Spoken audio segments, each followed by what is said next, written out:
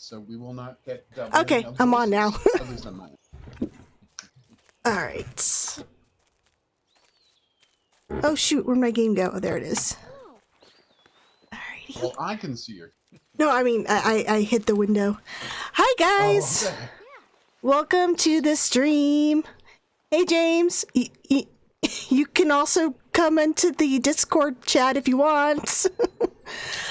All right, I am about to start my 24-hour stream of my favorite game, Deadly Premonition. To run around here, boys. Shut up, Jim. Right now I am joined by Rourke from Rely on Horror. Say hi, Rourke. Hi. And Daniel from the Deadly Premonition Archives, the YouTube channel I run with him. And of course, the hidden object guru. Oh yes, and the Hidden Object crew. Great to be here, and thanks for inviting me. Oh, no Jeff yet. He's supposed to be here at 7. So, we'll see. 2 hours from now. Yeah, 2 hours from now. So, hopefully...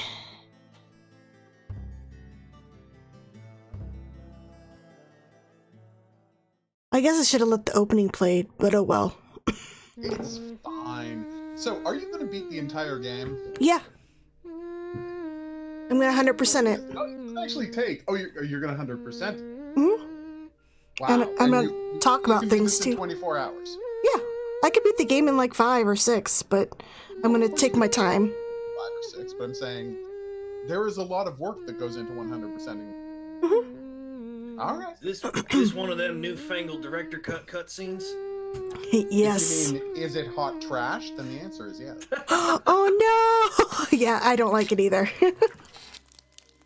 I want to hear Yeah, your I bet Especially it now that looks- it's been erased by Deadly Premonition 2. Yes, As it should have been in the course. first place. you've been waiting a long Yeah, I was going to say time that for that's this, so something that I think how about must a be really, really special awesome one? to be able to introduce a This stream like this as, story is hey everyone, we're very playing Deadly Premonition strange and 1. Very nasty. Because it's but one of my favorite somewhat things with the nostalgic. new Resident Evil remakes you is being able to call you can be a remake good girl remake and 1. Listen all 20 the way damn years to of the it just end. being Is remake it a and now it's scary remake story? That's pretty awesome. Might be, And Yeah. it's weird. but It's funny that it's it took that long to get also to a remake very 2, isn't it? Because important you had, story. Like, If you the minute don't they want did to Resident hear Evil it, 4 and everyone fell in I love can with that tell you a format of different Resident Evil story. games, people at No, I want to hear it. Capcom This started way, saying, I you know, won't be we scared. might re-release Resident Evil 2 Will you using this turn new on the format. And then TV they never then? did for leave the 15 sound years. down like always. Yeah, it's remember, because I'm gonna take over this Deadly Premonition stream to talk about Resident Evil. But from what I understand, if that saves us from talking is about those important. opening cutscenes, then yes, talk At about Resident Evil. times, purge things from what I this understand world is because remake should not exist, didn't sell spectacularly even on if it GameCube. means losing And someone that Shinji you love. Mikami apparently laid down the law that was like, this cannot be what Resident Evil is anymore. I'm sorry, I was zoning out. Why are you talking about Resident Evil? Because you were busy typing and you couldn't stop us. We're monsters. Alright, so this is Twin Peaks. The famous Yes. television series from the early 90s. Famous television show Twin Peaks. Okay, I'll go a deeper cut. And this is Wise Guy Season 3. Okay, how's the game volume? Should I turn it back down? Or you guys said it was too low before. We can't hear it, but I Well, can't no, wait to see what Chad has to say. I mean, all I can, I just turned up the audio and all I can hear is the mumbling of the angel kids. Yeah, well, yeah, that's how it's supposed to be. But Okay. when it started, Pastor Regulus said it was too quiet. Oh. The last time I was playing that Spec Ops game, and it was way too loud, so... Yeah. Don't know. All right. A strange clock is ticking away, though the room itself makes you feel as if time has stopped. Oh, Sergeant Kirby can't hear me. No great loss. No. I couldn't... But fire still works, so obviously time hasn't stopped. Okay, so wait. So lower the game a little bit. Hold on. Maybe just bump up my desktop audio then. Okay.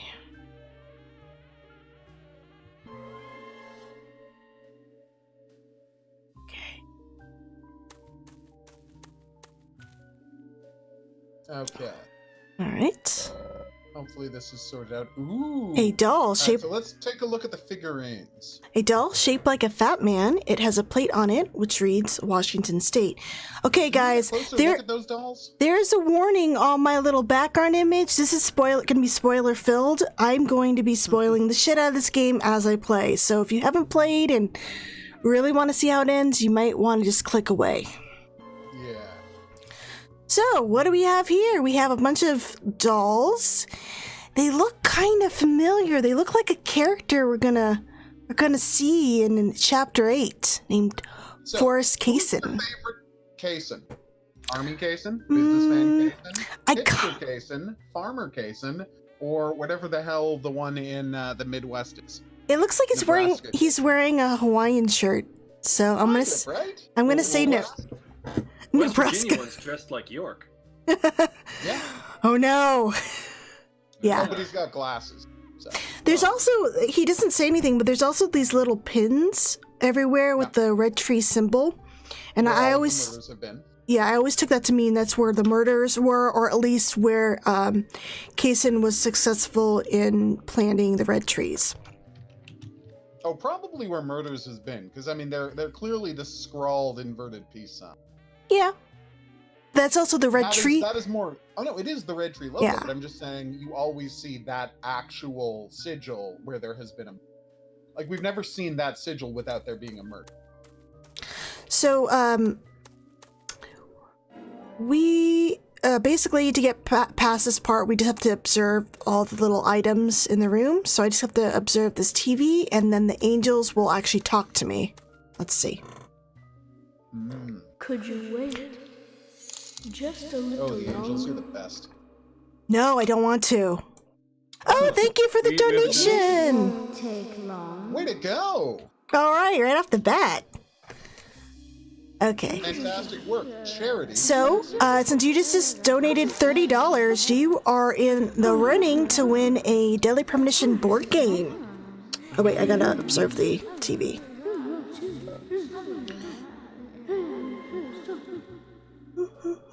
Sorry to keep you waiting.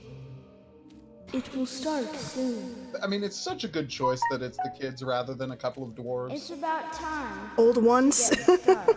Yeah, like the little people version of this. I mean, who knows what it would have looked like had he gotten to finish Raining Woods?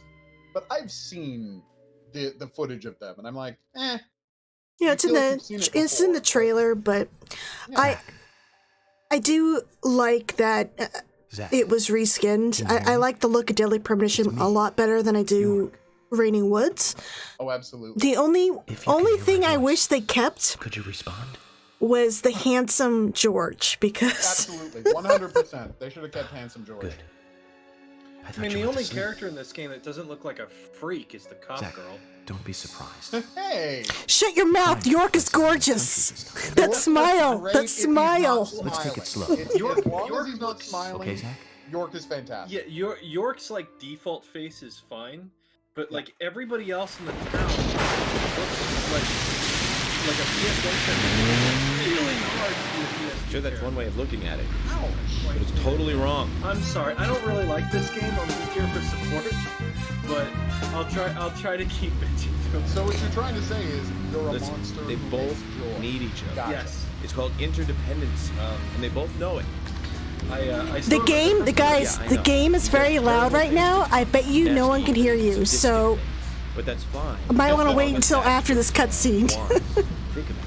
the very first time I played He's this always game, I asking for remember it was only It's 20 the bucks. partner's job to And, fulfill I that remember we need, got and this Jerry monkey. knows that. Chipmunk, and my friend and I were like, I'm gonna turn up Discord. Let's see. Well, in the Tom and Jerry show, they live with each other. Say something.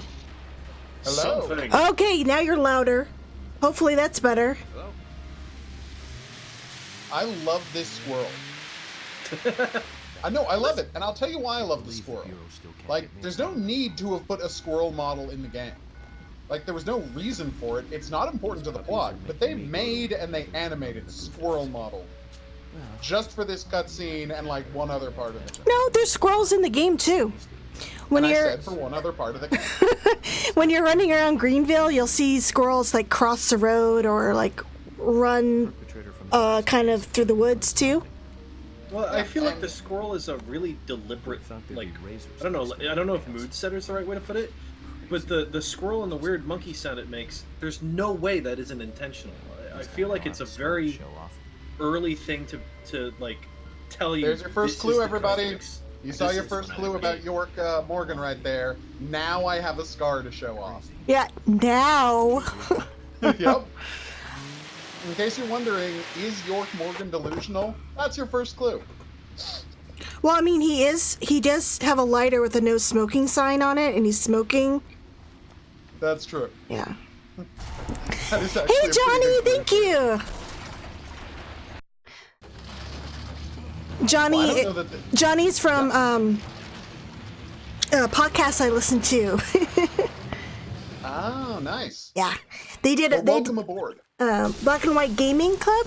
They did Oh. like a whole like 8 episodes or 9 episodes on Deadly Premonition. It was like a book club for video games. So they all play through a Nice. single game and then they talk about it. Yeah, it was a lot of fun listening to them and their theories.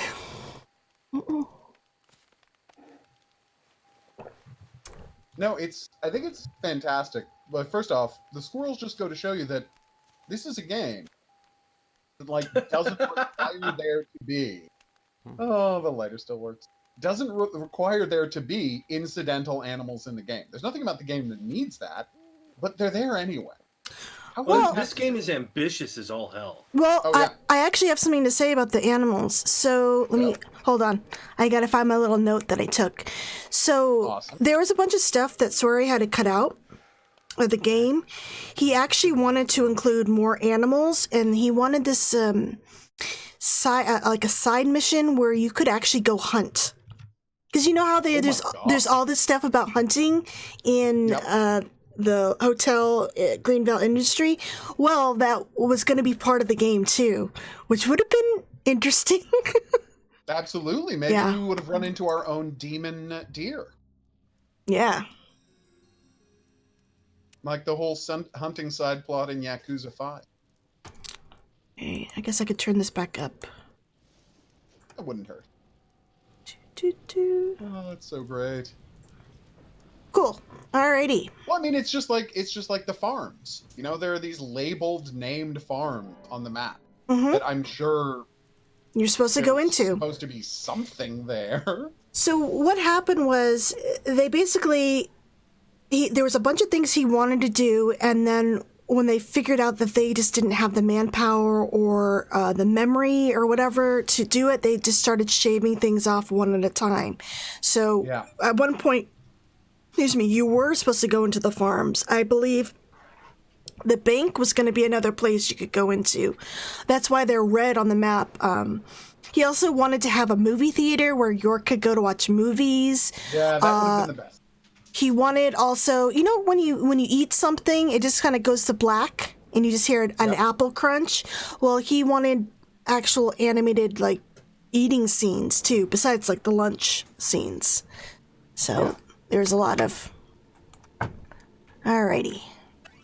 Well, and the thing is, I'm sad that he didn't get the chance to do the movies, because The Darkness had already done that back in 2007. I thought it was a great feature there. I'd be interested to see what sort of copyright-free movies they put in there. Or if they had gotten the rights to let you watch Galaxy of Terror. How much could those rights possibly cost? Don't know. Well, I'm surprised that it doesn't at least have something like Plan 9, which feels very much up this game's alley. That game is public domain as fuck. Oh yeah, no, anybody can watch that movie, but same with Night of the Living Dead. You Yeah. can just air that anywhere for free. Yep, it's on YouTube. Yeah, there's literally hundreds of free movies Oh, that maybe. they could have shown. And I think it would have been fantastic. Or they could have just made up their own, you know? in Well, I think universe. that would have been way out of the budget. That would have blown a hole right through the budget of the game. Trying to make their own movies. No, just like a 2-minute animated thing. They could have done it. Or just film something live action like the what is it, Night Springs in Alan Wake? Yeah. Oh, Night Springs. It's, Though the 1961 movie of Little Shop of Horrors, I didn't realize that was domain. Yep. That's public domain as well. Yep. The non-musical version. yeah, the Jack Nicholson version. Jack Nicholson version. Yeah. I have the masochist. Being welcomed. I have dopey fun Zach, facts I'll about let that you if handle the anybody meet and cares. greet. Go for it. We're here the for only- a full day. The I am super not, but No, neither am I. The only one that is Whitney. Yeah. yeah, hey, you're braver than me. Hey, I have. Although I've considered maybe doing something for when Remake 3 releases, do all 8 numbered Resident Evils all in 24 hours. But anyway, Wow. that's for another time. I could blow through half of them in like an hour apiece. But Yeah, not 6 though. yeah, 6 not takes 6. Forever. Yeah. 5's long. 6 takes forever. Whereas 7, it's like what, 80 minutes? Oh yeah, some of them are real fast. Oh. But but the original Little Shop of Horrors is a Roger Corman film, who was mostly famous for like kind of sexploitation movies in the 60s and 70s. And but sleazy his- horror. And sleazy horror, and perhaps his most famous work is the unreleased Fantastic Four movie, which is depressingly the only good Fantastic Four movie, at least in my opinion. Ouch. But, Completely true, but ouch. It seems like it's the only one that gave a shit, which is weird because it had like 1/100th the budget of the like actually released ones. Yeah. But They were trying. I mean, I watched that documentary about and I recommend highly the documentary about the making of the Fantastic Four film.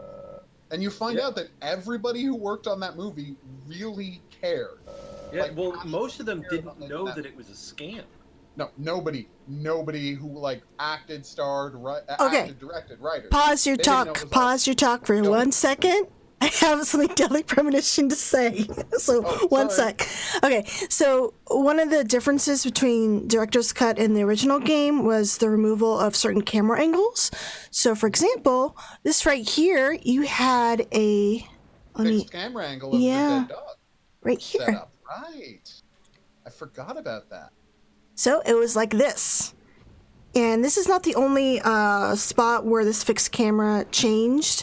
You'll see it also missing in the storeroom, and then also during a fight with Kaysen, when you're going down the stairs, they took away all the different angles for that as well, which is really sad. But yeah, so I just I want. love all the different camera angles in the original. Oh, that's so Yeah. tragic. So I don't know. Totally forgot they changed that. I mean, I know the camera was kind of like an issue in the original game, but it's weird that they just removed it completely, like all the little fun angles. Yeah. Ugh. Quel dommage. So continue with your Fantastic Four Oh, talk. no, I think everybody should watch that documentary, right? For sure. I think everyone should watch that documentary and watch the original Fantastic Four film. Just, it's a weird little piece of history. You can watch it everywhere because it's public domain. Yeah. And, well, less public domain and more just that nobody gives enough of a shit to come hunting for you. But it's, I don't know, it's an interesting piece of history. And I think it holds up despite the fact that, like, effects aren't finished and stuff. But anyway, the reason that we came down this path is, I was going to say, the weirdest thing about the original Little Shop of Horrors is it only exists because it was filmed on the set of another movie called Bucket of Blood that they Is that finished. Vincent Price? It might have been. I don't remember. Probably not. But anyway.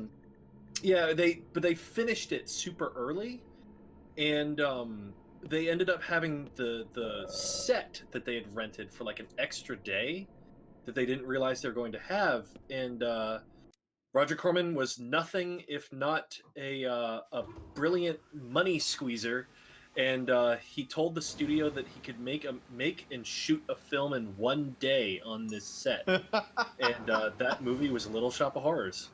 Oh, that's so beautiful. It's I love stuff like that. The ingenuity of Yeah. trying to save a buck. Well, one of my favorite stories about Roger Corman is that he had a couple of writers who loved H.P. Lovecraft, like big fans, and they thought a bunch of his stories should be made into movies. And Roger Corman's like, no one has ever heard of this guy. You can make the movies, but you have to pretend they're based on Edgar Allan Poe's stories. And so he made a bunch of movies, like 2 or 3 movies, that were called Edgar Allan Poe's Fall of the House of Usher, but it's just the case of Charles Dexter Ward. Yeah, I was going to say it's actually my favorite one of those movies, which is The Haunted Palace, which is an adaptation of The Curious Case of Charles Dexter Ward. It was Haunted Palace. Gotcha. Yeah, it's a very fun Vincent Price movie, and it's the first on-screen appearance of the Necronomicon, which I think is hilarious for a movie from 1970. Oh God, that's so great. Yeah, I just love that. Nobody had ever heard of Lovecraft, so yay, we got our first shadow. Yeah, and now everybody's heard of Lovecraft. But now everyone's like, he was real dirtbag. Okay. So now I have to break in again with more stuff about the game here. Please. Oh wait, why isn't the music stopped? Stop. Is there still a guy? Oh no. Okay. So we just ran into our first enemy. It's called a shadow. So shadows are dead bodies possessed by an evil spirit, and they're the main enemy type in the game. They have 2 main attacks. They have this one, where they'll grab York and they'll stick their hand down his throat, and you have to wiggle the analog stick, or they'll go inside his body, which is kind of gnarly. Here we go.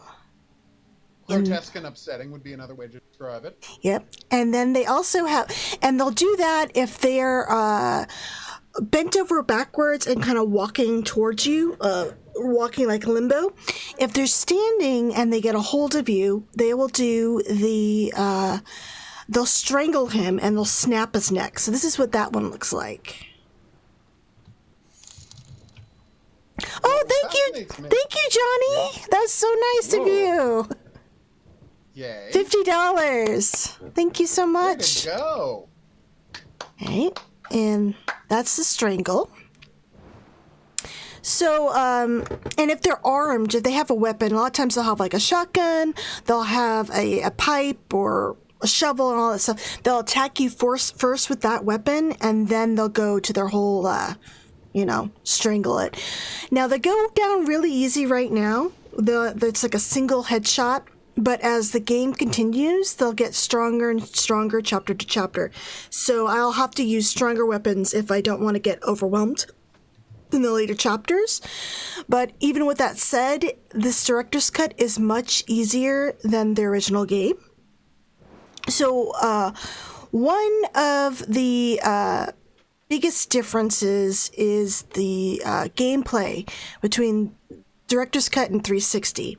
There's some remap controls, but they also completely removed the difficulty.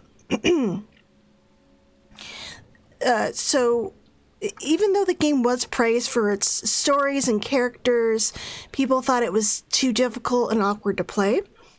And when I went to a press event for the director's cut back in 2013, Swery discussed a bit about how it was important that they really fix the gameplay, the difficulty, because too many people were quitting and then just watching what they could through cutscenes on YouTube, and he really wanted them to play through the game.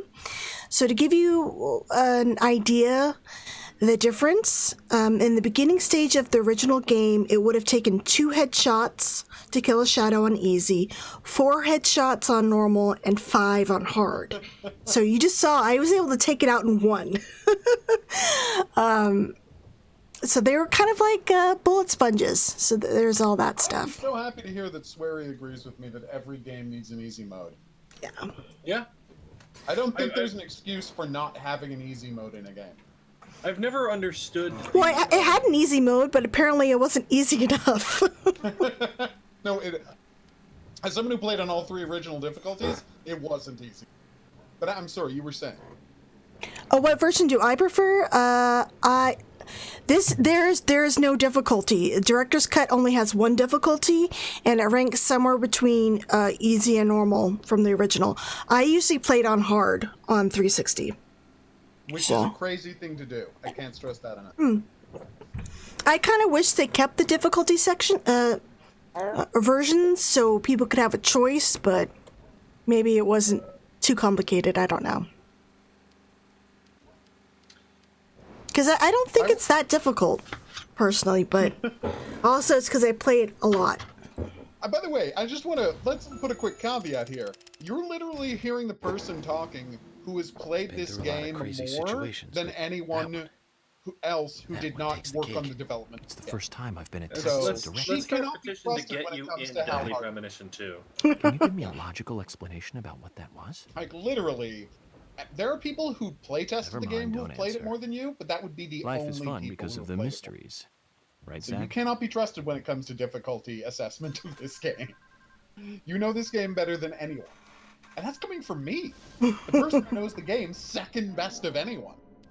I don't know. I'm You sure blow there's my someone knowledge out there out of who the might know it just as much as I More do. than you? No, there's no chance. Okay, We guys. made a website, Whitney. ABS, always be saving because this game might crash at any time, even the Switch version. Though it does play pretty well on my PC, I'm not taking any chances. ABS. Which version is the Switch version is the best because it has the difficulty of the director's cut and it doesn't have the bonus cuts. But you still have to worry about game suddenly crashing on you. Yes, you do. But the Xbox 360 version never crashed.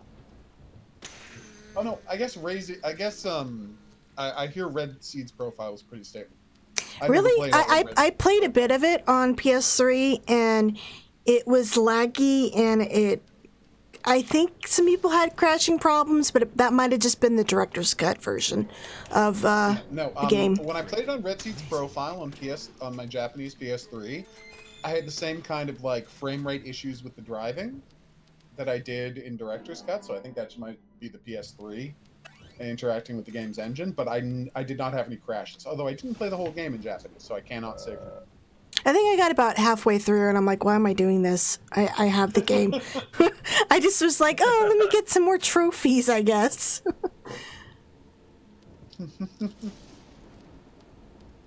It's nice to know there's a line even for you. I was going to say, are there that many differences between Deadly Premonition, quote unquote, and Red Seed's profile? No, it's just There are no it's just a name change. So I guess I could talk about this now. They originally wanted to release it both on PS3 and 360, but they ran out of time, so they were only able to do that with Japan. So Japan got the 360 and PS3 releases. Then when it came time to do the director's cut, they saw it as an opportunity for people who missed out, the PS3 owners, to play the game.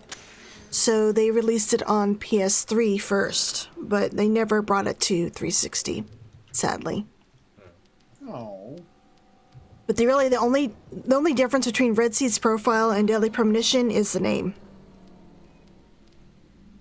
I was also going to ask, you were talking about the creatures.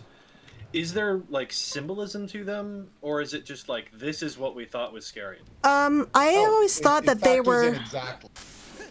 No, it ties in very closely to the plot, and she'll explain why. But once again, this is going to spoil a bunch of stuff. Well, it's spoiler playthrough, so Okay. yes, I think that they are the angry spirits from the 1956 massacre.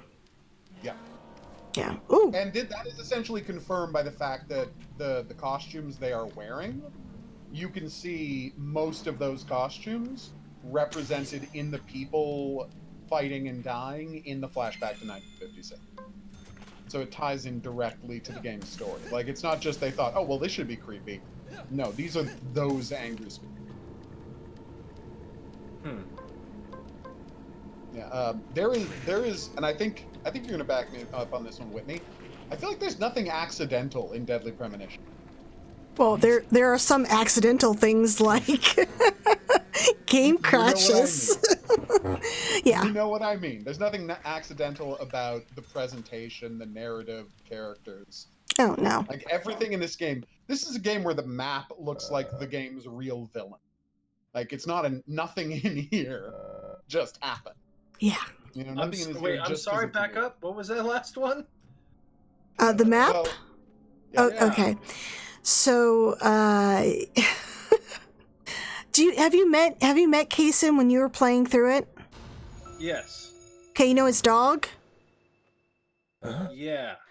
Yeah, the dog is Kaysen's keeper. The dog is evil. Okay. Yeah, but a demon who is there to watch over Kaysen while he does evil stuff and Yeah. make sure he stays on the evil stuff. so here, I guess I have a little, give me one sec, I gotta find it in my, Streamlabs here. I was gonna wait till chapter 26, but I guess I could talk about it now. So... Sergeant Kirby has the PS3 Japanese version. Nice. Yeah, I have that too. Well, we were just saying, I eBayed that one myself. So, Swery revealed in a Destructoid Q&A in 2011 that Willie is actually Kaysen's keeper. Kaysen's really a bad guy who's working for the Red Tree. The Red Tree is actually giving orders to Kaysen through Willie.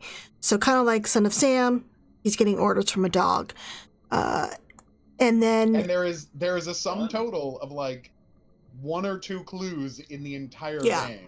And So- no one figured it out, so he had to tell people. So one of the big clues was the Greenville map. Greenville's in the shape of Willie, though it's kind of hard to see that because the map doesn't zoom out. So it might have been easier for people to see if it's actually zoomed out. I mean, there are places you can see the map in game all the way zoomed out, but so he was meant to have a more in-depth like backstory. But I guess they ran out of time, they had to cut some stuff, but they kind of still wanted to keep it in there that there was something not quite right with Willie. And one was the map, and another one, which you'll see later, is a conversation you can have with Brian the Insomniac in the graveyard. Well, he will mention that Willie's always watching Kaysen, watching us. Like, it's very ominous. But it's oblique, and that's the brilliant part. And so here's what the map looks like, in case you didn't know. So look, it looks like a little doggy. It does indeed. Yeah. So Willie is not a good boy. I'm Just hoping. imagining question, and this is something that's going to show up in our video about Willie. Like, was he specifically like trying to get at Brian's bones to keep you from warning? Like, Ooh, to yeah. keep Brian from Yeah. warning you about him. 'Cause So- Brian knows what he's up to. Yeah, Brian knows some shit. So yeah, Willie's a bad guy. Oh. And the best clue in the entire game, though, is the moment at the end of the game when you find out that the source of Kaysen's power is a literal dog. Mm-hmm. So here's another little Easter egg here. The pickles, the logo on the can looks just like the Pello's logo, and they're a Japanese alternative rock band. I thought that was a fun little Easter egg.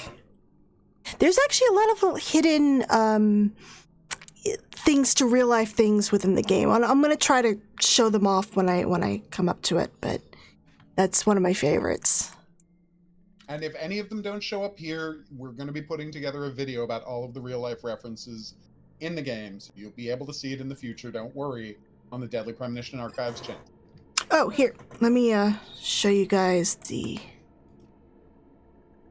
one.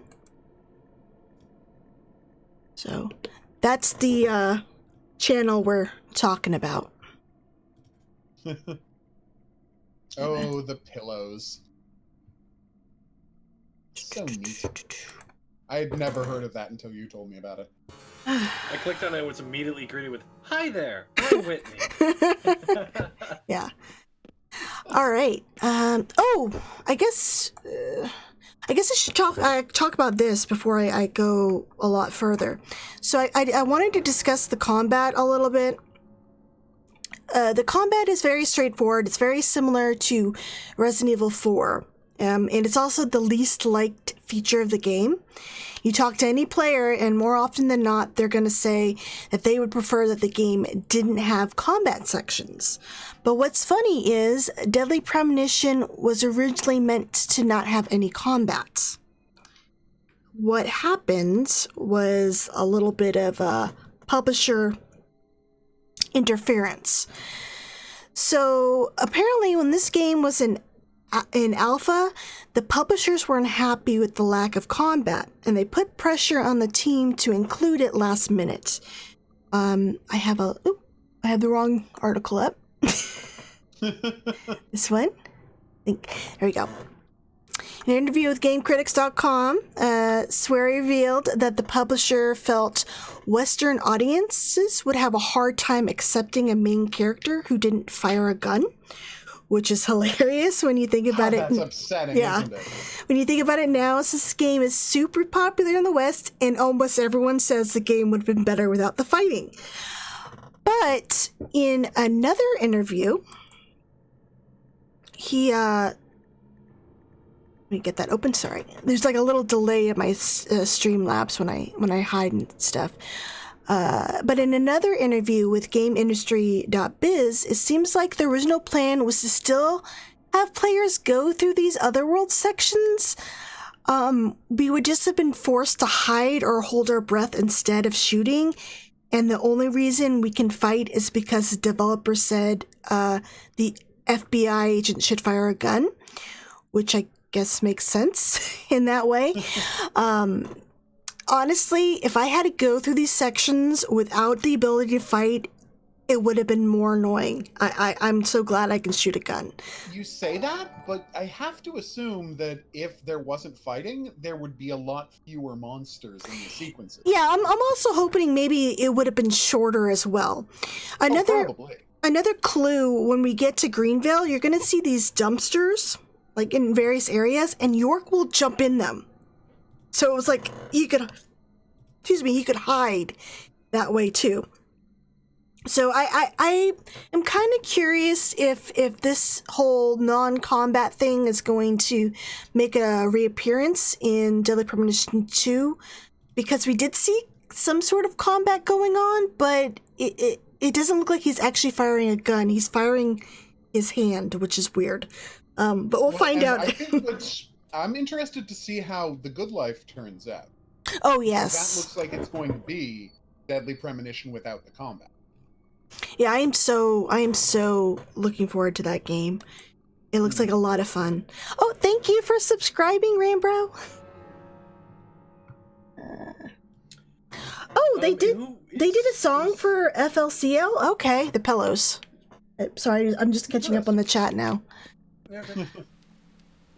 Who's publishing Deadly Premonition 2? Is it Nintendo or is it the same people as before? It's Rising Star Games. Again. Same publishers. Uh-oh. No, the question is, I think 10 years of it being a giant cult hit might make them trust Swery a little more than... Well, The Good Life is being... I don't know who it's being published by. I think it's just, his company that I know of? White Owl? Yeah, I'm sure he'll partner with the developer at some point, because he generally works with established publishers. But right now, I don't know if it has a publisher.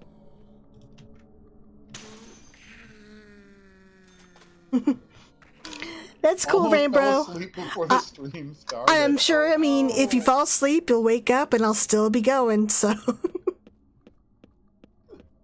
Come on.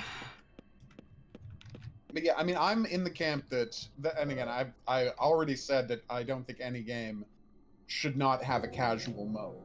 Like, there's no game that I think wouldn't be improved by having a casual mode there if people want to play it. Mm-hmm. And so I've always been in the camp of there shouldn't have been combat in this game at all. But honestly, having played the director's cut with the super easy combat, I don't mind that version of it. The one thing I do like about the director's cut is they did rebalance the enemies, so the crawling shadows aren't as annoying as they are in the original game. Like, you can take care of them with their magnum in just 4 shots instead of, I think it was like 6 or 8, which is just insane, because that's the most powerful gun. Yeah. And that they're, like, stronger than the bosses. Oh, the Falling Shadows are obscene. Come on. Like, they're by far the hardest thing to deal with in the entire game. Now, There are so few of them. we kind of glossed, we didn't actually go over this. Oh, wait, is he going to say it here? I think we missed it, yeah. So after York's first encounter with the shadows, he says something very interesting. He says, Zach, I'm going to let you handle the meet and greet, which is a clue that the one who's firing the gun right now is actually Zach. And that's why you hear York congratulate himself for his headshots. Yeah. Amazing, yes. Great. He's congratulating One of the Zach. many, honestly, and I didn't notice it the first time I played. I did not notice it until I got to the town. And I mean, I didn't understand what was going on with the way York was talking to me until I actually got to the town. And the first time I stopped the car to go check out one of the bones on the map, which is the first random I found, Yes. York says to me, is there something you wanted to see here, Zach? And I'm like, oh my god. Where's Zach? Only at that moment, I realized I'm playing as Zach. I'm not playing as this guy, York Morgan. I'm the guy he's talking to. And after that moment, I'm like, oh, this is a completely different game than anything I've ever played. We missed a license plate, dude. Look. No! I saw another one, too. one? It's right here. It's not, it's like 6, oh. Oops. I was going to say nice because it said 6'9", but then I just got hit over the head. So here we go. It's No memes. It says 69212 PR. It's just one of those random ones. There's another one a little bit later on another car I saw with another like numbers as well. Didn't seem to have any meaning. Oh, okay. Oh man, I'm sad we missed one. But I mean, I thought I had seen them all, right? And I was just going to collect the last few in that video, for the video, and I just happened to see this car I had never seen before in the entire game, just driving along the road with the license plate that was like Dog 2900. Like I've never seen this van before, and I've never seen that license plate. Do you want to go out? Okay. And it makes me wonder. It makes me wonder if there's like other things. Like, Oh shit! Are there other secret I thought I license paused plates this. I missed? Sorry, I was letting my dog out of my room. And that's totally fine. It led to an entertaining thing happen, and you save all the time, so you're fine. Oh yeah. I doubt I'll die unless it's one of those quick time event things, because I suck at those. Oh god, no, I'm the worst at them too. I was bad enough when I was playing with the QuickTime events on Xbox 360. When I tried to do the keyboard on the PC, I screw up the QuickTime events all of the time. Yeah, it's terrible. Well, I did appreciate them limiting how many buttons you had to push for the QuickTime events in the That director's was cut. nice, yes. Not having to push 4 different buttons during the case and fight was lovely. Oh, absolutely. Oh shit! I hit the wrong button. Sorry, York. You don't look like a badass. Well, looking like a badass, you don't run away clean. Oh, I don't remember the Raincoat Killer's face being that visible. You don't see it. Oh. I mean, but like, there's clearly a face there. I remember it just being like a black void. No, there's a complete, there's always, right from the start, there's this black, completely black face with no texture to it, just, you know, the polygon mesh is just pure black, but it is a recognizable face with the glowing eyes on top. Also, if you guys, anybody in the chat have like game-related questions, I'll be happy to try to answer. Same with Daniel. We've thought way too much about this game, so I'm sure we'll probably have an answer for you.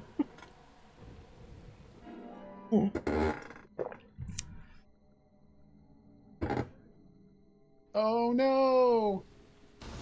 I love that guy so much. At least you escaped.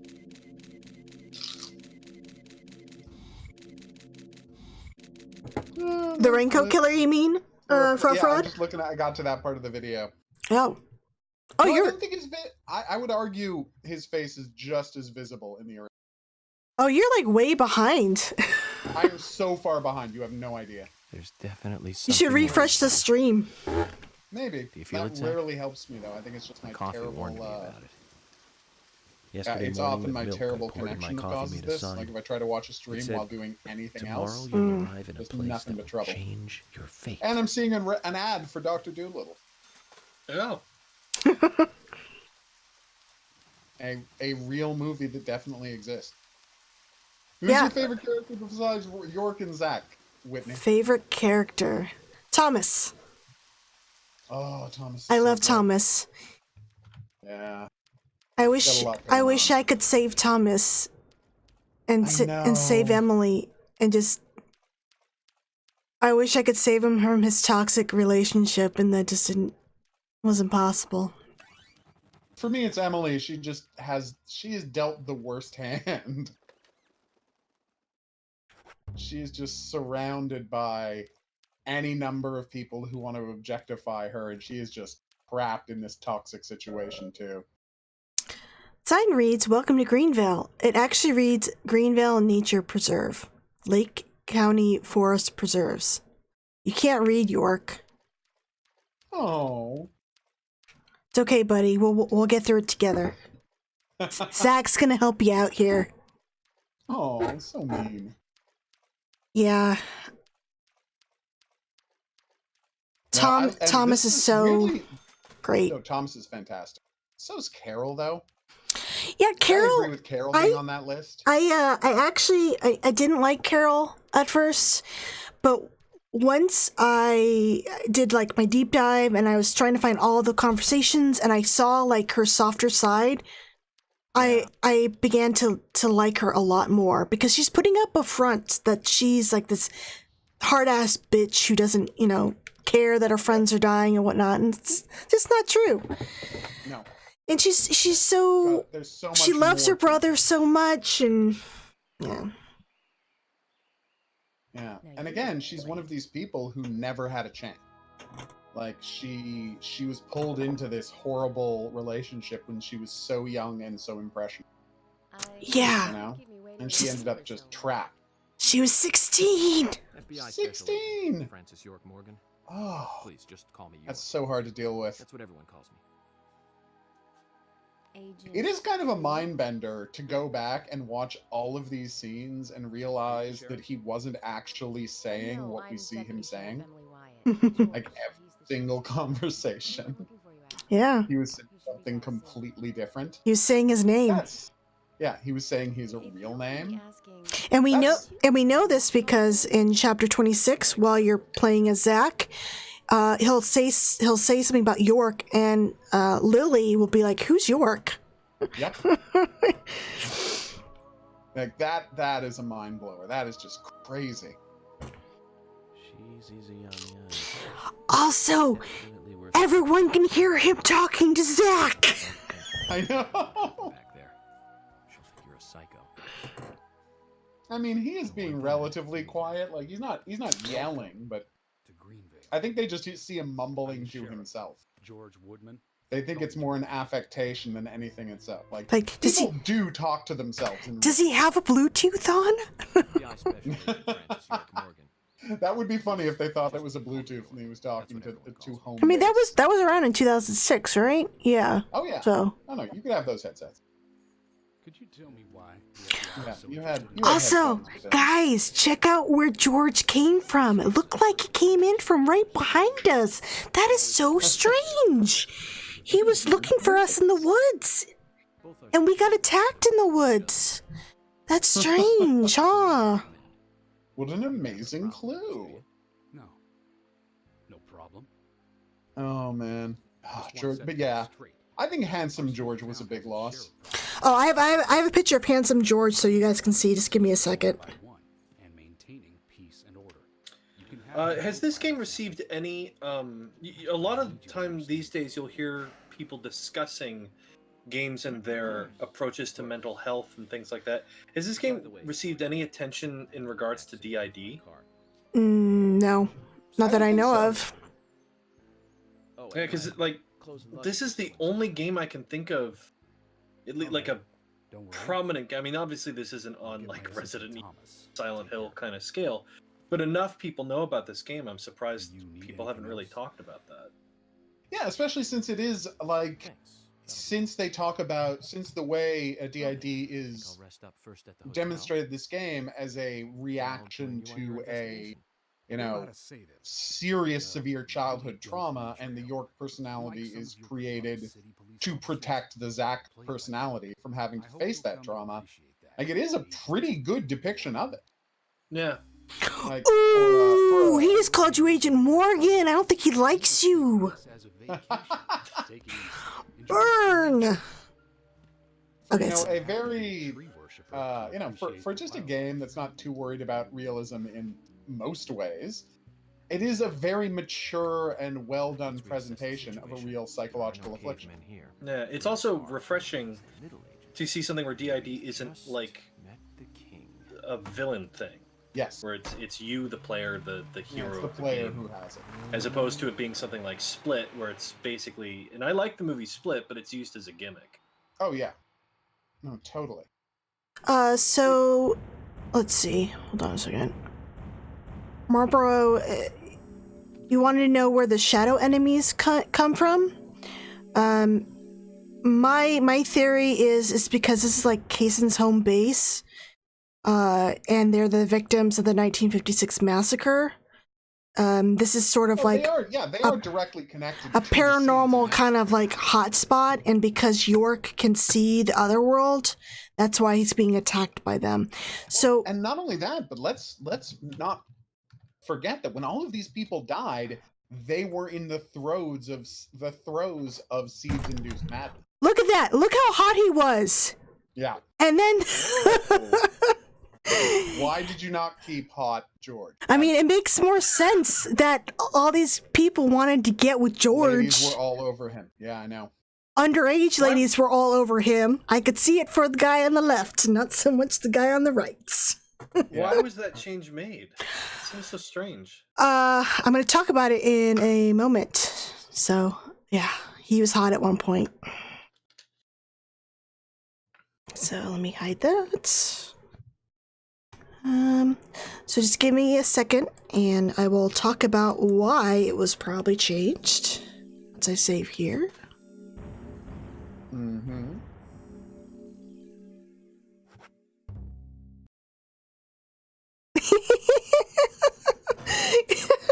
Yeah, that's exactly why.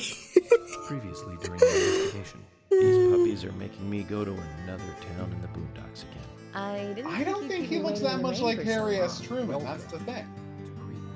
I really don't think he does. I don't think they would have gotten into any legal trouble at all. In this town. I mean, kind of has curly hair, or he did. Kind of, but that's it.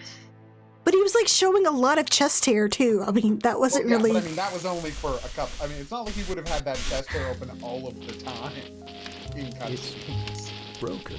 That was just for that one shot. I've been using that one for Wow, this got super loud all of a sudden. Stupid cutscene. Get it repaired. Oh. This TV isn't. Grandma liked movies? Wait, you think Rambo thinks that he would be more of a suspect? Sure. I don't know if I agree with that. No, I don't think so. Movies on this thing with your I mean, he was already suspect because he's the sheriff and he hates York and he has that mustache. Everyone loves movies, right? Also, he's got a license plate that says he's the killer. Mm. I've never been to a movie theater though. These cutscenes are just really helping explain the story. We learned that Grandma liked movies and never been to a movie theater, little girl. Yep. Like, seriously, is that taking place in a post-apocalyptic wasteland? I don't know. Considering he hung on to like that CRT TV for like ever, it's weird. TV, exactly. I'm like, Is this a post-global warming wasteland that's setting?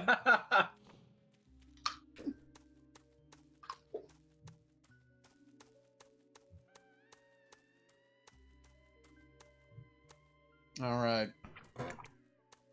Oh, I love this. I love the woods with their red leaves everywhere. Learning to hold your breath. A skill you'll never use in the game. Hey, you use it once in a while. Like when you're hiding. No, but it's interesting because this is a remnant, clearly, from when the game didn't have any combat. Yep. When, like, this was an important skill to learn when you were going to have to spend the game sneaking past enemies. Oh, yeah, and playing darts. Yeah. Well, yeah, and playing darts, obviously. That's how he's able to focus. Okay, I'll cover my mouth. Oh, right trigger. Now, some people think you're supposed to just keep hitting the trigger because of the hold your breath, like flashing. Blinking, yeah. You're just supposed to hold it down. Yeah. No, the blinking is confusing. You're absolutely right. But I will show you what happens if you fail to hold your breath. I have a little video clip once we get by this. Hey, you can't like feel them, Shadow. They're like right there. You know how you can feel someone's presence even if they're not touching you? Of course. Yeah, apparently the shadows can't. Well, I mean, they're dead. They can't smell them either. Well, you know, the breath, their soul is contained in their diaphragms. So yeah, it makes sense that they can't smell their life unless they breathe. Now, this is the ultimate Deadly Premonition challenge. Play this sequence and hold your breath as long as York does. Pass out live on stream. But this is like the longest York can hold his breath because otherwise he like lets it out within 10 seconds in the gameplay. Oh, I know. He's ridiculous. He has ridiculously no lung capacity. Who are you? He used it all up right here. And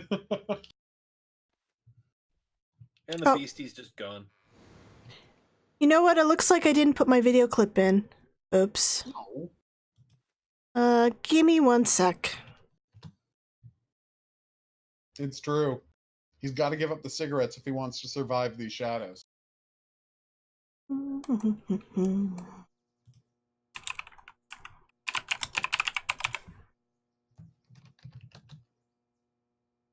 Gotta add another source.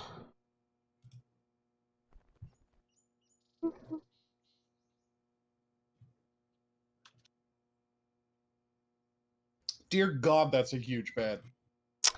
Oh. Like, that's not even a king-size bed. That is bigger than a king-size bed. Okay, I guess I don't have the clip.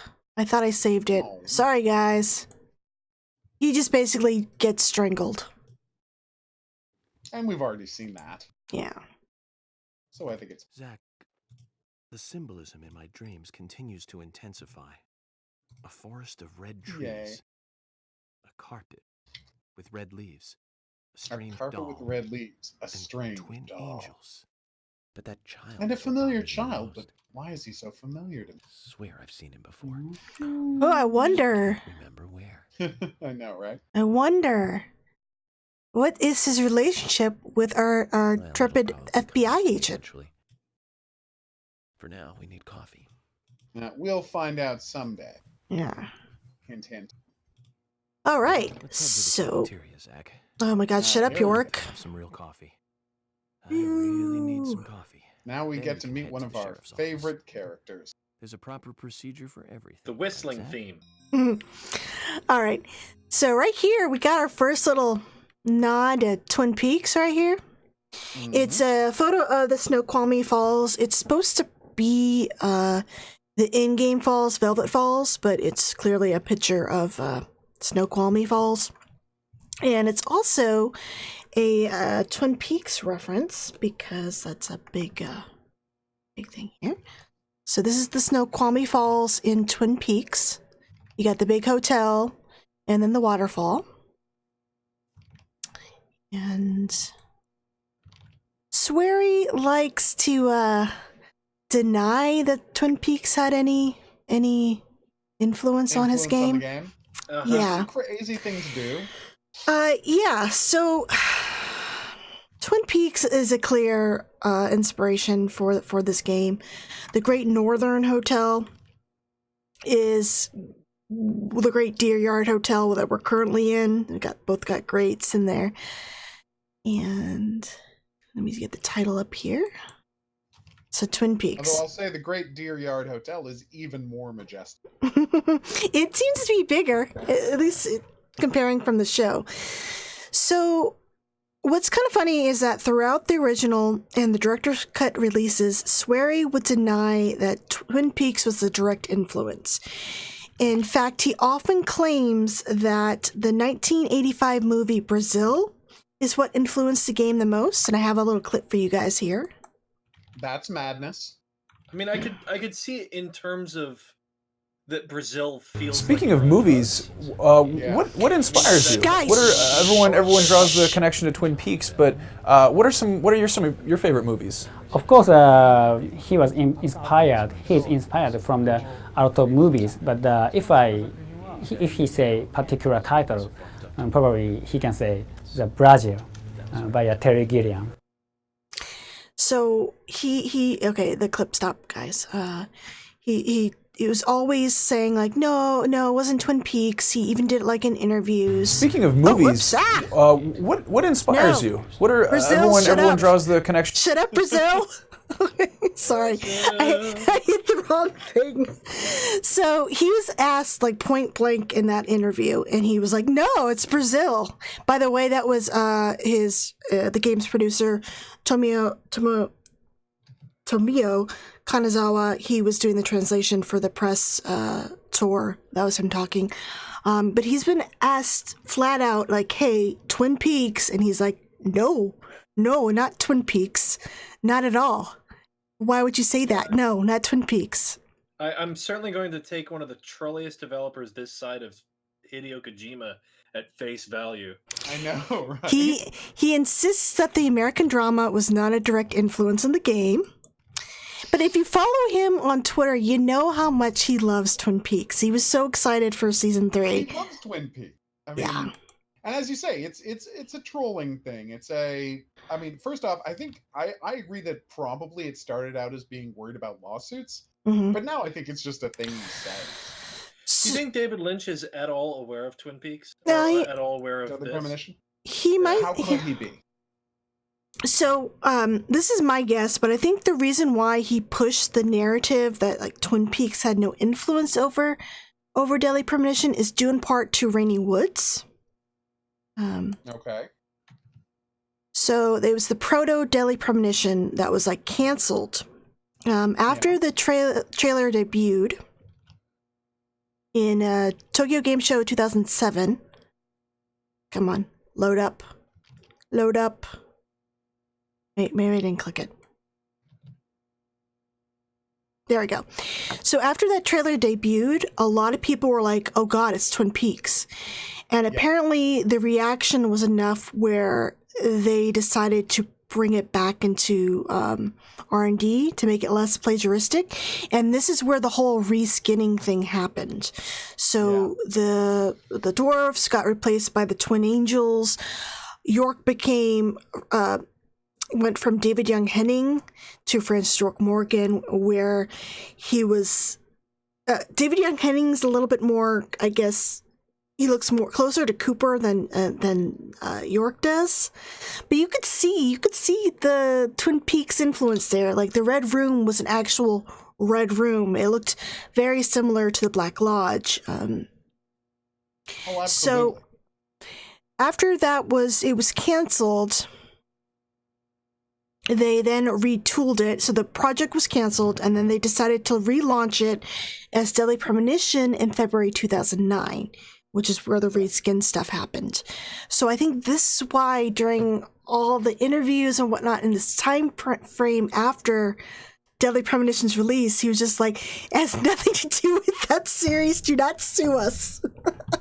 And again, fear of lawsuit, that will absolutely. Yeah. I mean, at least they didn't do the Dead Rising thing where they put a sticker on the box. It's like, I know, right? Nothing to do.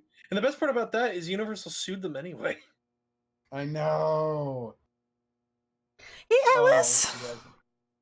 And I mean, the thing is, you can't copyright zombies in a mall, guys. Which You is just why the can't. judge threw it out. Yeah, it's a ridiculous lawsuit. But yeah, they they thought they had to put it in there. Yeah, they were ripping off Dawn of the Dead, but they were ripping off something that's not legally protectable. So sorry. So you guys notice that he has a variety of suits he can wear, and this is because his suits can actually get dirty. If you do not change your suit, he will get surrounded by a ton of flies. So I have a little video here for you. The cloud just gets bigger and bigger. Well, what's funny is that it doesn't actually affect the conversations. So even though he has tons of flies buzzing around him, if he goes talk to somebody, it doesn't change what they say. They don't go, "Oh my God, go take a shower, dude." they're still. Everybody in Greenvale's is very polite. Yeah. They're quiet, polite, sensible people. Yeah.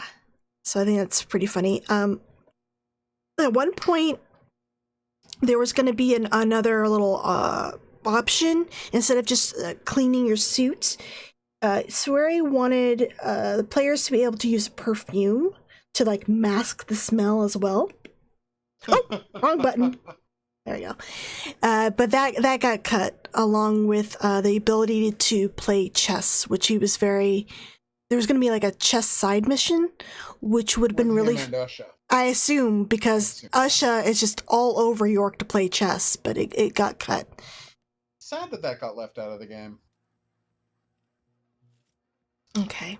Oh, and we got figures. So in these TVs, there's 3 versions. Most of the time, you're going to see this repeating images with Swery skydiving, Forest Love, Rainy Forest Forever, whatever. So there's that one. There's one where you see sports cycling through, like football, basketball. And then there's a third version that you see just in Keith's house where you see rock concerts. But that is our first Swery sighting, is him skydiving. He's in there a couple times in the game. I'll be sure to point it out. Oh, another thing I'd like to point out is the clocks everywhere. They actually tell you the real in-game time, which is really cool. Also worth noting about the clocks, they have the 4 eyes version of 4 instead of the IV version. Which is really weird. Yeah. So we're going by Black Ops numbers. Oh, what was it? Oh, so right now in this chapter, we're supposed to go to the main cafeteria to get some coffee. We have until 9:30 to get our butts in there before the game automatically puts us in there.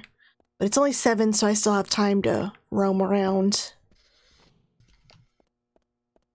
You can also shave in the game, and the FBI will pay you because they're weird, and York must make bank in this game. He makes so much money. Grooming is important for agents. I mean, they don't let FBI agents have beards, so why not, incentivize them to keep clean shaven? So I am probably going to keep him clean shaving. You can't have a beard if you're an FBI agent.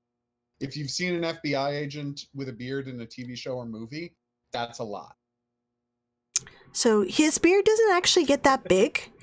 It's more like that's as big as it gets. It would have been funny if it was more like a bushy beard after a while, but it doesn't. He just gets scruffy. Yeah, he just gets scruffy. Oh, yeah. Oh. So he does look like he's having a rough day when he gets too scruffy. Like the expressions on his face have a really different impression when he's massively unshaven.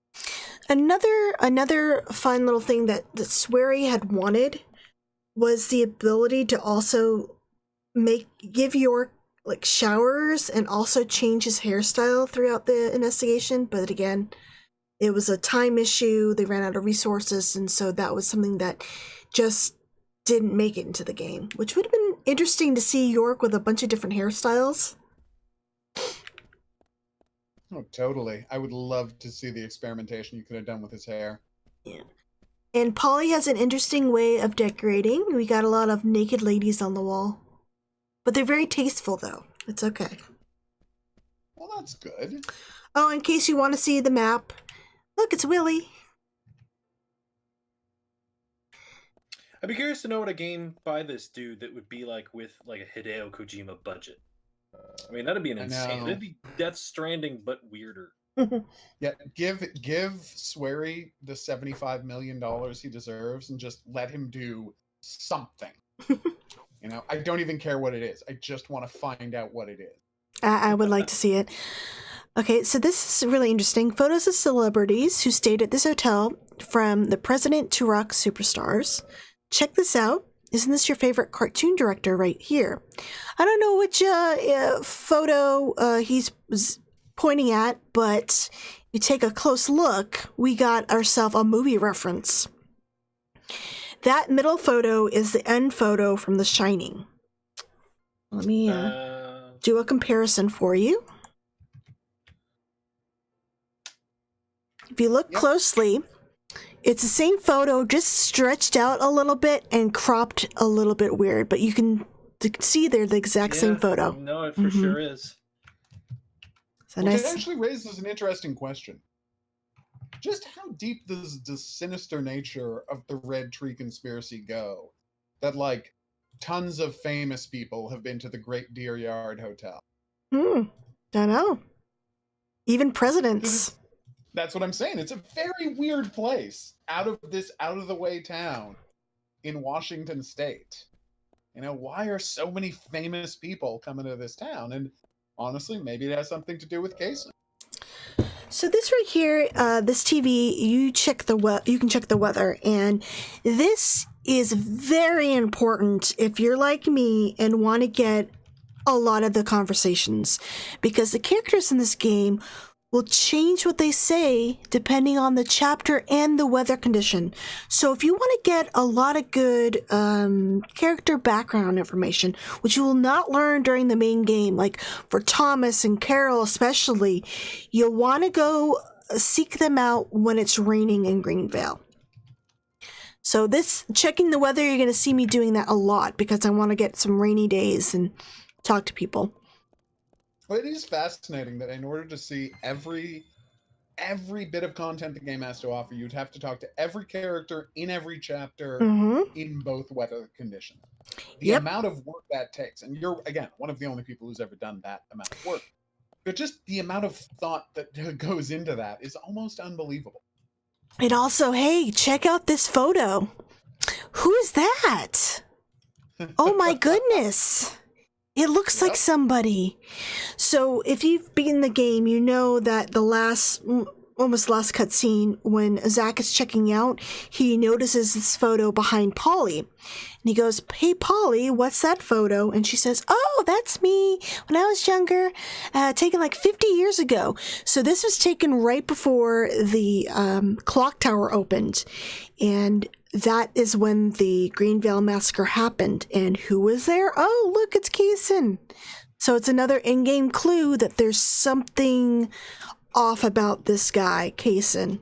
I mean, you could make the argument that, hey, maybe Kaysen has a great whatever who looks just like him and likes to carry around a red plant too and dress like him too. But yeah, it's a nice little in-game clue that, hey, Kaysen, maybe you shouldn't really trust him. And it's there right from the get-go, which is really cool. So if you're really observant, you might already be kind of looking Kaysen with some side-eye. Yeah. And it's, cool. Again, it's the game that shows a lot of trust in the player for just giving them all of these clues. It's like, if you also, want to find them, you can find them. Don't read the trading cards. Don't read the trading cards unless you want to be spoiled on who dies. Because I know, right? Yeah, I've had some people on Twitter go, "Why would Swery put a spoiler? I'm not even on that chapter yet." Like they pick up a card for, I don't know, like Carol, and it says she's the fourth victim or something like that. Yeah. So cruel. This section is like a little museum for Greenvale's industry.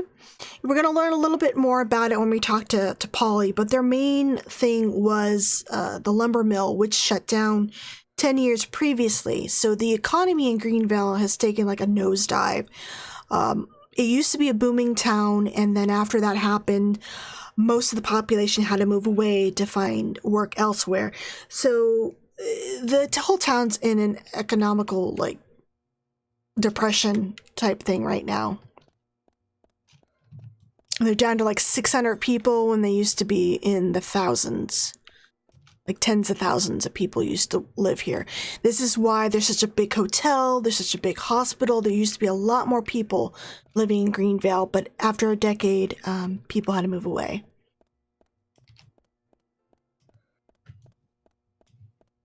The amount of work gone into this town, oh my god.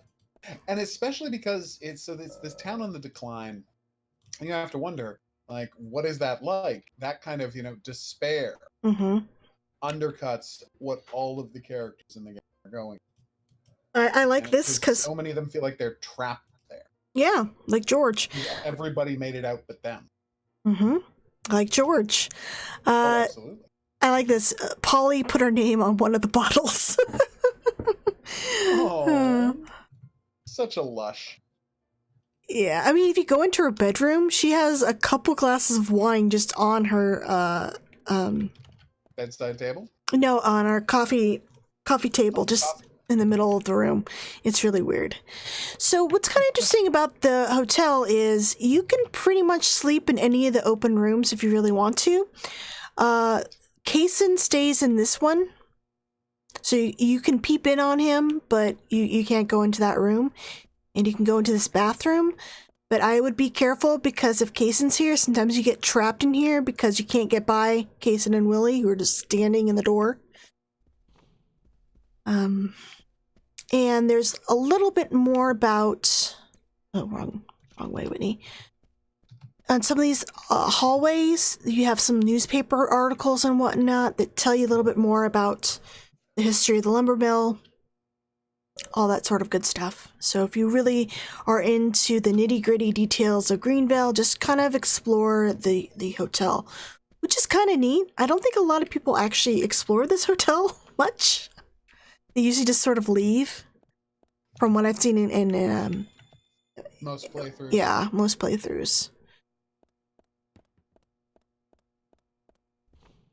But I'm gonna get like all the items, so.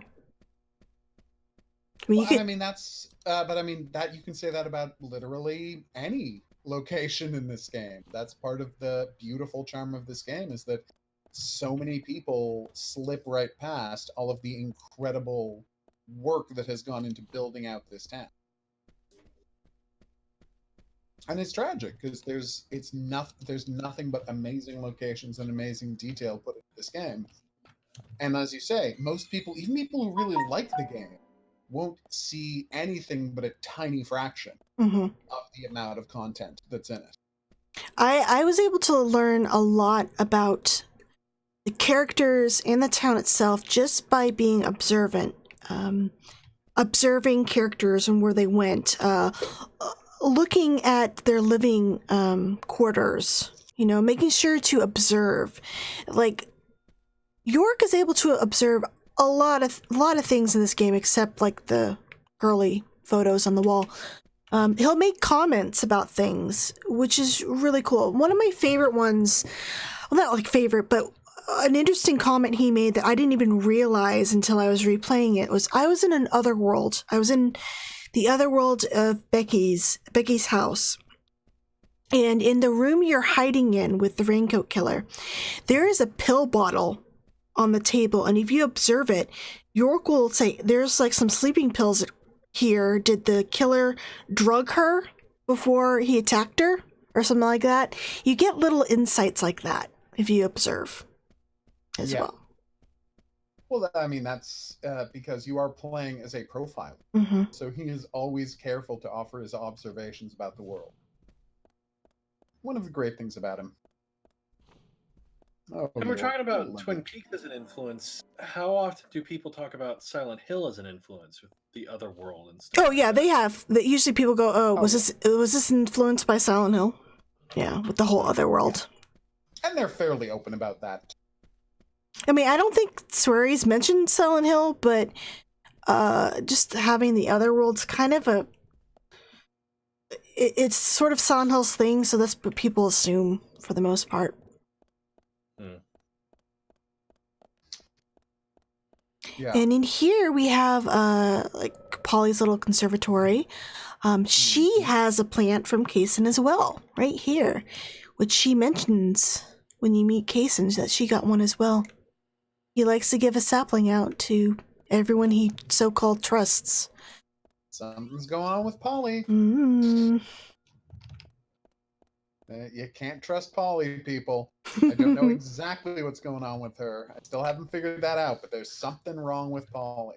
Especially because of the weird variety of people who eat dinner with her. It's just Diane and Kaysen. I think she likes to troll York. Well, and that's a good question. It's like, how often is she really not hearing? Is she ever really not hearing him? Check out the wine. She has 2 bottles. Oh, okay, only one of them's filled. But she has like 3 glasses of wine right there. Polly, my kind of woman.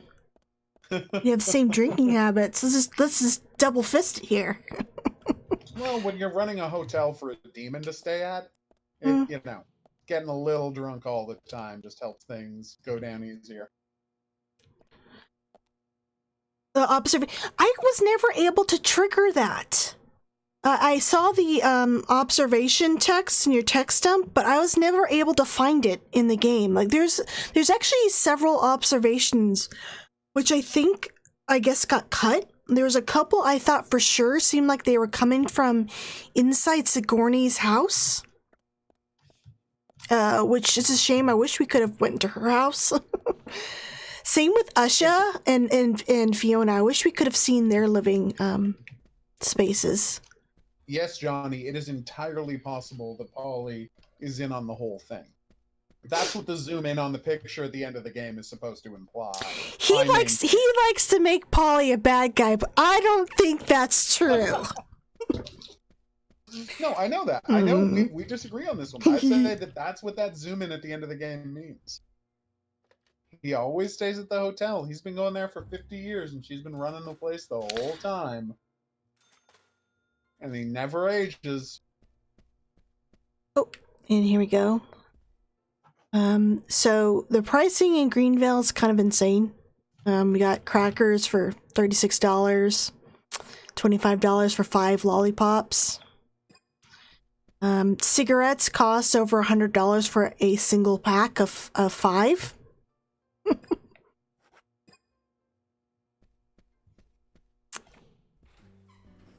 I think it was just a mess up decimal point, though, in my opinion. That's absolutely what it is. Yeah, she has to make her money somehow. She only gets one guest. She's gonna milk that for all it's worth. She gouges everybody. Although so does everybody else in town. Mm-hmm. I mean, it's always that like video gamey thing where it's like in Dead Rising 2, a pack of potato chips costs like $200 coming out of the vending machine. So it's either video gamey stuff, a misplaced decimal point, or starving. Yen changing straight to dollars, or a message about capitalism. Well, I think it's more likely yen changing straight to dollars, but I hope it's the message about capitalism. I was playing Psycho recently, and it's like there's this moment in the thing where it's like a guy has his mind blown to find out you're going to get paid $10,000 a day, and I'm like, woo? Oh wait, a soda costs $150. Aside I'm like, from you and me, there seems to be no so that's other enough money guests to buy around. 80 sodas. No, 74 sodas a day. Like, that's not really that much of a bonus, because I think a normal day's wages, I should probably be able to buy 74 sodas. Like, that extra $10,000 really doesn't sound like that. My husband and I used to run this place, but he's in heaven now. You've been working here alone since then. Must be hard by yourself. Oh my. So you're gonna get into the coffee reading? I'm very sorry. Yeah, once Polly tells me about the town. Well, of course. I could just live on my pension. Well, so there's nothing more suspicious about Polly than the fact that she knows about West. That's nice. Polly, it might help to hear you better if you could sit a little closer. Oh my, Mr. Morgan, you're embarrassing me. So early in the day, too. I think I'm a little too old for you, and I still love my I like how she turns everything York says to her in some sexual comma. Come on. Yep. I'm fine over here. Polly, I can hardly hear you from all the way over there. You're exaggerating. This is fine. It's because he's drunk. Yeah, maybe that's it. Hey, I mean, you're the one who pointed out she's got 2 bottles on the go. And she puts her name on it, too. That wound on your At face. 8 a.m. What happened? Let's just say I had some trouble during He's the already last 2 case bottles I was working deep. on. I'm sure it'll heal. One, It's just like, a- accidental thing here, I love, like, the unbalanced music, because the music is so loud, it looks like they're talking over the music, or trying to be heard over the kazoos. Yelling over the music. Yeah. A famous rock star once stayed Whereas in really, the it's just a same joke room, about you the know. super long Really? cable. I feel Trying to be honored. heard over the kazoo sounds like a Anything at all, rock just album. let me know. I'll help you out in any way I can. Zach, the lady is offering to help. Do you want How acquainted with Kaysen is the rest of the town? Say, Well, a ton of Polly, people know him there. What can you A tell ton me of people about in this town know him. He's really close to the Ingrams. You might know this Yep. already, but the town But is Jim called doesn't like him. It rains here quite And often. Jim's but right not to like him. It's a Mhm. nice place, surrounded with nature. Jim It was a knows. Jim big, has instinct. prospering lumber town for Jim lots of notices the purple fog, unlike everyone else. population of over 6,000 people. Less than a tenth of them left now. This hotel was Yeah, built so back 6,000 then. people. There you We go. saw That was the plenty number. Yeah. of guests of But now those there's days. less of a tenth, so it's like a couple hundred. 500 Why left. This place Yeah. is so big for such a small community. Youch. I have so many fond I mean, memories the thing from is, back then. realistically, I suppose the club amount in of the town community you center is see, quite it couldn't have famous, too. supported 6,000 people. But I mean, Oh, yes, the effort it it's would have lovely. taken to build It rains that in the big of morning a and at town, night to let the you whole know, town know the time. you You'll get- hear it you many just have to take times her during word. your stay. It's a beautiful sound. Well, it's like Raccoon Like City it. supposedly I look has forward to hearing it then. 100,000 Anything else people, you'd like to know and about? it's seriously only like 100 square blocks. Yes, actually. I know. Polly. Like, there's just no Could way. you tell me about the Yeah. shops around here? Although Shops? apparently, according to lore, Well, that there number's aren't actually many. inflated because It there was is a small rock town, concert in after town. all. No, You it was can a do most football of your game in town. shopping at the Milk Ah. Bar and It was the convenience Raccoon store. City okay. Sharks couple who versus run the it are in Stoneville unique something. pair. Yes, a town called The Raccoon's A&P football Diner team is is a called the great place to Sharks. eat.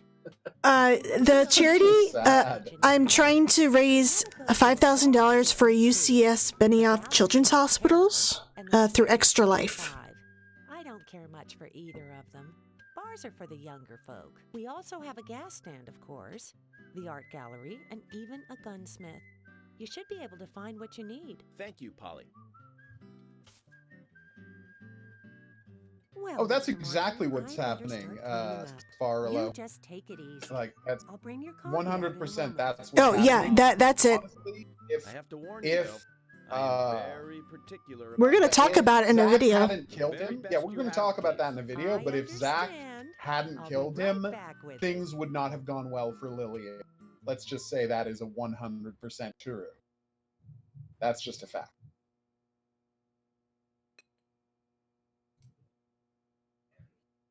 It's very upsetting to think about, but that is clearly the implication. But you know, Willie's still with them. I know! The danger isn't completely No, the gone. danger is still there. I know. Did you see that, Zach? Clear as a crisp spring morning. F.K. in the coffee. I knew I could count on it. Never fails. Now then, let's get going. No, we got to talk to Polly at certain times, so we're not going anywhere yet, York. We're doing the procrastination run, baby. Where I The put off. everything run. I'm gonna put off the main mission for days. That's how you do. Yeah. Well, so I'm hoping that the sequel, since there's going to be stuff in 2005, that we might get some more background information on Willie. Like, even if Willie and Kaysen aren't like the main antagonists, that we'll still get like rumblings about the shit they're doing still. I would love more backstory. Is there anything in particular you're expecting or hoping for other than that from Deadly Premonition 2? No, just I want it in writing that Willie is a bad guy, more than just fake hints. Yeah. That would be nice. I mean, for now, all you have is one trailer. Yeah. Well, and they're being completely close-lipped about what the content of the game is. All we know is there's stuff set right before the elements, oh my god, the events of this game. A year before. Stuff set, a year before, and then there's stuff set 2019. Yeah, 2009. So it's a 15-year time jump. So they haven't given us any real sense of how much of the game is going to be set in each time. Although I have to imagine most of the open world stuff is going to be in the past. Yeah. So we're getting both a prequel and a sequel in Deadly Premonition 2. Yeah. And I'm really sad because it looks like Zach is not coping very well. Well, I know, but he had a rough year. It also looks like, unless it's literally just an Easter egg, there's D4 connections too. Mm-hmm. Well, that's the real question. Will they go into strange interdimensional nonsense to offer us some hints about D4? I could see Swery giving a bone to D4. You know, like trying to close that story up too. Just setting it in the apartment is kind of sad for me, because it's like you ended the game on a cliffhanger. You ended the game long before we found out what was going on in that game. Yay! Congratulations on your subscription, Disco Bride. Thank you. It always seems like a real gamble to try and end your story in a cliffhanger, or start your story as like, this is chapter 1. It's like, yeah, but if there's no chapter 2, then you're right, fucked. Well, the weird part is they did it in the most insulting way, because you played D4, right? Yeah. Yeah, just the fact that, like, if you want to end it on a cliffhanger and not resolve the whole story, at least wrap up the story part on the plane. Well, D4 was meant to be an episodic game, right? Yeah. Yeah, and we only ever got the one. But at least, because, like, the next chapter is just a thank you. wrapping up the plane part of the story. So just wrap up the plane part of the story in the first chapter. And then let us know that there's a lot more of the mystery to come in the next chapter. Yeah. And it's like, he stopped the game before the boss fight. What are you doing? Yeah, I actually haven't played D4 because I was waiting for all the chapters to come out, and I'm kind of glad that I did. I didn't play it. You're not still mad about it the way we are. Well, now you can go enjoy it and buy yourself a Kinect. It's one of the 3 things a Kinect does now. Well, I already have a Kinect. Oh, nice. Well, wait, but it was for the Xbox One. I don't have an Xbox One, so never mind. I can buy it for PC. I'm so confused. 19. Wait, is D4 available on PC as well? Yep. Yes, it's on Steam. It is. Okay. Just making sure. 2030. Oops. That was something I was going to say. Is I give Evil Within credit for that. With I'm doing a playthrough of Evil Within 2 right now, just for funsies, and I'll give that game credit for considering it apparently didn't sell all that great. There probably won't be an Evil Within 3, but Evil Within 2 goes out of its way to wrap up as much as it possibly can in that game. That's there's still plenty of things that if Evil Within 3 did end up happening, that they could still do. Like there's stuff with Ruvik and Leslie from the first game, and there's the without spoiling it, because I don't think anybody read it, the comic book drops a really serious hint about what the plot of Evil Within 3 probably would have been about. Awesome. Yeah. But if that's not happening, especially since Shinji Mikami has moved on to Ghostwire, at least Evil Within 2 has an ending, which is more than I think some franchises are able to say. Oh, yeah. I've played Evil Within 1 and all the DLC, and I bought Evil Within 2, so I plan to stream that next year. I look forward to it. I think you'll really dig that game. I think Evil Within 2 is an objectively better game than the first one. Like it's better made. That's what I hear. Well, going open world was a really smart choice for that franchise. I think so. I The agree with only you on that. thing I regret about it is I really miss the first game's aesthetic. The first game is like pitch black. It was all like widescreen horror. It was all gooshy and bloody and everything everywhere you looked. Evil Within 2 is still very bloody, but Evil Within 1 has this really stark lighting engine that makes the game almost totally black, and even You like can't your see lamp. anything outside of like there are light sources and then just this dark world. Yeah, 5 feet away like you from the have light your source. lamp, but it's like an area of effect around you rather than a flashlight. Evil Within 2 just gives you a flashlight which lights the whole damn room up. And I don't know, I kind of miss how black the first game was. Yeah. But yeah, it's just a difference in styles, which is fine. Did you play the bootleg Evil Within ripoff, Crying Is Not Enough? I did. And I not only played that, I played it when it launched, and it didn't function before they. So did I. I have yet to go back.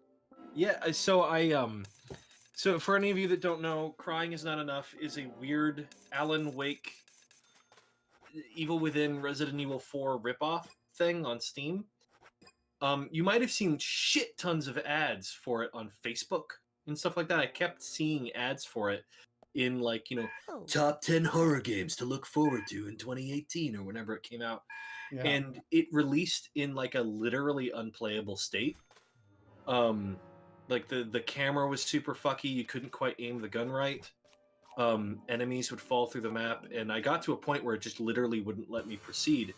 And they yanked it from Steam for about 8 months, and they just brought it back in like August, I think. Yeah. And now it's just a bad game instead of being a non-functional bad game. It's a playable bad game. Oh, thank you, Steadliest Shark. I'm glad my website was helpful. You thought it was cool. To the channel where you can find out even more information about the game. Yeah, let me plug that. Put up that link. Link again. Give me a second. Boom. Oh wait, no, I gotta push the button. There we go. So I have a new YouTube channel with Daniel, which you've been hearing him talk about Deadly Premonition.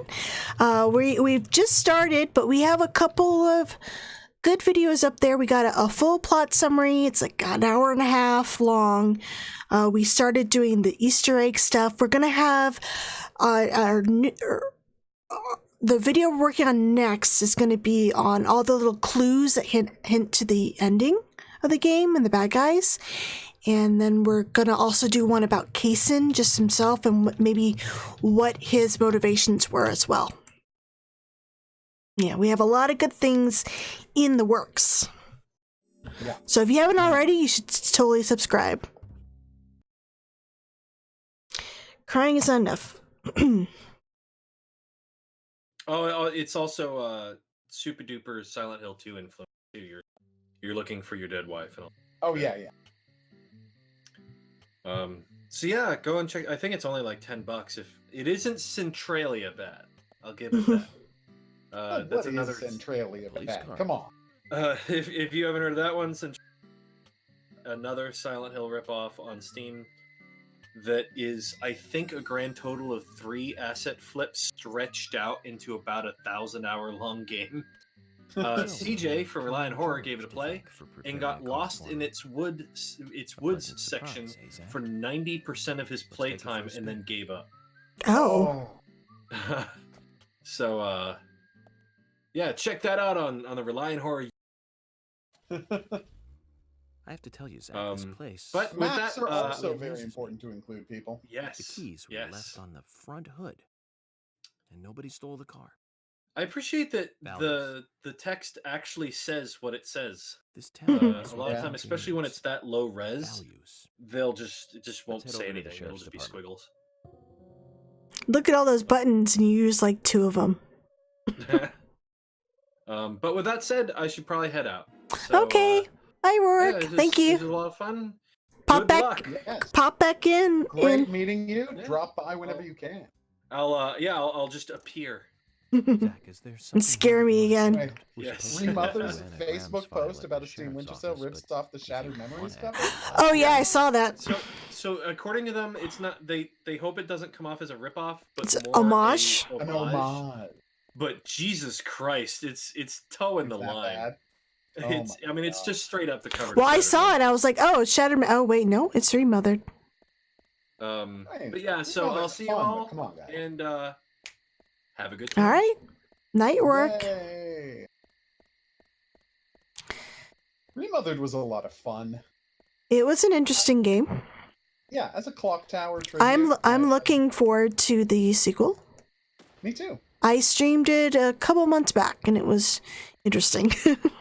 Yeah, I thought it was a fun ride. Like it's a fun ride. I mean, you want to talk about lawsuit? Like there is nothing in this game, right, anywhere close to the decision by the Squirrel. Yeah, see. Look at that little guy. Like there's nothing anywhere in this game that comes within a mile of the decision by the developers of Remothered to like, hey, let's just put Jodie Foster in our game. Okay, speaking of Jodie Foster, Swery actually wanted the protagonist to be female. Really? So I was going to talk about this a little bit later, but I guess let's do it right now. Please. So let me see, where did I put this? Was it in chapter 3? I think it was chapter 3. I have some articles and stuff. So Swery wanted to have a female protagonist, and he was envisioning Jodie Foster. Probably sounds a little amped. While his producer, Tomio, was thinking more like a Natalie Portman. Okay. Well, the reason why... I think it's chapter 9. The reason why it didn't happen was because the subsidiary of Rising Star Games, Marvelous Entertainment is the company in Japan, but their English counterpart is Rising Star Games in the West. And Tomio brought this up, and they said, no, don't do that. It won't sell. Why? And they, oh no, that's Sinner Sandwich. Oops. No. I'm sorry, I'm in the wrong chapter. I have all these layers of stuff. Give me a second. Okay, here we go. So they told him, no, don't do that. And he's like, well, what about like Tomb Raider? That sells well. But they're saying that no, people in the West do not want a female protagonist. So they were like, well, okay, then. So Swery wanted Jodie Foster, and Tomeo wanted it to look like Natalie Portman, which I think is funny. It is. So he brought it up. So he said, at the time, I was working for Marvelous Entertainment, and its subsidiary was Rising Star Games. So I was also working with Rising Star Games as well, which is the publisher for this game in the West, for Europe, and now for the director's cut here. So when I mentioned this idea to my new friends working at Rising Star Games, everyone objected. No, you should have a man, not a woman. Okay, but Tomb Raider is very successful. How is that? No, anything else, no. So they just convinced him to tell Swery. Bullied him into it. Yeah, to tell Swery not to have a female protagonist. And I'm just wondering how different this game would have been if York was female. Would he still have had would she still have had a romance with Emily? Would George maybe have been attracted to the female York, or what? Would he have been less threatened by her? It's just so many things. How much of a transformation are we talking about? Yeah. That's such a fascinating question. Oh my God! I just saw my thing. Thank you, Disco. $100. Thank you so much. You are in the running for a set of my fan-made trading cards. Yeah. So That's amazing. I'm really bummed that they were just told right off the bat no, because they wouldn't want that. It's like, that's such that bullshit. They weren't able to explore that version of the game, and it's insane to say that games with female protagonists don't sell. That's obviously not true. But I mean, at the same time, like the game he ended up coming up with is perfect. So yeah. I mean, I do love York. I'd hope that even if he was female, she'd still have the similar personality. Yeah, be a nerdy, movie loving dork. Yeah. Okay, and, let me. That's fun. Kind of a creepy weirdo who everyone's uncomfortable around. Or do you think maybe being female would have kind of softened the edges a little bit? That's a good question. Some people are able to give females a little bit more benefit of the doubt. Leeway with that kind of stuff. Yeah. Or maybe his bluntness would have put off, or her bluntness would have put people off even more. So right now I'm going to go fishing and get a trading card. Yorkette falls in love with George and Emily's the killer. Yeah. That would have been interesting. And would Emily would have been obsessed with Thomas or with George? That's a good question. Probably with George. Mm. In this gender flipped version of it. Oh, the climbing down ladders animation. So slow. Yeah. They make you wait for the camera to spin around before you can go. Yeah, no, that would have been interesting. I mean, again, like the thing is, it's like it's hard to imagine how the story would have developed there. I mean, I'm sure the story would have developed quite differently with a female lead. Mm-hmm. But given Sweary's ability to craft these incredibly compelling stories, I'm sure it would have been a very different story. But I have every reason to believe it would be just. I'm just happy he's finally getting to do a female protagonist with The Good Life. Yeah, well, I mean, we already had them.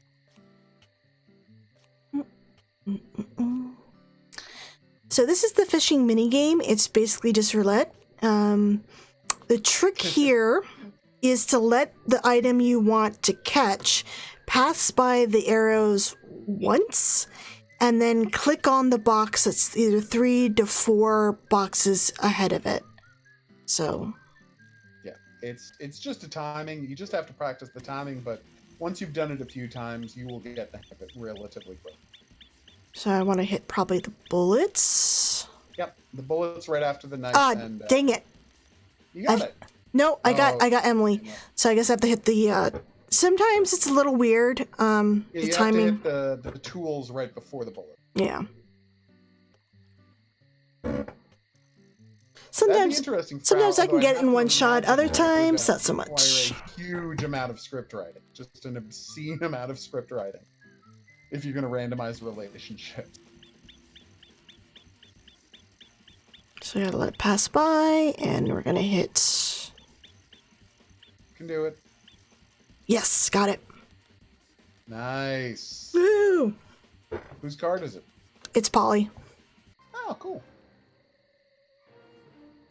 I love the animation. I love the model of the thing you pull out of the water.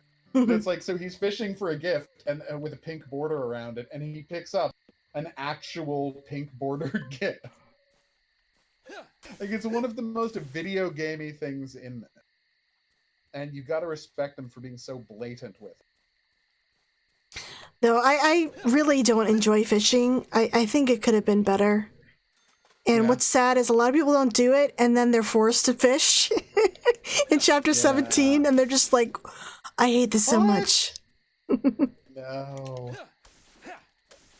It's like a rude awakening when you get to that point where you have to fish out the files. Oh, God, yeah. Yeah, that was you, Johnny. You're like, fuck this. Oh, you know what? I'm gonna go to my...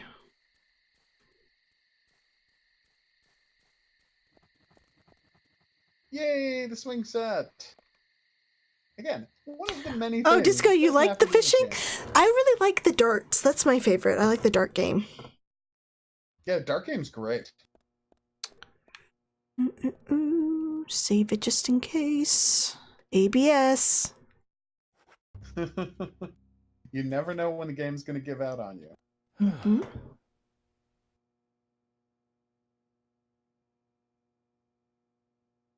Okay, see when I want to wake up. Let's just do 9 hours.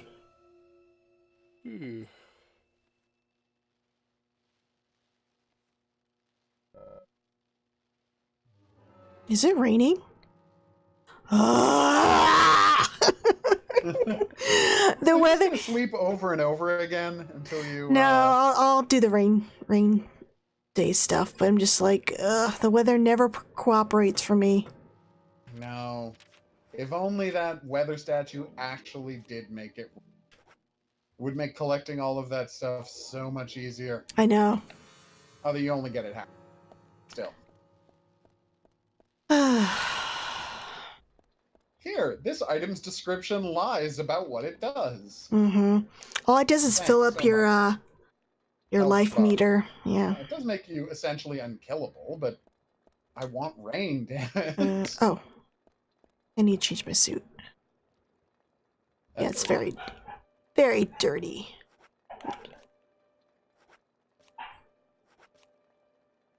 I'm hearing a puppy. Yeah.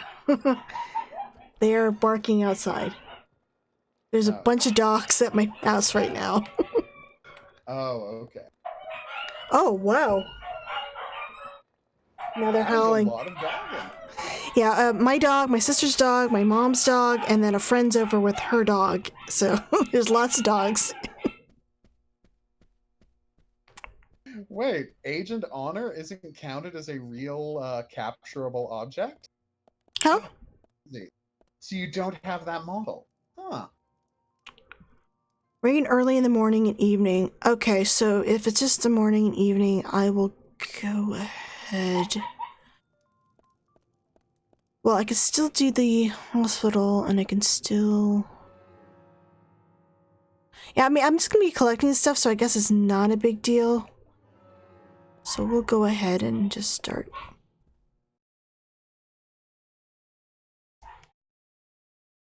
What is your favorite side mission? Oh, favorite side mission? Probably the Emily ones. I really liked talking with her Her and story's fantastic. kind of getting close with her. Oh, I can get a flower. This is, I'm going to be a creep and say that my favorite side missions are learning the various the horror stories Keith sells before sending you off to the zombie arenas. I am just blown away by those horror stories. I love them so much because they start out, they start normally and they get so bleak so fast. Oh, yeah. Like the last one with the little girl being drowned. Oh. That's rough.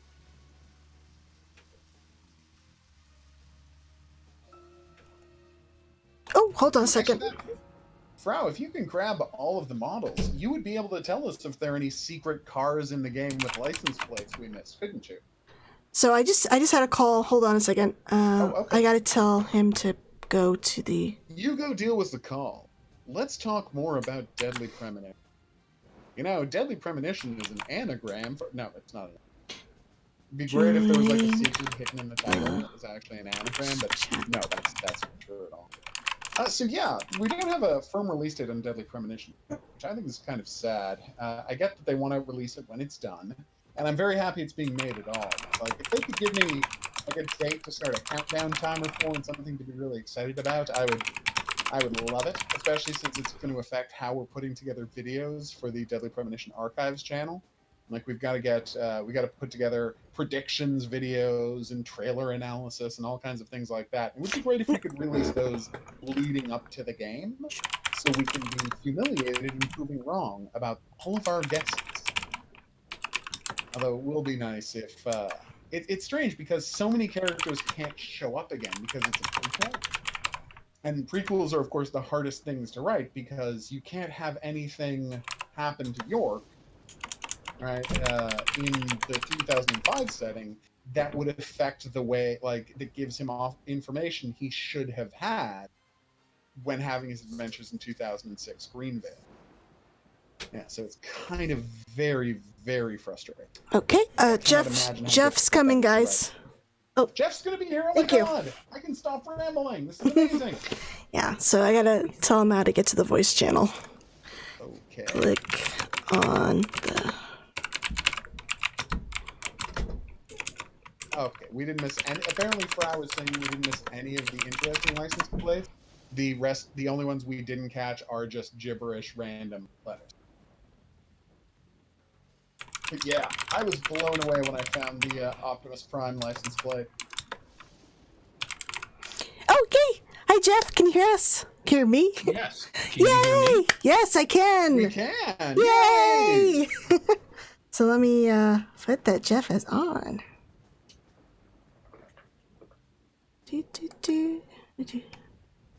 Hold on. There we go. Hi, Jeff. Thank you so much for joining my stream, everybody. This is Jeff Kramer. He voices Special Agent Francis York Morgan. He does a wonderful job. Yes. Oh, hi, Jeff. Oh, that's my sister. I'm so glad you can make it. Sure. Have you stayed up all night yet? No. I started 2 hours ago. Oh, okay. And then I'll be punchy in about 10-15 hours. But I'm pretty well here. I just got started. I'm in chapter 2. Yeah. Oh, shit. Let me pause. So, it's been almost a decade since you've voiced this character. You have any fond memories of working with Swery or the team? Oh, yeah. Well, they were great. The interesting thing was when I did the first volume of Deadly Premonition, he spoke pretty much no English at all. Mm-hmm. And so everything he said had to be translated. And by the time we started this project last year, he was pretty fluent in English. So oh, he that's was there great. in the studio with me and was able to pretty much tell me everything he wanted. What I find really interesting is you've only done a few voice acting gigs. I think the other famous one I know is of Seaman. What got you kind of started in doing voice acting from the get-go? Well, I've been doing voice acting for probably 20 years or so. A lot of educational games, and I'm, a voice or two or three and probably 100 other games. Where I'm not the main character, but playing 3 or 4 other characters. So I got started doing it pretty much because someone had seen me doing improv and saw me play a bunch of different characters and said, hey, I work for an educational software company and we're working on a game. Can you come and read for this game? So I went and auditioned just like you would for any part, and they liked it, and I wound up doing it. And then through that game, I met a bunch of other people that were in the industry, and they started to hire me for other things as well. That's so cool. Now you have started an improv company here in San Jose. Now, did they just reach out to you again to do York? Were you happy to return for the sequel, or? Oh yeah, I had almost forgotten about the game, and then I had become Facebook friends with Swery a few years ago, and so he contacted me through Facebook and said they might be doing a sequel. That was about 2 years ago, and then I didn't hear back from them for a while, and then all of a sudden last year they said, all right, it's written, it's done, so can you come in and do it? So the first Deadly Premonition we recorded in Palo Alto. Yeah. This one I had to go down to LA to record because they were in a studio down there. Yeah, I read in the post-mortem, they said that the voice acting was done only in 2 weeks, and you had a ton of lines to read. That was really intense. Were you by yourself in the booth, just doing all your lines, or did you actually play off of some of the other characters?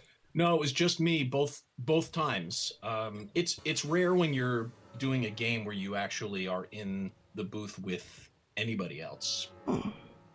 Every once in a while, they'll bring in another character to work with you, but for the most part, you're there yourself. So for some of the lines, they would play me what some of the characters said if it was a cue for me. And so I'd hear it, but it had been recorded at another time. So then I'd hear it and then just go off of that. But for the most part, you don't see the other person, and a lot of times you don't even hear the other person. You just have to do it as if you are in a conversation with somebody. Okay. Did you have any idea, like, of what York looked like, or even the entire story, or were you just given the script and no background for who you're playing? No, they gave me. Well, I never saw the entire script either time. You're just giving your lines, and so which is enough with York. There were a lot of lines. Yeah. And so the first time it was on paper, by the time we did the second one, everything in the studio was digitized. So I was just reading off of a monitor, and I'd see the lines on a monitor and just read it from there. What I really liked about your performance with York is you do end up playing two different people. You play York and Zach, and what I found really cool is when you're actually playing Zach in the last chapter, you actually have different, you sound different than York. He sounds a lot softer, a little bit more childlike. I was wondering if you were given any sort of direction to go that route, or was it something you just came up on your own? Well, it was both. That's what I love about doing voice acting, is that you're in the studio with sometimes with just the director. In this case, I was very lucky to have a really great director in LA, but Swery was in the booth as well, or not in the booth, but he was on the other side of the glass. So, he would talk for a little bit, and the director knew how to work with me to try and change my voice a little bit. He'd say, let's do this character, and he's a little younger, a little softer. And so I would try it a couple of different ways until Swery would hear something that sounded like the voice that he had in his head. I heard he used like music as a way to kind of direct this kind of sound he wanted.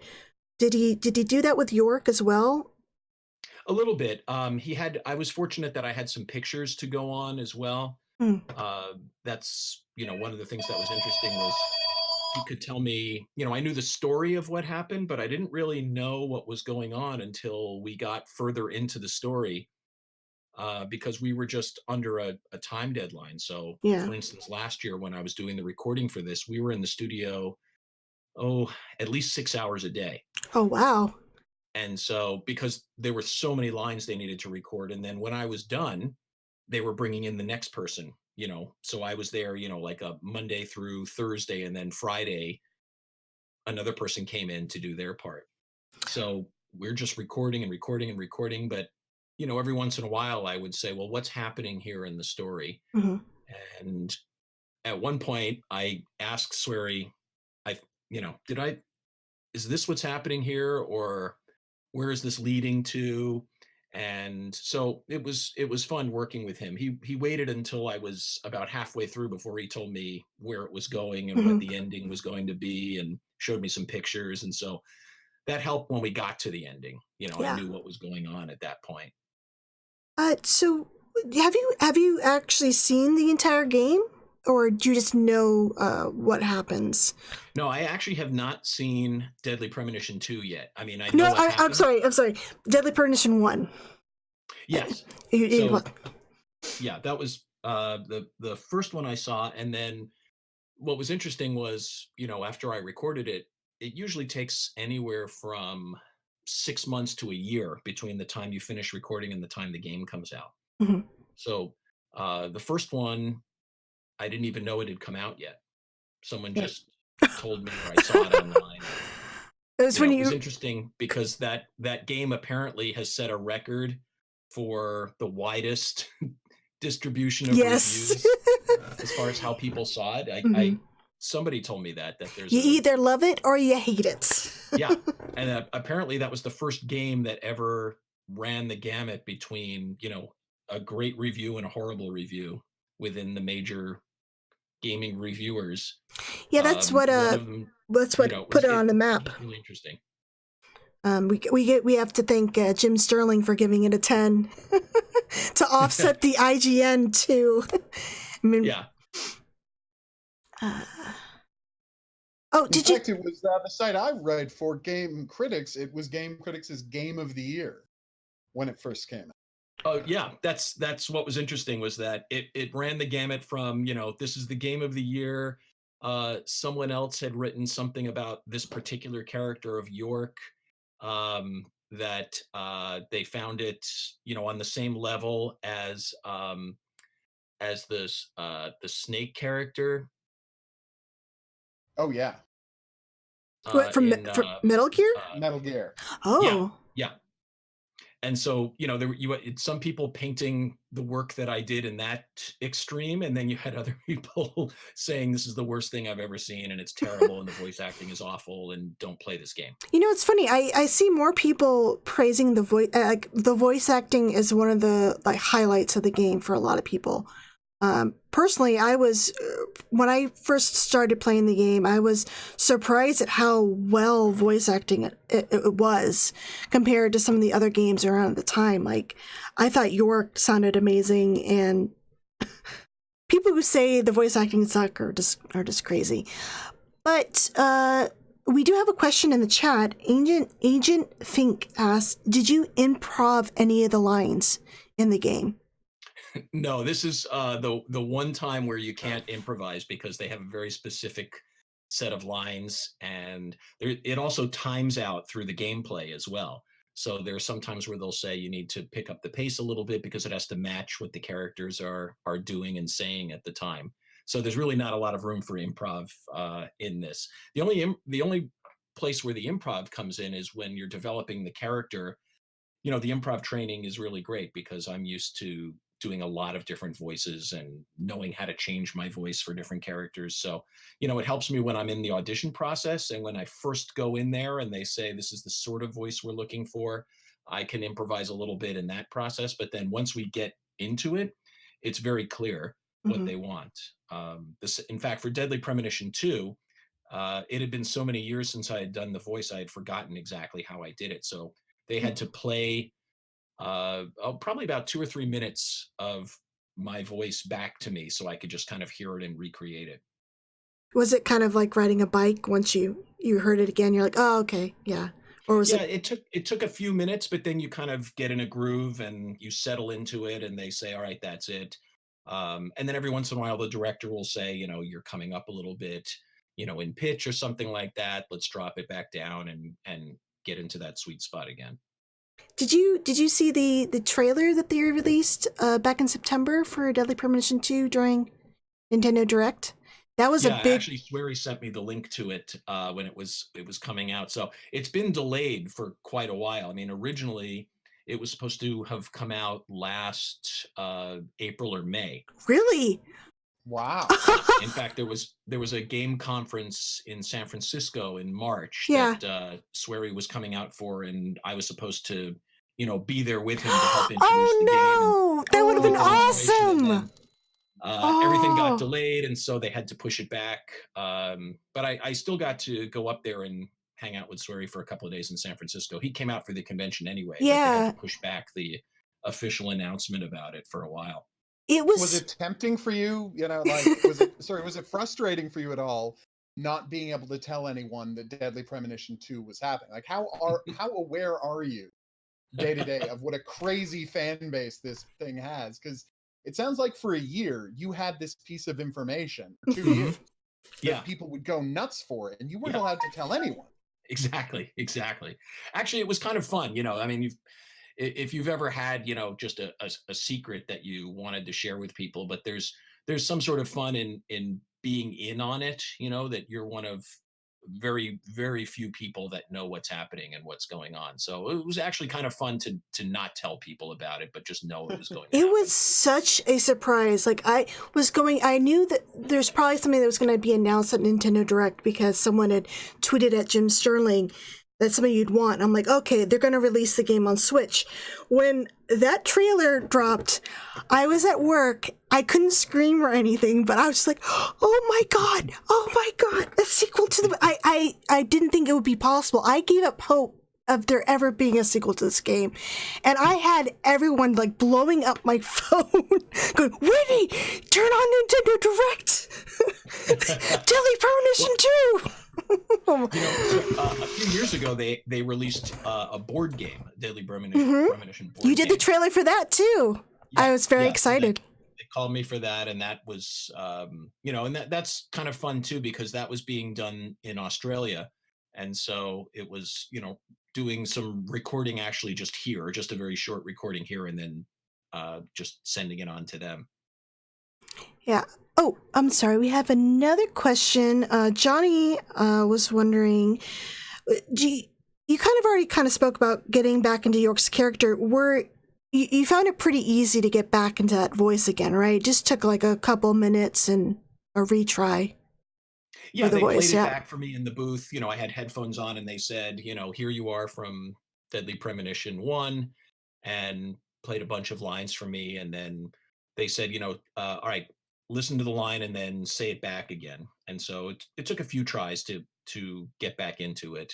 But that's how we did it. I'd hear it in the headphones and then they'd say, all right, now just repeat it back.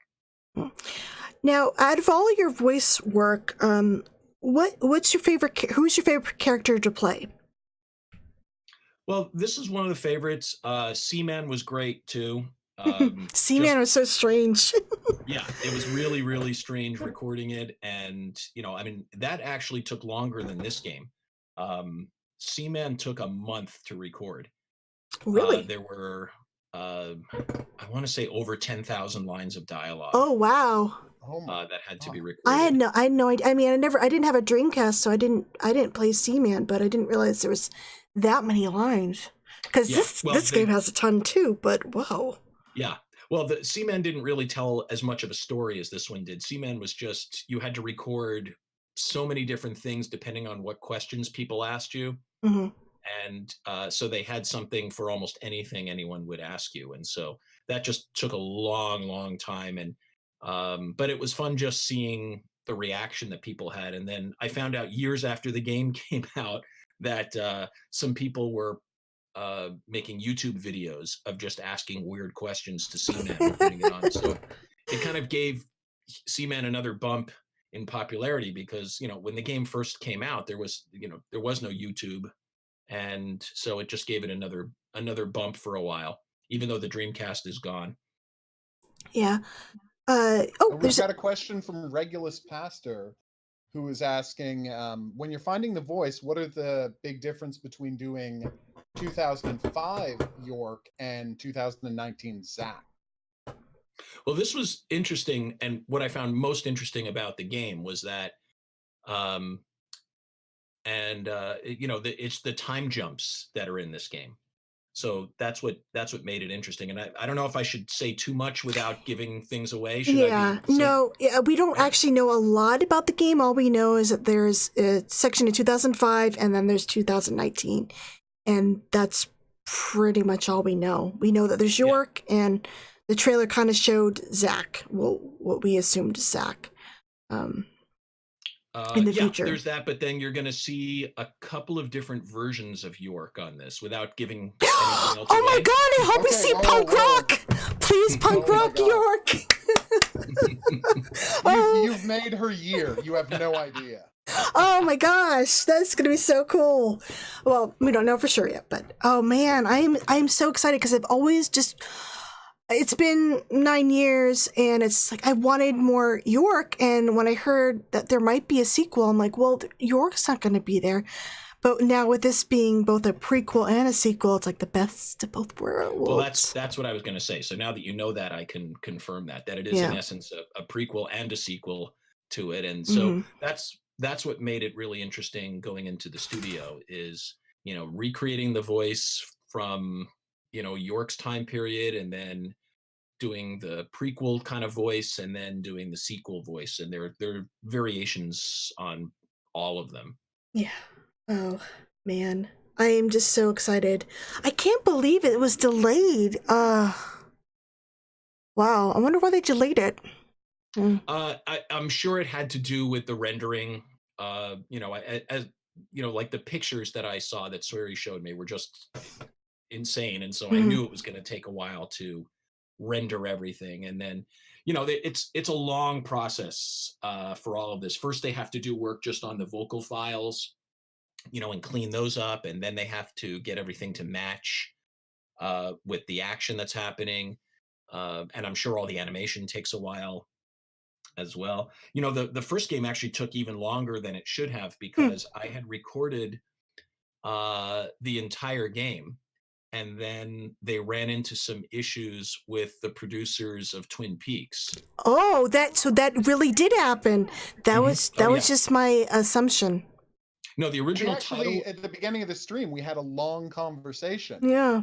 We had a long conversation about just how much was Rainy changed Woods, because of legal issues, and finally we have someone who can answer that. Yeah. No, it was Rainy Woods originally, and then I had recorded the whole thing, and then they called me a while later and said, we have to change the game title and we have to change the name of the character. Yeah, it was David Young Henning, and he had imaginary friend Zeter, I think. Zeter, that's it. Yeah. Because I was some of the voice files. There's still some old Rainy Wood ones in there, and I was like, Zeter. Oh, okay. Yeah. I like York and Zach better. Yeah, it rolls off the tongue a little better too. But I had recorded it all. I don't know. It'd probably been a year, and I hadn't heard anything about the game. And then they contacted me and said, "Here's what's going on, and we need you to come back in the studio and re-record every line where you say either your name or Zeter's name, or the town name." Yeah. So it was probably half of my lines had references to that. You know how many times he says his name? Yeah. Oh, of course. So we had to re-record all of that all over again. So it pushed the game out, another year, the first one. Yeah, because it was announced in 2007, and then it got canceled, and they had to start redoing it in 2009. This game was in production for like 6 years. It was supposed to come out on PS2 at first, and then all this legal problems. It's amazing it even came out at all, but I do prefer the reskinned, renamed version over the original Rainy Woods. I think it has more personality. York looks cooler. David Young Henning, I guess, was okay, but York is just more. He stands out more compared. David Young Henning kind of seemed generic. About change-wise, and we discussed this a little while ago on the stream, was we were sad that George got a lot uglier. Yeah, George is hot in Rainy Woods, and then they're like, nope, not anymore. Well, and it's funny that the voice actor is actually a friend of mine who played George, and he's a good-looking guy too. So he's going to be upset that he's on it too. Yeah. Oh wow. So I have a question just about that. And did you know just one of the actors? Do you know more of the actors who worked on it? A few of the original actors. Now I don't know how many of them they brought in for the second one. Right. But Casey Robertson was an old friend of mine, and we've done improv together, and he's brilliant. I think he was George in the he's George. The first game. And I'm trying to remember the names of some of the other characters, but I don't think a lot of the people that I worked with in Deadly Premonition 1 were involved in Deadly Premonition 2. Which wouldn't be surprising because, given where it comes from. Oh, Rebecca Wink is Emily. Yeah, and Rebecca's great too. So she actually moved down to LA while we were recording, either just before or just after we recorded Deadly Premonition 1. She actually moved down to LA anyway. And I think when they went to do Deadly Premonition 2, they just used a lot of LA-based actors because they were recording in LA. And so it was, it would have been very expensive to fly everybody down to LA. They did it for me because they wanted to have the same voice again, but yeah. Oh, Fraud wants to know, do you know Christopher Sullivan? I think that's Thomas, right? I think so. Yeah, I didn't know him before we started. So, and with some people, even with Casey, who I knew, I never saw Casey while we were recording. We weren't ever called into the studio at the same time, so we came in at different times to record everything. And now I'm going to have to go with the big question, and it's a question that if you don't feel like you're comfortable answering it, feel free to not just avoid it. But you are the first person we've talked to who saw all of the lines in the first version Rainy Woods of the Crypt. and went back and recorded everything else. So can you tell us, were there any major changes to the story, or was it just the cosmetic, The changing surface character level. name, changing the town name? I'm pretty sure it didn't affect the story at all. I'm pretty Okay. sure it was just, it was too close to Twin references Peaks. from Twin Peaks, and so they wanted them to just change that part of it. But I don't think they could make them change the story of the game, because the story doesn't really have much to do with any of the storylines from Twin Peaks. It has No. the same kind of eerie sense. It has a setup is similar, but it's completely different. Yeah, so they didn't have to change the storyline at all, but they wanted them to change, character names and references like that. And, okay. So even actually, though there were originally 2 little people and it got replaced by 2 angels, that was just cosmetic. There's no change in how you interacted. No. Oh. Okay. Though, I mean, it kind of makes you wonder, like, how different interacting with the little twin angel boys versus, like, were there 2 guys in the town of Greenville and not 2 little kids that you can interact with? I mean, there's that difference too. Because the whole thing was the angels look just like the twin little boys, but in Rainy Woods, it was 2 older guys, or there 2 older guys in the town. I mean, that could have been a difference. Yeah. Well, and part of it, now I'm not sure, but part of it also may have been just Swery, when he had to go back in and change, some lines anyway. He may have decided while he was going back to make some adjustments to things too. If you create something, you're never satisfied with the final product. You're always tinkering with it. But this one, I enjoyed the first game, just the ending and how it worked. This one is on another level. The second one? I can't wait. I'm not going to give anything away, but he has completely outdone himself. Oh, that is so exciting. Oh, we have another question. Zero Brightness. They are a podcast I listen to. They're really good. Since Zach and York love B horror so much, what is your favorite B horror movie? What's interesting about that is I'm not a fan of horror movies. In fact, my wife and my stepson just went to one last night. I'm trying to remember the name of it. It just came out. It's a Korean horror film. Parasite? Yeah, Parasite. Yeah. So they went to see that, and while they were seeing that, I was seeing Rise of Skywalker. Because I can't sit through movies like that. I can see, classic older ones, like Psycho and things like that, but ones where things are just, jumping out at you and psychological stuff, it's just that's not my favorite genre. Were you able to watch the scenes in this game that were kind of like gory? Like some of the deaths are kind of brutal in here. Yeah, well, it's different when when you're inside of it and you know what's happening. That's the thing. I know what things are coming up, and I've been told some of these things, but yeah, it's difficult for me to watch a movie where I don't know what's happening and when something's getting ready to jump out at me. Yeah. So you can confirm, and I think we were going to save this question for the end, but since you brought it up, you can confirm that we're going to be 100% satisfied with Deadly Premonition 2?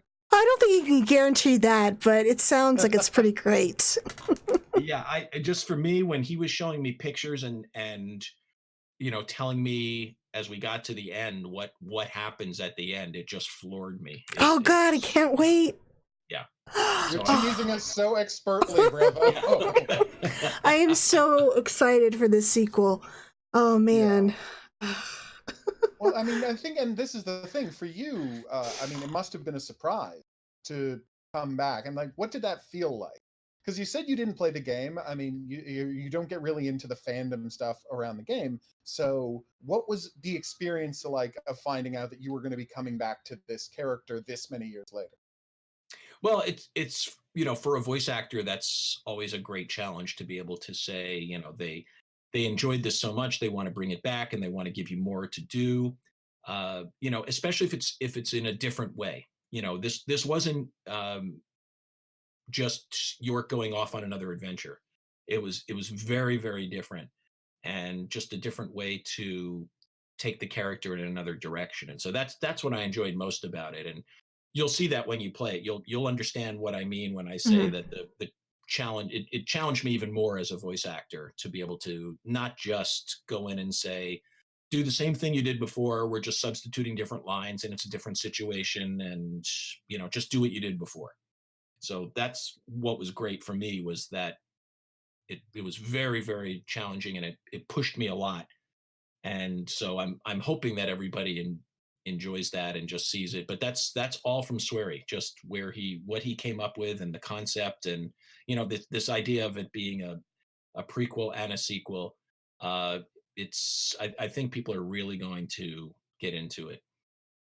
Yeah, I was pretty excited. I mean, they've just re-released it on Switch, and there's a lot of newer fans coming into the game, and it seems like so many people, that was like their game for Nintendo Direct was, oh my god, it's Deadly Premonition 2. Like, people could not believe it. It was just, that was all anybody was talking about. Like, I was really surprised, given that for years it felt like I was alone in terms of like loving this game. But after that announcement, like, people just came out of the woodwork, and how their excitement for this sequel. It's just great to hear it's so good. Yeah, I think they're also just taking advantage of the jump in technology too, between the 2007 and now, the different platforms and the speed that they have and the processing speed. I think they're taking advantage of that too. So I think the gameplay will be more exciting as well. Have you kept up with Swery's other games that he's put out? Like, he's put out The Missing most recently. Yeah. He's That's won a really lot of good awards for The Missing. Oh, it's a great game. And I wouldn't be surprised if he won a bunch of awards for this one too. Oh, that'd be wonderful. I'm really excited for the one he's kickstarted, The Good Life. That looks really good. It's a murder mystery in England, so that actually looks pretty good too. Yeah, he's always working on something. I know. Working on Deadly Premonition, that was done, and he was showing me some drawings for another thing he was working on, at the time. So. And now he's teaming up with Silent Hill. Oh my god, I just lost his name. Kiichiro Toyama and oh shit, who's the other guy? He's Suda like 51? Yeah, so he's doing like another game with them. It's just like, this guy doesn't stop. Yeah, he's just a really interesting guy, and it was fun to hang out with him too. The first time I didn't get a chance to hang out with him too much because he didn't speak English, and I don't speak Japanese, and so a lot of it was just through interpreters. And we went out for lunch a couple of times while we were recording Deadly Premonition 1, but there was a language barrier for both of us, so we really didn't get to know each other that well. This time it was really interesting because we got to hang out for probably about a week, because I had to go down there twice to record. And so we really got to hang out, and then he was up in San Francisco, as I said, in March. And so it was nice just getting to know him a little more. He's a really fun guy. I like how friendly he is with the fans. He like follows everybody back on Twitter, and he's very approachable in spite of like English not being his first language. He still really tries to communicate as well as he can. He's like a really sweet dev. He's very comfortable, and is especially in all the travel that he does. There's no way I would be that comfortable if I was suddenly called to Japan and said, go do a lot of appearances in Japan. I would not be nearly as comfortable as he seems to be when he's around people. Oh, we have another question. Do you have this is from Agent Fink. Do you have a fave line from the first game that you had a lot of fun with? Oh, a favorite line? Mm-hmm. Not that I remember. There were he didn't really have it's not like there was a catchphrase or something like that, apart from him saying his name over and over again. Oh, and FK in the coffee. Yes, exactly. But a lot of that was, from Twin Peaks. And, I was a big Twin Peaks fan when it came out. So that was just kind of fun for me to try and recreate that feeling and those moments. But I can tell you that my favorite moment from Deadly Premonition 1 was the transition of going from York to Zach and having Zach come out. Mm-hmm. That scene was very shocking the first time you see it. You're like, wait, what? Zach? I thought Zach was me. What's going on? You can imagine that's what I was saying when I was reading it too. I mean, before we started running and recording it, they handed it to me and said, okay, read this scene. And I, first was reading ahead a little bit and then had to stop and say, wait, is this what I think it means? And I remember them translating into Japanese and Swery just smiling and nodding his head. And I just said, wow, that's the exact effect he was hoping. Yeah. I just, it was kind of mind blowing, and then saying, all right, well, let's see if I can make that happen now, acting wise. Cause I didn't see that coming at all. A lot of people didn't. No one did. The biggest thing, people are like, who is Zach? Well, is he just crazy? What's going on? And then they get to the end, they're like, oh, we've been Zach the entire time. This is, York is the imaginary friend. Yeah, well, it was kind of, like an M. Night Shyamalan moment, right? Mm-hmm. Where it was like, okay, now I know why he sees dead people. Okay. Yeah. Zero Brightness wants to know, what is something you're totally nerdy about, like, York? Any weird obsessions, collections? For me, it's probably baseball trivia. So you're like the Yorka's IMDb in the flesh. Your baseball trivia in the flesh. Yeah. So I can talk for hours about baseball in the same way that York can talk for hours and hours about movies. What's your favorite team? Well, I grew up in New York, so I've been a Yankees fan my whole life. But when I came out to California, I started going to Giants games and A's games. So, if you're a baseball fan, you'll go and see baseball wherever you are. Sergeant Kirby says, do you like all the silly movie lines? Like, have you seen some of the movies that York mentions during the driving conversations?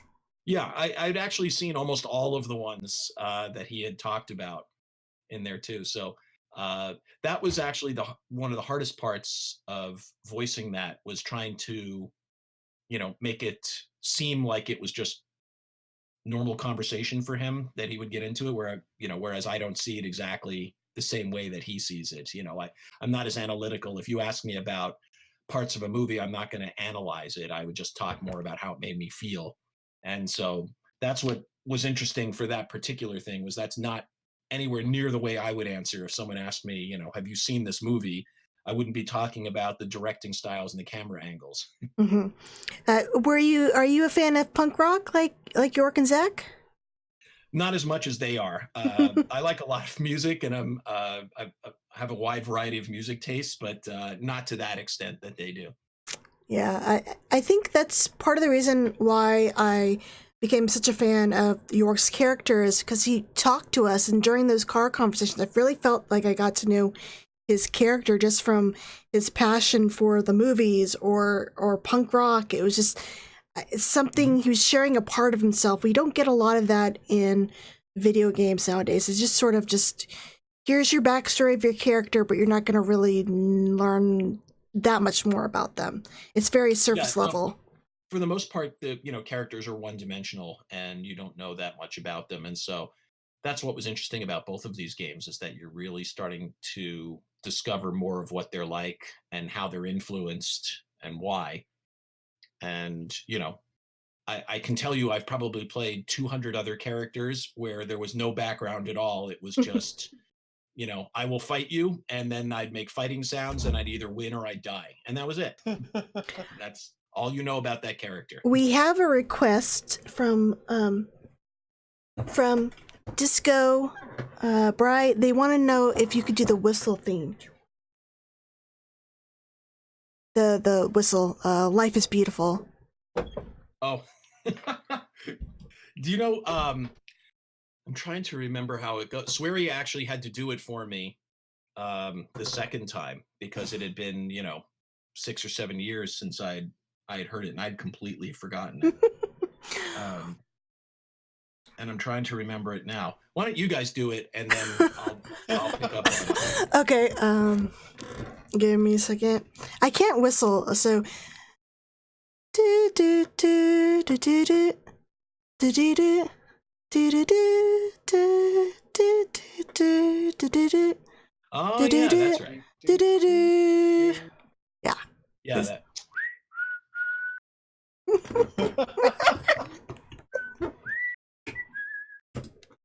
When you were first singing it, it sounded a little like Charlie Brown Christmas. We have another question, and again, if it's going to be a spoiler, you can feel free not to answer. But can we count on some more hanging out in the car with York talking about movies this time in Deadly Premonition 2? I can tell you without any spoilers that he does go on about several other things that he loves about movies and directors and things too. So you'll get more of that in this game for sure. Yay! Such a relief. Agent Fink says you should have your own channel where you review movies and games in York's character. That would be really cool. I would love to find out what York thought about various movies. See what he thinks. The internet would as well. He'd have to have some good writers too. That's true. Well, I heard that the movie conversations are actually real conversations Swery had with Kenji Goda, his co-writer.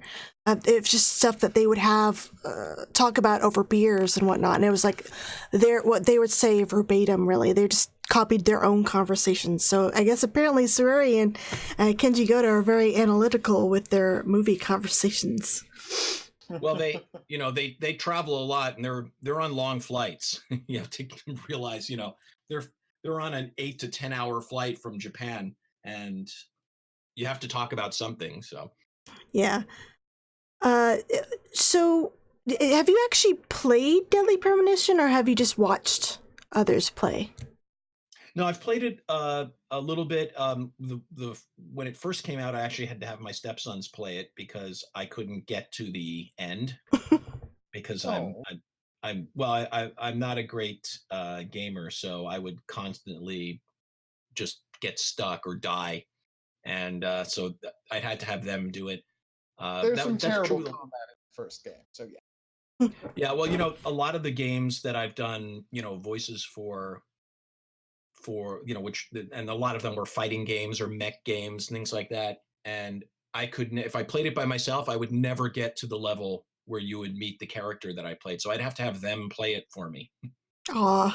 Because they were much better at it than I was. I mean, I grew up on, the Atari 2600 and the PlayStation came out while I was in college, and I didn't have time for gaming when I was in college. So by the time it had come out, I didn't learn it. I didn't grow up learning the console, and it's almost impossible for me. Have you seen any of the playthroughs? A lot of people got into this game thanks to the Giant Bomb endurance runs. I watched those; are really funny. Have you watched any playthroughs online of Deadly Premonition? I've just seen scenes where I'll see it online, but actually that would be really interesting to be able to discover that and go through it that way. So you guys can send me the info on that. Sure. If you want to know every little thing about the game, I can send you mine, but I'm not as funny as the endurance run guys at Giant Bomb.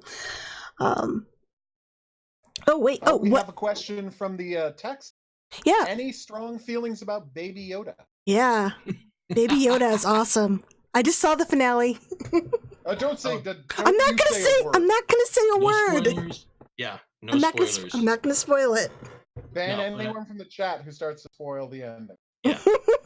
Yeah, no, actually Baby Yoda has already shown a lot as suggestions in our improv show Comedy Sports. We've been getting it for the last several weeks, so Baby it's fun to act it out too. Baby Yoda is so cute. It's just a shame that there was no merchandise out for Christmas. We gotta wait till May. to get our own Baby Yodas. But if there had been merchandise, it would have been spoiled. So it's Right. better we all found out together. I read was it recently? It was like a Google alert. Apparently, we can thank Jenny Glover for convincing them not to make it a surprise. Because he said, people don't get surprises anymore. You know, Beyonce just drops an album and it's like a big surprise and everyone's so happy. You should make this a surprise. Which is why there was no leaks or merchandise. That's fantastic. Oh, well, yeah, it's much harder to do. You know, I remember when, you know, for instance, The Empire Strikes Back came out, and I didn't see the movie for probably a week or two after it came out, and I still had no idea what was going to happen in it. Because, you know, there was no such thing as spoilers. You had to talk to somebody who had seen the movie, like, face to face. You couldn't just open up Twitter and get it spoiled for you like 2 days before you went. Spoiled. Right. Yeah. No, that's what happens now. It's almost a contest for people. So, you know, for instance, for you know, Rise of Skywalker, if I was on Facebook, anytime someone mentioned, "Oh, I saw it," I would immediately just flip by it and mute it so that I wouldn't know anything or anything that happened. And yeah, that's the only way to do it. But it's hard to live that way.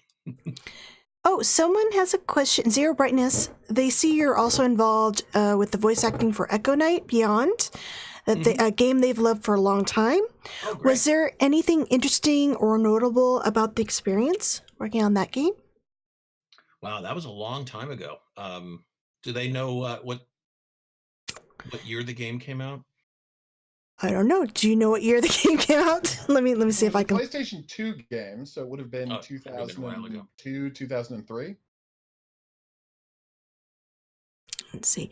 2004. Wow.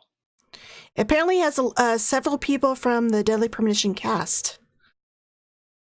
Yeah, that's a lot of us were, you know, working together at the same studio during that time. So that voiceover studio is where we recorded most of Deadly Premonition. And so that's why there was a stable of actors that had been working together. And they used us. So we did a lot of games together, although again, we were never together. You know, I'd see them, sometimes they'd be showing up as I was leaving. But it's very rare that you are recording with another actor. That's something that's very unusual about voice acting, as opposed to, you know, doing a play or doing live improv, is that you have to have those people around you to pull out what you want from your character to react to them. And in voice acting, you don't have them there. Sometimes you'll hear them, but it's something that's already been recorded, and the engineer will just play it back and you'll just hear their line, and then you're supposed to react to that. What was the studio approach to do the voice acting in Deadly Premonition, or was it something you personally went and auditioned for yourself? Well, I auditioned for it, but it was through the studio. So in other words, the studio called and said, "All right, we have this." It was just like any other project. You know, they said, "We have this project. Can you come in and audition for it?" And generally what you'll do is you'll go in and read for 2 or 3 different characters. And then sometimes there's a callback, but oftentimes it's just you got it or you didn't get it. Did you just read for York, or what other characters in the game did you read for? I'm pretty sure I read for 2 or 3 other characters in there because, you know, the directors hadn't heard any of us before. For Deadly Premonition, you know, we were going to be working with Swery, and so he didn't know any of us. So I think we all went in and read for several different characters, and then Swery just kind of listened and picked out what he heard in his mind as the characters, and, you know, who he thought would fit best for each character. Was York the one you wanted to voice, or you didn't have a? I didn't really have a preference because I didn't know a lot about it. You know, you'll read half a dozen lines, and they're in different parts of the story sometimes. So you really have no idea what you are. You really don't know the story arc when you're auditioning. You just have a little bit here and a little piece there. And sometimes you can figure out, oh, I think I have an idea of what this story is. And other times it's just unrelated dialogue and you're just reading different things, and that's it. Oh, Someone else. Okay, Agent Fink again. Were you surprised at how big of a cult following this game got? For example, when it was announced that there was going to be a sequel, they bought a Switch the next day. Like they were that great. they were that hardcore. And if I didn't already have a Switch, I would have bought one the same day too. So were you surprised at like how much of a cult like classic it is nowadays, or did you have a feeling? No, that's the thing. It's different when if you're making a movie or doing a play, you can get an idea while you in rehearsal, or while it's coming together, of what the finished product is going to be like. Again, because you're surrounded by the people that you're performing with, and especially in a live performance, you pretty much know ahead of time how the public is going to react to it, because you get this feeling of how the cast is coming together and how everybody's performances are. But for Deadly Premonition, all I knew was what I did. I had no idea how it fit with everybody else. I hadn't heard what Rebecca did. I hadn't heard what Casey did. I didn't have the whole story until the end, where they basically just told me, here's what happens in the story, but I didn't hear the whole thing put together. So you really have no idea what it's going to be like until the game comes out, really. We don't get to see, like a preview, like actors doing a movie, they might get a private screening of it. Yeah. We don't get a private screening in the game. We see the game when you see the game. Besides York, what were some of your most notable voice acting roles from that era? Like, being particularly notable, interesting, or challenging? Like, so from 2004 to now, like, what are some of your most notable roles, you'd say?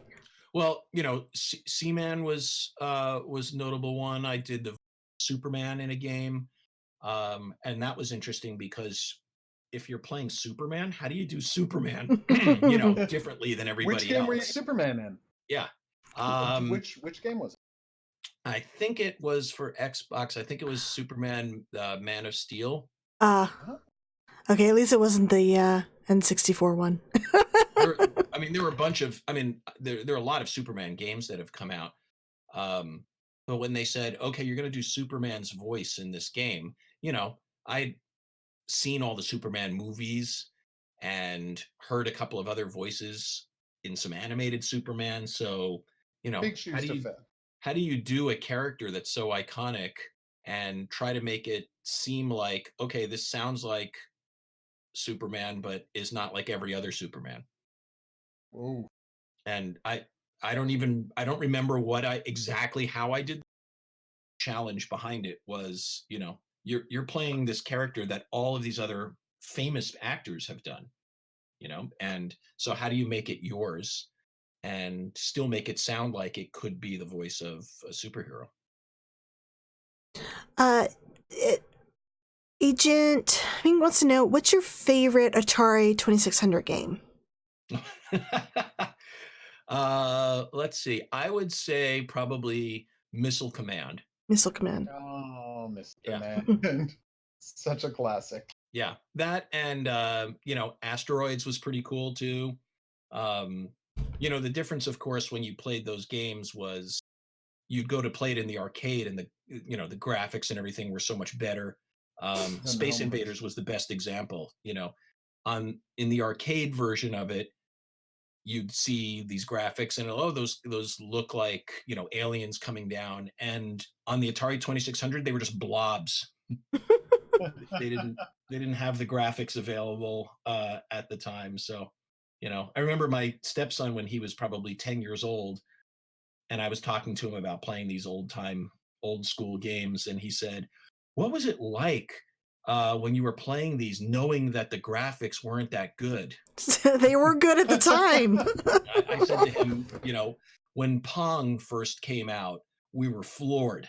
It was because there was nothing, like that before. That's what's interesting. If you had seen Star Wars, Episode 4 when it first came out in the theaters, it was a very different experience.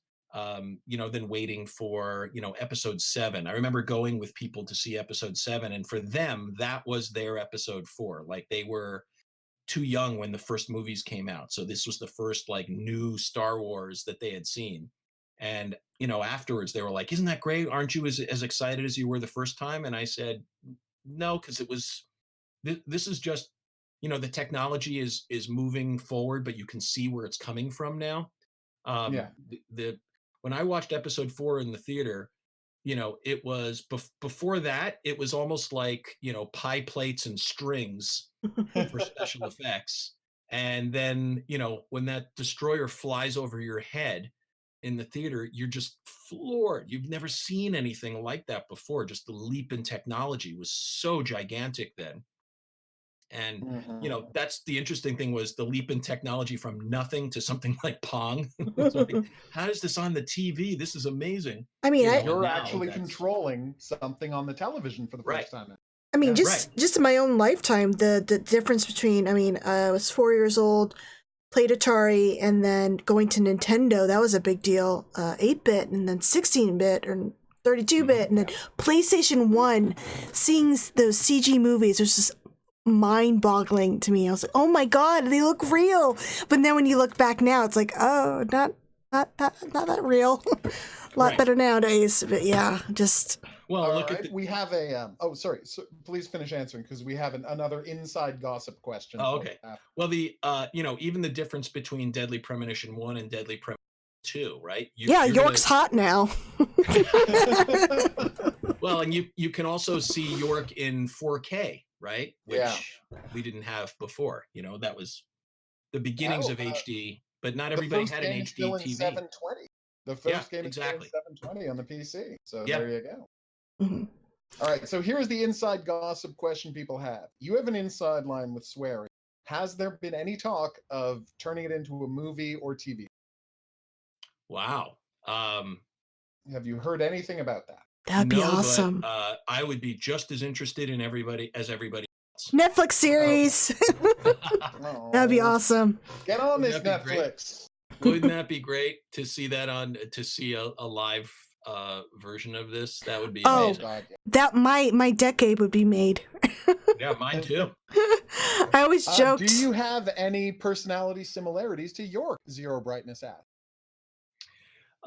Let's see. Well, I do like coffee, so that's good. No, I think there are times when my personality can match York's. It doesn't happen all the time, but there are times when I'll get in kind of quieter moments and more introspective moments, like he does. But hopefully you don't put off people as much. Yeah, I'm very different from that character, but there are times when certain traits of his will come out. Cool. Okay. I was always pretty sad. There's so much optional conversations in this game. This is one of the reasons why I love this game, and I've played it so much over the years, is if players can go and explore Greenville and they can talk to these characters and they can get a lot of background information, but a lot of it is just text on the screen. When you guys got the script, were you supposed to voice everything in the game? Even those conversations, or if any of that stuff had to be cut for time, since you only had 2 weeks? No, I think we recorded everything. That's why it gets intense, because you're in there for several hours at a time. And what's nice is that you get in a groove, but then there are also times when you just kind of trip up on certain words and you just can't. It feels like you've done 8 takes on one line because you just can't get the words out. And then other times where it just kind of gets flowing and you go. But we would take breaks because it sounds like it's really easy, and compared to a lot of other jobs, it is easy. I mean, you're just you're either sitting or standing and just reading lines, but it also can just get very taxing as well. And so you take a break every hour and a half, because it's a lot of reading. I mean, just imagine you're just reading lines of dialogue by yourself for an hour to an hour and a half, and then doing it again, and then doing it again, and then doing it again. I know it's not easy because I record commentary, and I would redo it, I don't know, like 10, 20 times, and it's 3 minutes of dialogue, and it's like, oh my god, so many hours I put into re-recording this line because I cannot say the word. Ugh, it is not easy. Exactly. And then there are times when, you think you've done it right, and the director will hear something that doesn't sound quite right, and so they'll have you do it again. And other times where it's just a technical thing. They'll say, you popped your P a little too much, so you've got to go back and do it. And you didn't even hear yourself do that, but you did. So, has anybody have you ever been recognized as the voice of York Morgan, or any other game you've played?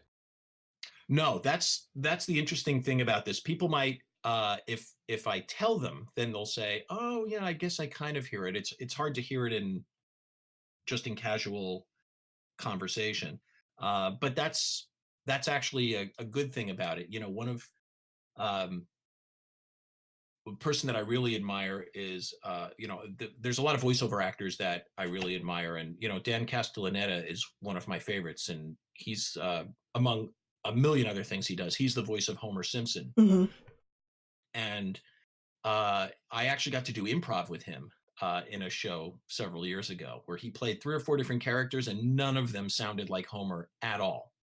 And he must play, I don't know, probably 6 to 8 different voices on that show. And everybody, the great thing about it is everybody in the world knows who he is, but nobody really knows what he looks like.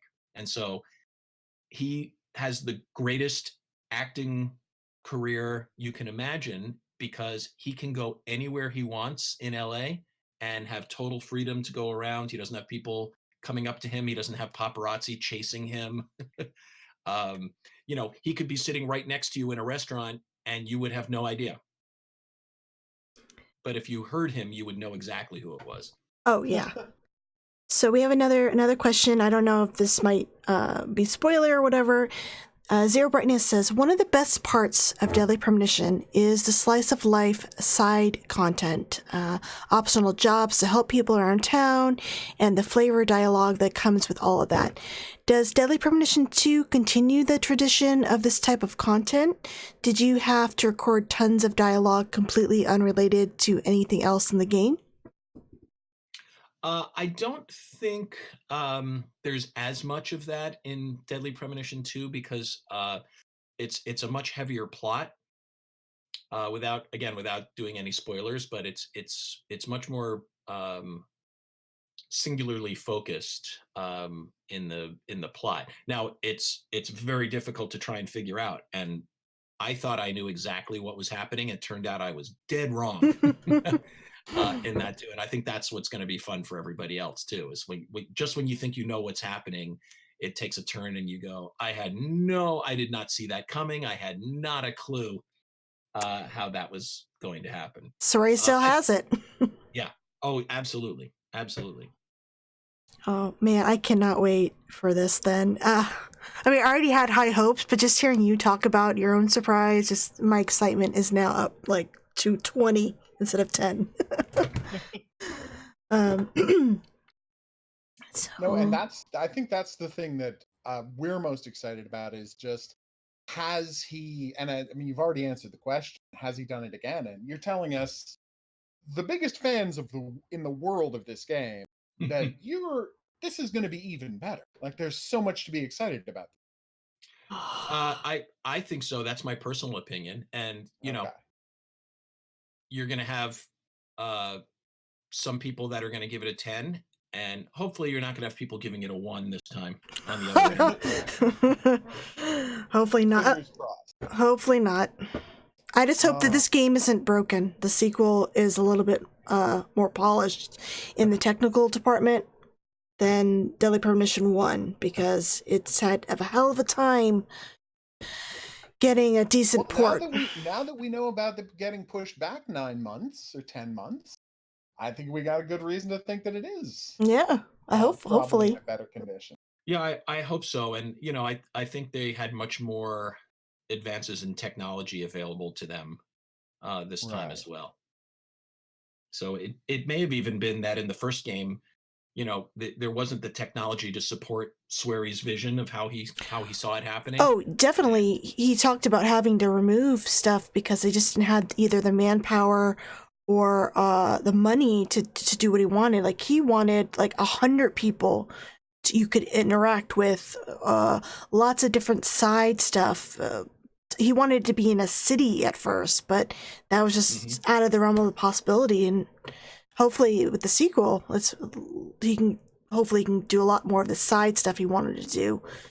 Yeah, that's the interesting thing is like some other artists too. The technology has caught up. Hopefully, is starting to catch up to Swery's imagination. Yeah. Well, and that's brings me to my next question, which is, you've told us that there is not the same kind of side missions, the same kind of wandering around. It's much more plot focused this time. But what kind of just size-wise, even if you weren't working with other actors, you could at least give us some sense maybe of what kind of cast of characters are we dealing with? Is it a huge spanning cast of characters, or is it relatively a moderate number the way the first? Well, what I can tell you, again, not having seen the whole finished product, but if you think of it in terms of a prequel and a sequel, imagine stacking those worlds together. So as far as expanse. Okay. So it really is that level of content. Well, I think so. I think the way I see it is, in the first game, it was very, very wide. Mm-hmm. And in this one, I don't think it's quite as wide, but you stack worlds on top of each other. And so if you go in that direction, it could be just as wide as the first game, if not wider. But you're going back and forth between these two areas. Okay, we have a controversial question here. Does pineapple belong on pizza? If you're asking me, I would say I can't eat pineapple on pizza. Aww. I think it's okay. I don't put If you pineapple. ask other characters, though, they would tell you absolutely. Have you experienced anything supernatural or a premonition? Ooh. See anything in your coffee cup? Oh, no, not in a coffee cup. I'll see things, cloud formations and things like that. But I don't have that same ability that York has. Oh man, I would love to get daily fortunes in my coffee cup. I know, wouldn't that be great? Yep. Oh, looks like you picked the right answer. They're like, it does not belong on pizza. Good. Well, like I said, I'm originally from the East Coast, so I was raised on sausage and pepperoni and mushroom and that sort of thing. And pineapple I didn't really see until I came out to California. Did you have a chance to try the board game, the Deadly Premonition board game? No. I didn't. I thought I might get a copy of it, but I did not get a copy of it for doing the voice. What? From it too. Oh. You didn't get a copy? Terrible. Oh no. Sometimes you do, sometimes you don't. I got a copy. I remember when Deadly Premonition came out. I got a copy of it, but the only way I could play it at the time, I think, was to get the version released in Japan. Oh, so you didn't have a 360. Right. And so it was subtitled, but that was the only way to play it on the game system that we had at the time. Keep in mind, when that came out, there were no streaming services. So it was either have a PlayStation, have an Xbox, have a Dreamcast, like have every single console, which I did not, or you pick, and then you get to play the games that are available for that console. Right. Did you end up getting the director's cut then, when it was released on PS3? Yes, I did. In fact, I went in and I'm looking at a copy of it now. because I had to go back into the studio and record a couple of things just for the director's cut. Yeah, for the extra cut scenes, which they've removed for the Switch version.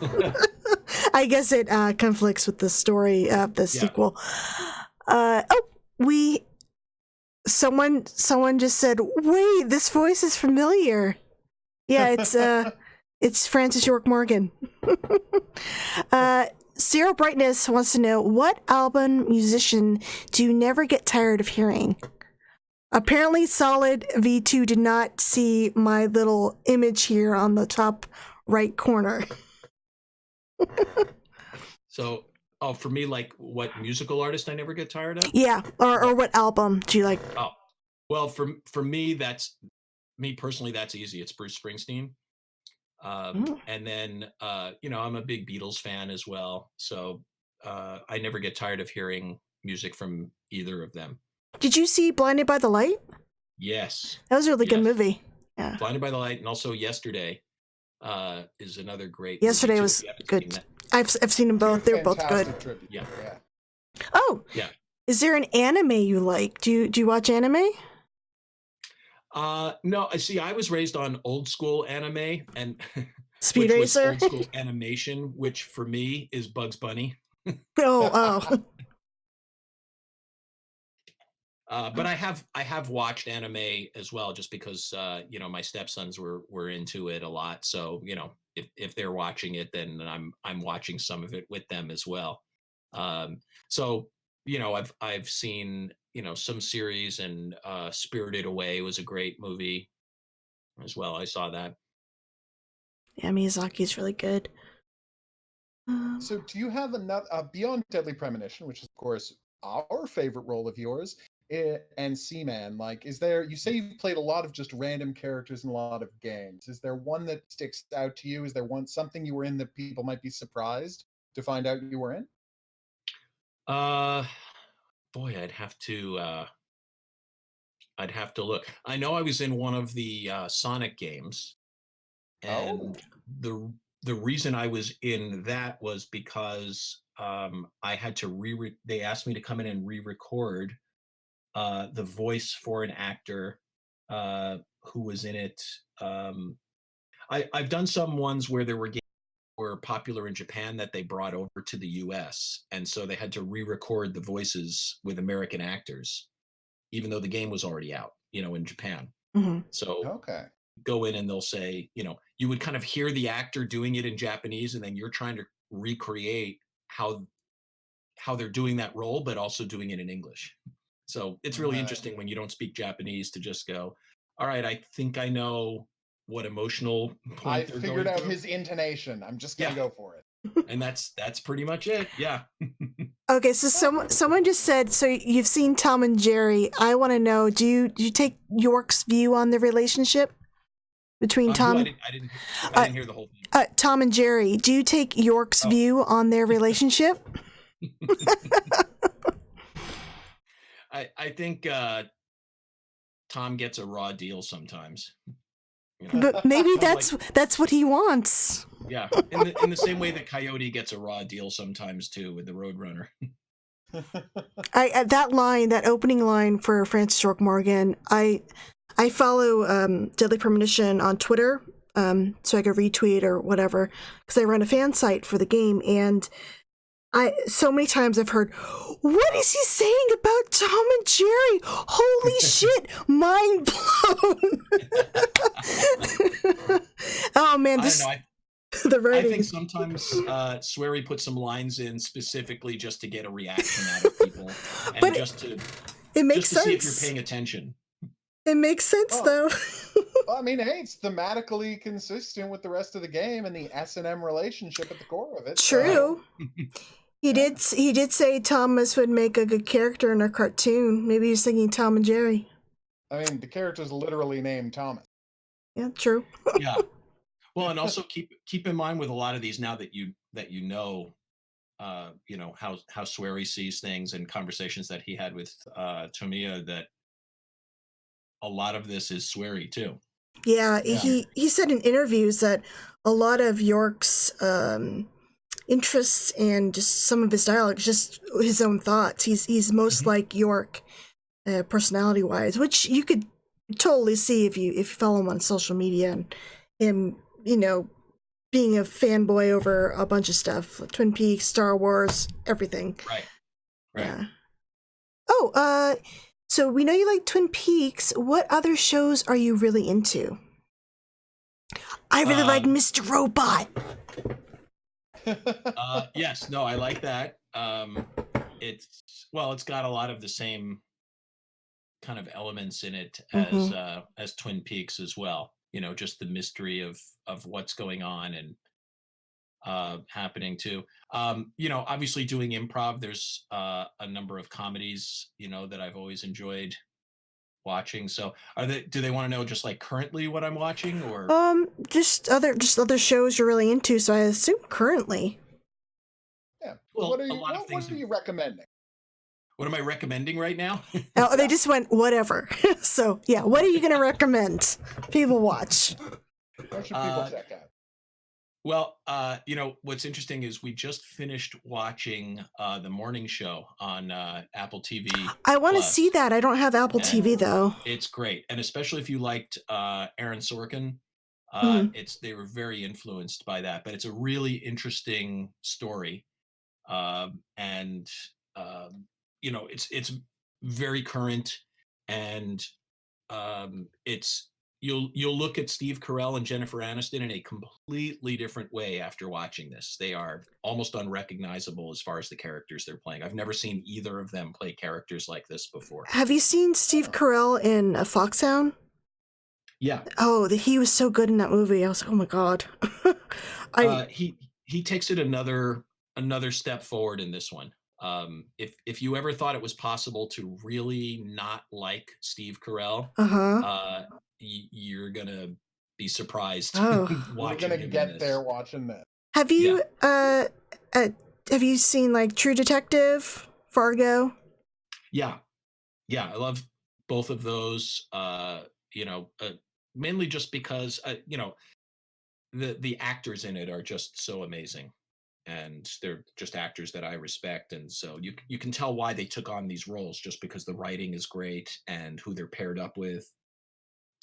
Fargo too is great. Well, I love the movie, and so when the series came out, that's the interesting thing about the series is it's different stories every year.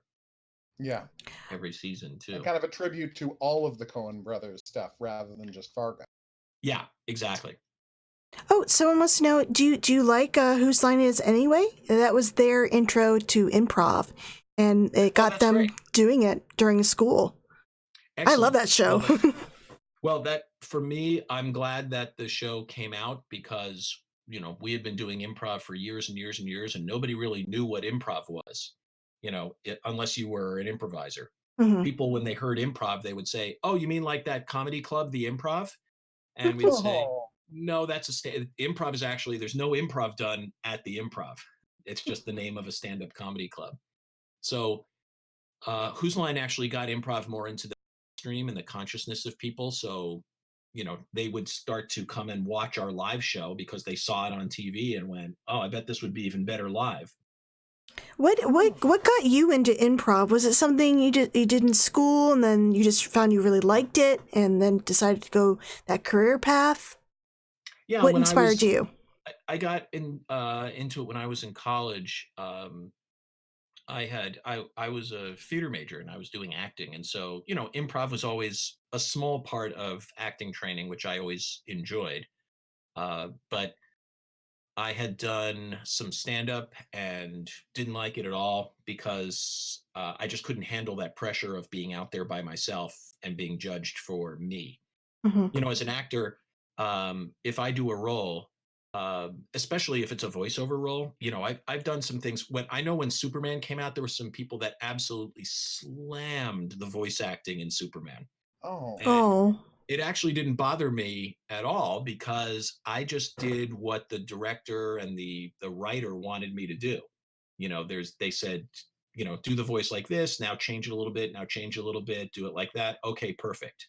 So I was working with them to develop it, but, they didn't like what I did as far as that particular role, and that's, fine. It's someone's opinion and I can live with that. But when I did stand up, when the audience didn't like it, they were saying, "We don't like you personally. You're not funny." Right? And so I couldn't, I hated that feeling. I have friends who are stand-ups, and I have no idea how they do it. It takes a set of skills to be able to get up in front of people and bomb one night and go over really well the next night with the exact same material and trying to figure out why, with different audiences. But when they don't like you in stand up, they don't like you personally. And that's what I didn't like. And then I did some comedy with a partner or two, and I liked that a lot better. And then discovered, just doing improv with a bigger group of people. And I really like that. I love the team aspect of doing improv because it's us against the world. And if it goes well, we all had a hand in it. And if it doesn't go well, we all had a hand in it. Yeah, I think improv would be just so hard to do, just on the spot, like to think of things. Well, that's the thing is that, I've discovered over the years is that when you're doing improv, you're with a group of people. So you don't have to think of something all the time. And that took a lot of the pressure off of me. I don't have to worry. There are nights when I'm performing down at Comedy Sports where I feel like there's nothing going on for me creatively. I can't, someone will yell at a suggestion and I can't think of anything interesting. But what's great is that somebody on my team does think of something really interesting. And then all I have to do is just become a part of their scene and do some things that help support their idea. So it doesn't matter whether I'm on or not. I just have to recognize when, who is on, and we give them the ball basically and run with them and support them. Oh. Comedy is some of the roughest material to specialize in. Even the biggest pros with the thickest skin can get worn down. Don't know why, it's just oddly personal. Yeah, that seems to be the case. I don't know how a lot of people do it. I'm not sure either. And there is no stand-up that you can name that is any more famous, than people, like Jerry Seinfeld and Sarah Silverman, and they've all bombed many times in their career. There's not a single stand-up that has not had a terrible experience where the audience absolutely hated them. Did you see the new Twilight Zone series? The first episode was about a comedian and having the power to make people laugh. Oh, interesting. But there was, of course, a downside. It's Twilight Zone, so there's a downside to getting the big laughs. You might be interested in seeing that. Yeah, there's a downside, of course, to all of that. And now I'm going to ask the question that you can't answer because it would be a spoiler, but I would feel like I'm cheating the audience if I don't ask it, which is, any chance if there's going to be a Deadly Premonition 3? Actually, I have no idea, and I'm not saying that to be coy. Okay. Because I had no idea that there was going to be a Deadly Premonition 2. Okay. It just, it seemed like it was a complete story and it was, finished and over. But you never know. It's Sweary's imagination. He's just, like I said, he's always one step ahead. And he's always working on the next project. So, who knows? He didn't say anything to me, but I wouldn't be surprised if he's noodling around, with ideas for, where else he could go from there. So, who knows? But I know as much as you know. Okay. I mean, the fact that I didn't think it was possible, and then surprise, it's happening. I wouldn't put it past him. He might sneak up another game out there, or there may be something else that is, part Deadly Premonition, part, another game. So crossover. Yeah, crossover with the Good Life or The Missing.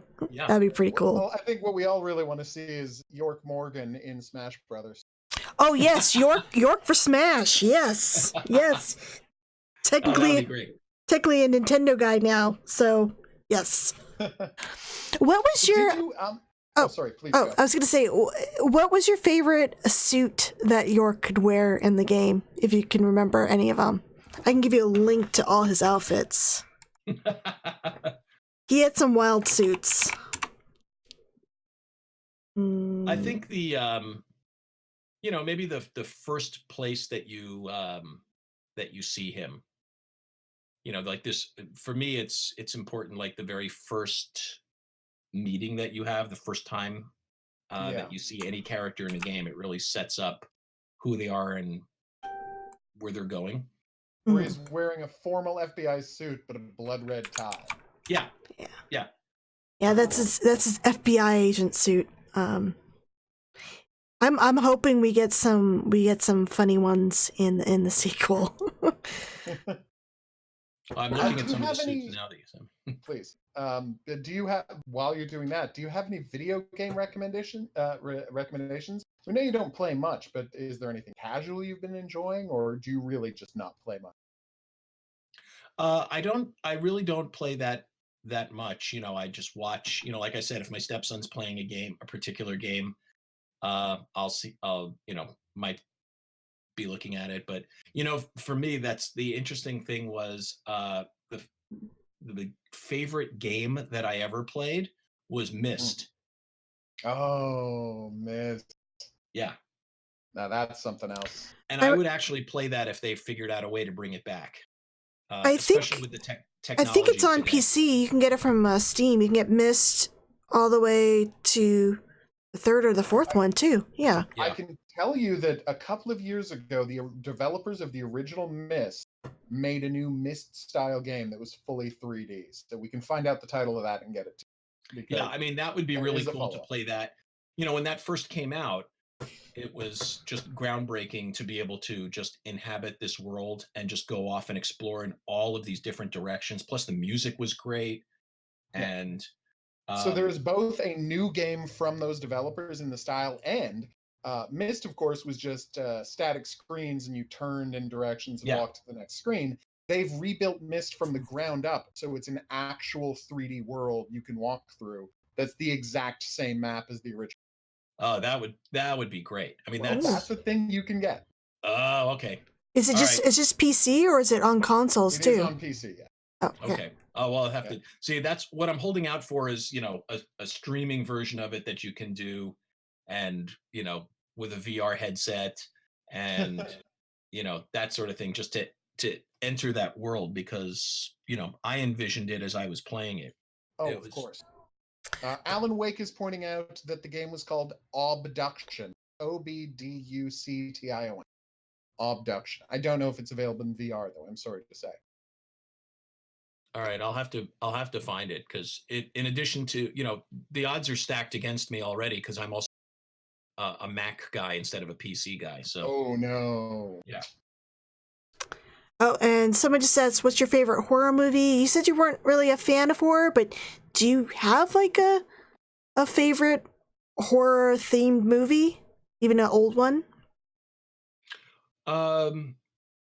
Yeah, well, I actually just rewatched Psycho a few weeks ago, and just the way that's set up is just brilliant.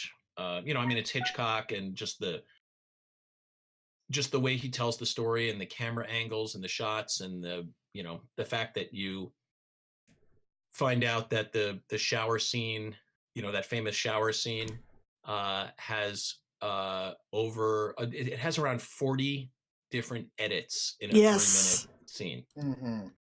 Did you watch the shot-by-shot remake in '98? I think it was '98, or was it? Oh, with Vince Vaughn. Yeah. Yeah. It wasn't the same, because what's coming, right? So it was very different with that. I would say Alien also just scared the crap out of me. And I only watched it because I heard it was a sci-fi movie. I thought it was like a sci-fi thriller. I didn't realize it was a sci-fi horror movie. And like I said, I'm not a huge fan. So I went to see it with some friends, and I had no idea what was coming again. And it just, Yeah, no, it's an amazing movie. So I still can't watch it to this day. Really? I saw it once in the theater, and then that was it. The only other version I ever saw of it was in Spaceballs, where they recreated the scene in Spaceballs. Of course. With the thing popping out of the chest, right? Yeah. Yeah, and then Yes. singing "Hello, My Baby." You know, Mhm. it was, Yeah. Doing the Michigan J. Frog routine from Warner Brothers. Yeah. So I could handle that, but you know, I can't watch it other than that. Oh, we got a love for some Alien in the chat, and Spaceballs is the best. Oh, that is good to hear. Oh, someone has a chestburster plushie. Nice. Oh man. Oh, that's so exciting. Mm. So yes, now for just the career question, I know that there are always people who are desperate to find out about what it's like to be a voice actor. And do you have any advice for people who are passionate to get into that? What kind of studying they should do? What kind of training should they get? How did you get into it? Well, you know, for me, I was already doing some performing, and you know, like when I was a kid, my friends and I would make audio recordings. We'd write our own scripts and then do our own shows, and we'd just record them for ourselves, just like on cassettes. And so, I mean, I grew up doing voices, just funny voices with my friends, and we were writing and creating our own content, you know. And so, obviously, today there's way more resources available for writing and producing your own content.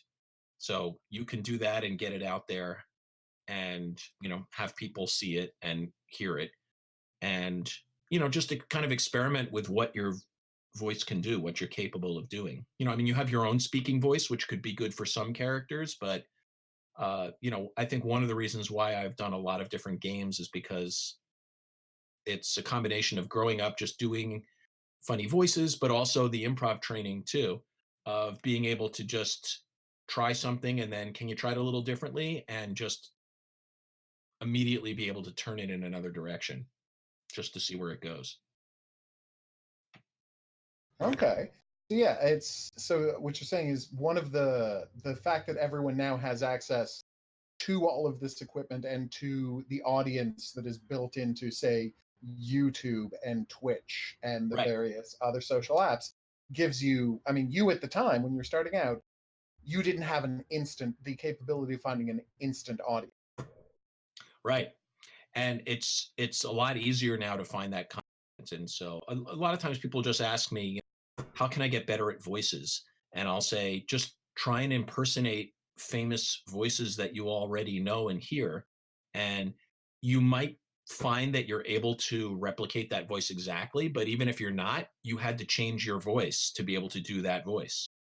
So even if you don't get it exactly, you've now figured out how to try and manipulate your voice to go in different directions. Okay. It's no different than trying to do something physically, you know, change the way you walk or change the way you move, and try and do an impression of the way someone walks. You know, I mean, everybody's got some favorite voices and characters, and you can approximate some, but you know, there are some that you have to have just, you know, a natural ability, and it's the vocal instrument you have. So for instance, I can't do James Earl Jones's voice because my voice physically won't go that low. Right? But you know, you can do an approximation of it or make your voice as low as you comfortably can, and you know, try and do an impression of James Earl Jones, but by doing that you've created a new voice for yourself. Okay. You know, and the same thing even with you know, animated characters as well. You know, try and do a voice of an animated character from your favorite show or game. Well, we do have a request here. Rainbow would like you to do your favorite line from Deadly Premonition in York's voice. So, for York's voice, well, in York's voice, yeah. Oh, in York's voice, yeah. Well, there's only one line that just, you know, sticks with me that you can't get out of your head because he says it so often, which is just, "Call me York. My friends call me York." Very cool. Very cool. So do that with your own name, whatever your name is. You just do that. So you can just, I want to hear you say, call me Whitney. Okay. Call me Whitney. That's what everyone calls me. Perfect. Now say it about 1,000 more times. Oh God, I'll hate my name by the end of that. we got a lot of that was awesome and surprise faces. Oh man. Aww. Yes, it's so cool. Yeah. Well, that's great. Well, I'll be really interested in hearing how people feel about Deadly Premonition 2, because like I said, it's pretty amazing, and how he even thought of this without being on a number of different drugs, I have no idea. And Papa D64, he said, "Hi Jeff, love listening to you talk. You have a great voice." Well, thank you. Thanks, Papa. Lots of love. Oh, I just can't wait to see Deadly Premonition 2. I mean, I'm sure I'll probably love it just as much as I did with this game. Ikari Warrior wants to know, what are your thoughts on the soundtrack of the game? Well, the music and the soundtrack is always something for me that, in movies or anything I see, it's just as important as the story as well. It can really influence the mood and the setting. And it bothers me when it's not done well. So this is something that I think people will still enjoy too. I like I said, Swery pays a great deal of attention to detail and things that other people would just say, let's just get this out. We can use whatever sounds or music we want. And he really sees the details in that, and that's very important to him. Did you have a favorite track from the original game? No, I just admired how he used sound in general, and how he used music in general as well. There was some interesting sound decisions used for this game, like going from dramatic sounding music to funny sounding music, like in the same scene. Like, oh no, someone died, let's be very dramatic, and then there's Willie, let's do the saxophone. Dun, dun, dun, dun, dun, dun, dun. Yeah. It's very gives you whiplash sometimes, but I think it's part of the charm. Yeah, I think that is it. I think a lot of people saw that too. And Agent would like to know, what would you like to do in the future? An ideal job? I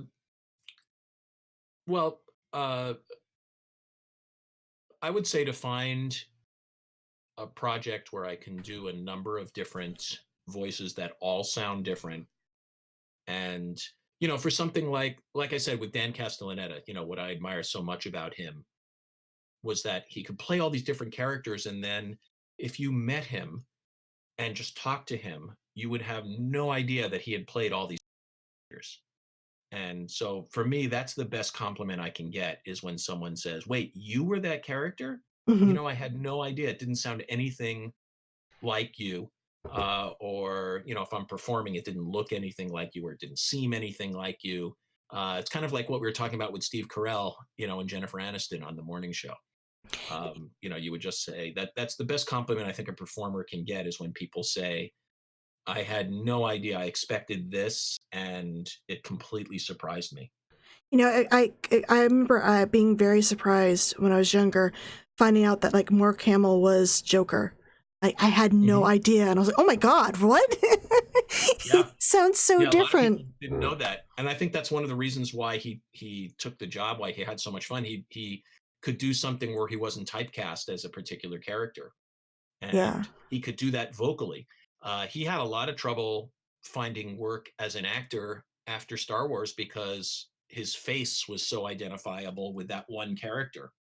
But your voice, you can manipulate and make it very, very different. And, like I said, that would be, for me, my dream job, is to have a life like Dan Castellaneta, where you are in demand and you're working all the time and you're making lots of money and everybody knows who you are, but nobody knows what you look like. And you just and it's like you're in disguise when you are you going out into the world. And we have another question. The Unabridged Gamer wants to know, what is your favorite mystery? It can be fictional or a real unsolved or solved mystery. Ooh, true crime. That's my jam. My wife loves true crime. She will watch love it anywhere, anytime. Yep. Watch true crime. So I don't know that I have a favorite from there, because I'm not into true crime like she is. Because for me, I just see the crime part of it that horrifies me. Mm-hmm. Right. And the entertainment isn't as much there for me as it is for other people. I tend to focus on the fact that somebody got killed or murdered. But do you want to know why? No. But okay, what about a fictional mystery? A fictional mystery. Like well, actually, when I was I really got into all of the Sherlock Holmes novels when I was growing up. And so that I would say that's probably my favorite, fictional mystery is something like that, where there are these really interesting characters, and you're trying to figure it out with them, and you still can't figure it out at the end, Yeah. even though all the clues are there right in front of you. Funny. So do you have any, I mean, you've said that Swery is one of the most amazing creators you've worked with. Do you have any interesting Swery stories you think the fans would like? Well, I remember when we recorded the first Deadly Premonition, I drove out to this studio in Palo Alto, and I think the second day I got there early, and all of a sudden I hear this sound of this car coming down the street, and I heard the car before I saw it, and it was this huge like V8 Mustang that was coming down the street, and there was Swery in the car along with a couple of other producers, and they had the car. They had rented the car for the week that they were out in San Francisco, and so I asked the interpreter. I said, how did they get that car? And they said, oh, they rented it because there are no muscle cars in Japan. Yeah, York has a muscle car in the game too. York's car. Mm-hmm. Yeah. And so, they came out again, and it was the same thing. Whenever they came out, they always wanted to rent these big, huge classic American muscle cars because they couldn't get that experience in Japan. It was something that was unique to the U.S. So I always thought that was interesting. When they came out, they had to have those cars. That's so funny. Yeah, it probably does explain a lot. He never really talks about cars on his social media. That's this. I could totally see it though. I hope I didn't spill the beans on something he didn't want the world to know. No. Right, don't tell anyone. You guys are all sworn to secrecy. You hear that, guys? Don't let it out of the bag. Yeah, don't let him know. The other thing I can say is that when he contacted me through Facebook to just tell me that he was working on a sequel for Deadly Premonition. And he said in the message, it started with, my English is pretty good now, isn't it, Zach? He's so cute. That was one of the first messages he sent me on Facebook. And, that's fantastic. Aw. I think I remember this was years ago, back when the game came out. Someone did a podcast where they interviewed Swery, but then they had you read his answers. What was that like? Did you enjoy doing that? I remember doing that podcast several years ago too. I always thought that was so cool. I think that's when I first began to see the cult status of the game.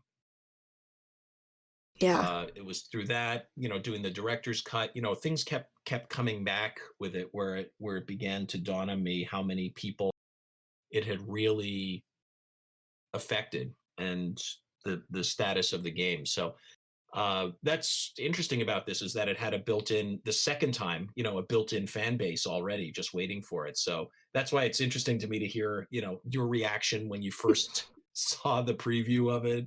Yeah, it was. I was like, I'm working. I can't cry. Yeah, seeing that reaction is really rewarding for me.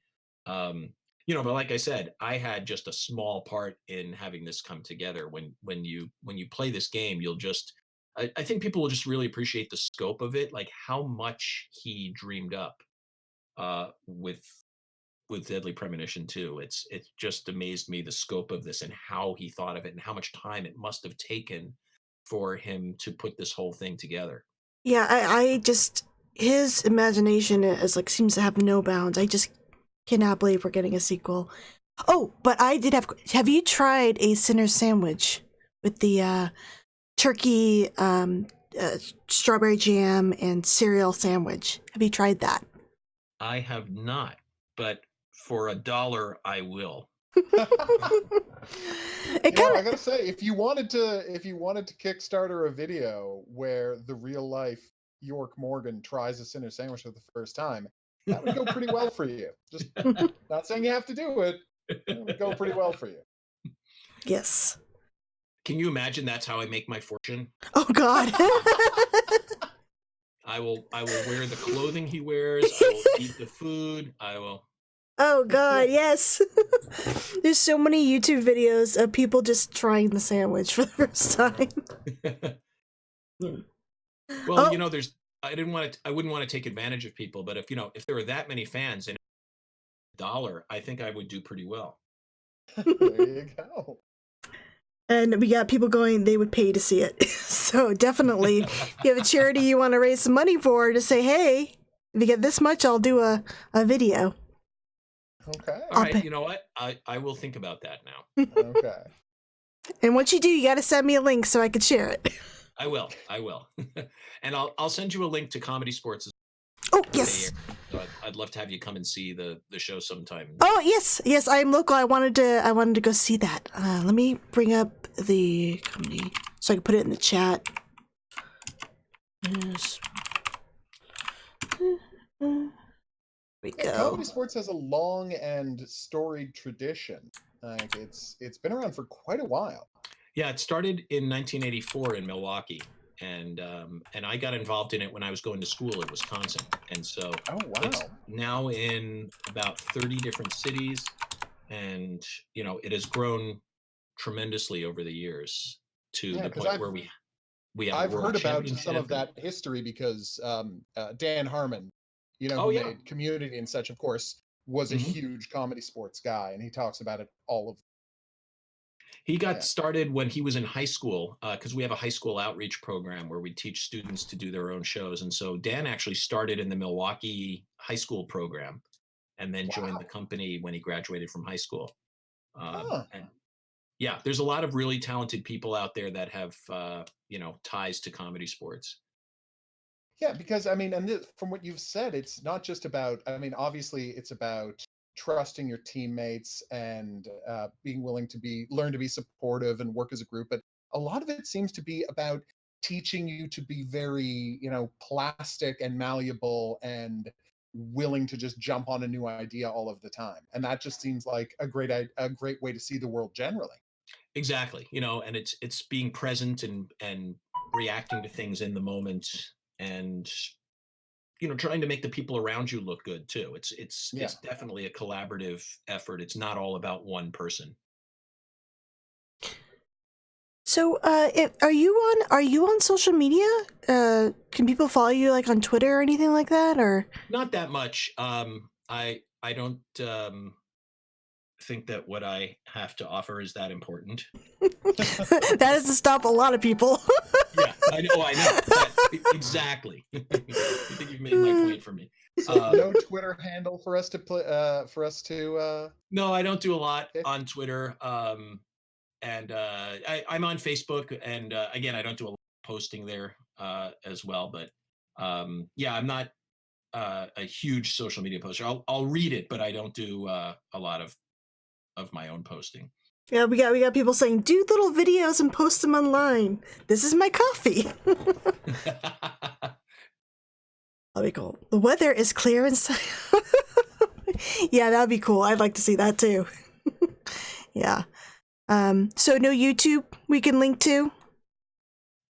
No, not other than, with Comedy Sports. That's really the only place where we have content and things like that. But I don't put out a lot of personal content. Although now you're starting to make me to think that I should start doing that especially to raise money for different charities. So good way to raise money. all right, well, you're putting the thought in my head now. So I mean, Whitney brought it up earlier, but I honestly can't imagine a better promotional YouTube channel for this game than you having Swery write down York's thoughts on movies and you reviewing those movies on YouTube. People would go nuts for that. Just York reviewing York's movies. Yes. Ask Swery to write down his thoughts on, David Fincher and various directors. Then you just read them, and people will go nuts for it. All right, I'll ask him what he thinks about that. He actually usually gets back to me fairly quickly, so I will check with him. We got a lot of yes, I would watch that 100%. Oh, and Rely on Horror says York says cafefe. No. Oh man. Yeah, we don't want York to get political. I think Oh, God, no. He was very careful to keep that out of the game. Of course. Yeah, even though he's FBI, he's not going to make any comments. Right. He's an FBI agent. He's not allowed to. Well, I mean, he's got to remain neutral. Exactly. He could, but he just wouldn't be a very good FBI agent. It would be a very different game too. That's true. Yeah. Love that. Oh, yeah. Man. But yeah, you have really whetted our appetite. I know everyone who's on this stream is already desperate for this game, but the hints you have given us, and I gotta say, a masterful piece of work. You gave us zero information. I know. You told us nothing, but you have made us desperate to slay this thing. Man, when is the next trailer coming out? Ugh. So, I mean, I guess that is the one not a spoiler thing we can ask for inside information. You told us it was supposed to be announced early last year, and it got pushed back, didn't get announced for 5 more months. Do you have any inkling of when we might get, not even the release date, just like the next time we're going to have a news dump about when it is coming? No, I mean, the last that I heard was January.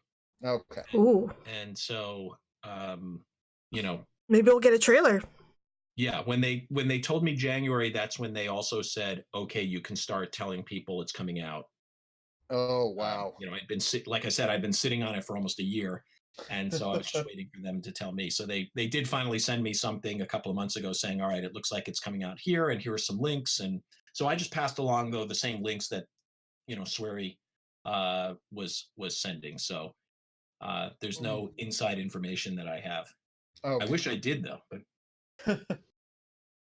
all right. Well, I'm sad we don't have a firm date yet, but we're going to be here counting the days. Hopefully it's 2020 and we don't have to wait another year. Oh no, I don't think it'll be that long. I mean, if they were saying January, it's getting pushed back. Now it's just like probably little details coming out.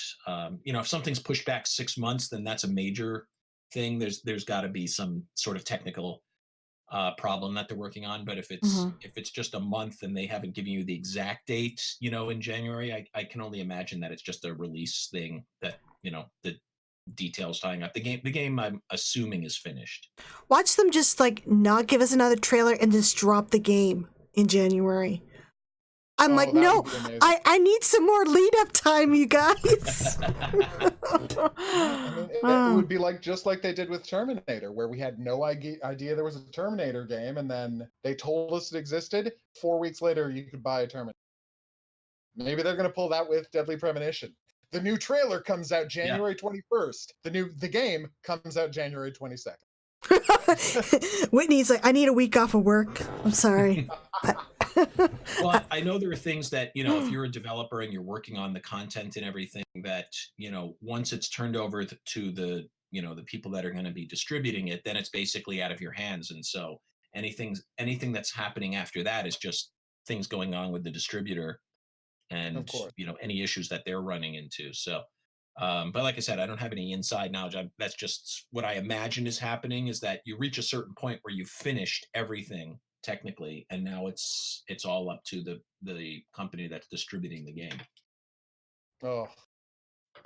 Yeah, I can't. I'll be interested in seeing if it sets a new record. So maybe it'll get an 11 out of 10 on one site and a -1 out of 0 on the other site. Can only hope. I think it will be a big release. It just seems like the anticipation just online, hearing people's reactions to the trailers. This definitely has a lot of hype going into it, unlike the first game, which was sort of no one even knew it was coming out until it was out, and then it was like, oh, there's this weird game you should check out. But this one, everyone's like, we can't wait. It's all this big lead up. I suspect this game won't be as divisive as the first one was, simply because, I mean, for all of the drama that happened when the first game came out, we're 10 years on, and it has its status as an all-time classic, as this cult phenomenon. So, yeah, it's not going to be, people will know what to expect going in, and you're telling us they're going to get even more than they expect. I think so. Like I said, it would have been a different experience. I didn't come out of this going, it's just York going off on another adventure. Yeah. He looked at this game very differently this time. I hope it's not another gut punch. Oh, this game is really great. It's I love the bittersweet ending. Yeah. And I think it's so great how Swery's able to go from really funny, weird moments to soul-suckingly sad, makes you want to cry for days. And the next moment.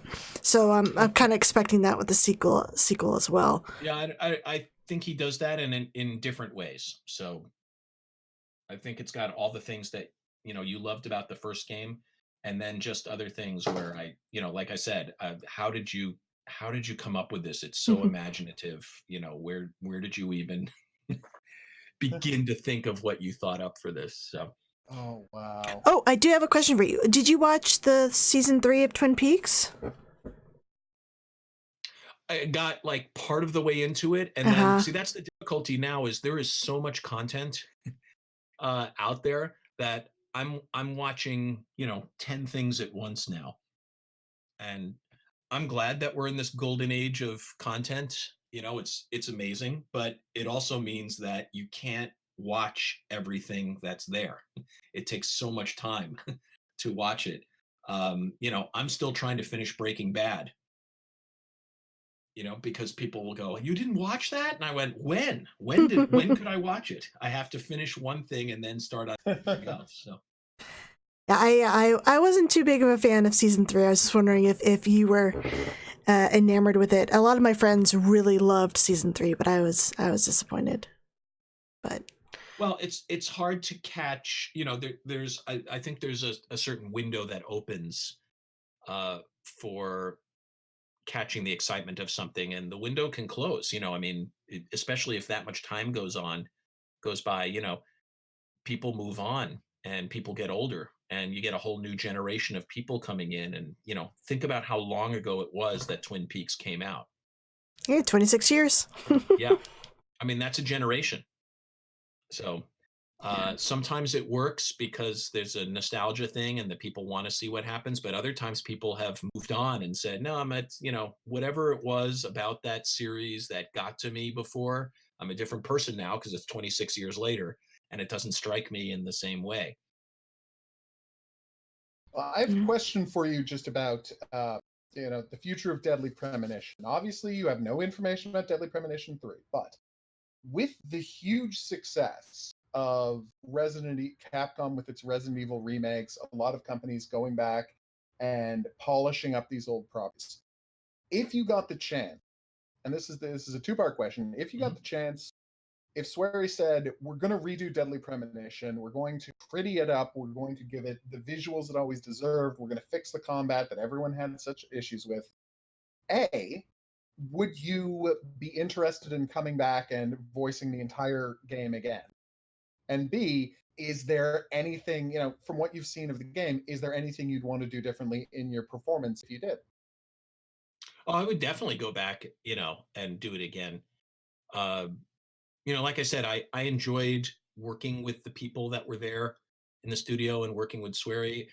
It would also be fun to go back now that he and I can communicate easier, to go back and take another look at it, and him being able to tell me directly certain things as opposed to, coming through a translator. I also Okay. think Swery would look at the game differently too. Remember, he's almost 10 years older now than he was when he wrote the first game. So if he's going Right. back in and looking at it, it's definitely going to be from a different perspective, as someone who's older now. So that part would be really interesting, for me. Um, I don't know what I would do differently, because a lot of what happens in voice acting is just based on how it's molded. You have an idea in your head, but that's not really what the final product is going to be. You can suggest some things, but the director and the creator have an idea, and they have an image in their head. And so there are times when you'll be doing something, and a director, or a game creator is there in the studio, and they're waiting for you to give them the voice that they're hearing in their head. And so you keep trying different things until they go, "That's it. That's what I'm hearing. You're saying what I'm hearing in my head." Okay. So yeah, I mean, given the experience, I understand I think I understand what you're saying, which is based on this more direct relationship you had with Swear in the second film. It would be film. Oh my God, I'm sorry. The second game, you would be excited to just try and really get in touch with his vision for the first one if you got a chance to do it again. Oh, absolutely. Absolutely. So, oh no, that was already asked. Hey, I don't see any. Don't see any more questions. Do you have anything you'd like to plug, Jeff, or speak more on?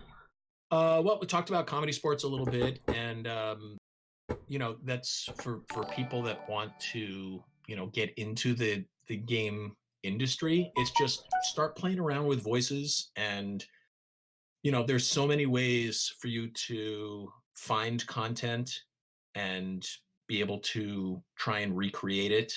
And it's easy to create a podcast now, and microphones are pretty cheap, and the quality is actually really good. So play around with it, and try to come up with your own voices and create your own content too. Yeah. I wish I could do voices. I just have my normal voice. You can. Okay. You just gotta experiment with it. You just have to. It's mainly just a matter of pushing your voice in a bunch of different directions and trying different things. I mean, everybody can do different voices. I've always heard that the secret is not to be able to do different voices. It's can you repeat those different voices over and over again consistently? Right. Well, and that's just practice. I mean, yeah. You've got you both have an impression that you do, right? It can be someone from your life, or you probably do it in conversations where you say, so my friend or my mother said to me, and you're trying to do your mother's voice when you're talking. I mean, that's basically what this is. Okay, and it's just it's taking that initial thing that everybody does, that everyone can relate to, and saying, okay, well, I'm going to focus on this skill. I'm going to practice the skill, and I'm just going to commit to that skill. In the same way that everyone can toss someone a baseball, but if you're willing to work at it, you could be a pitcher. Right. I mean, you just put in the time and the work, and then you just use what you're given. And like I said, I wish I had the bass of James Earl Jones in my voice. I would probably be working every single day if I had that just God-given voice. So right. But everyone's unique and individual, and you just take what you have, take your instrument, and then just see what it's capable of doing, and try to go in a number of different directions. So, I mean, voice acting isn't for everyone, because not everyone enjoys the process.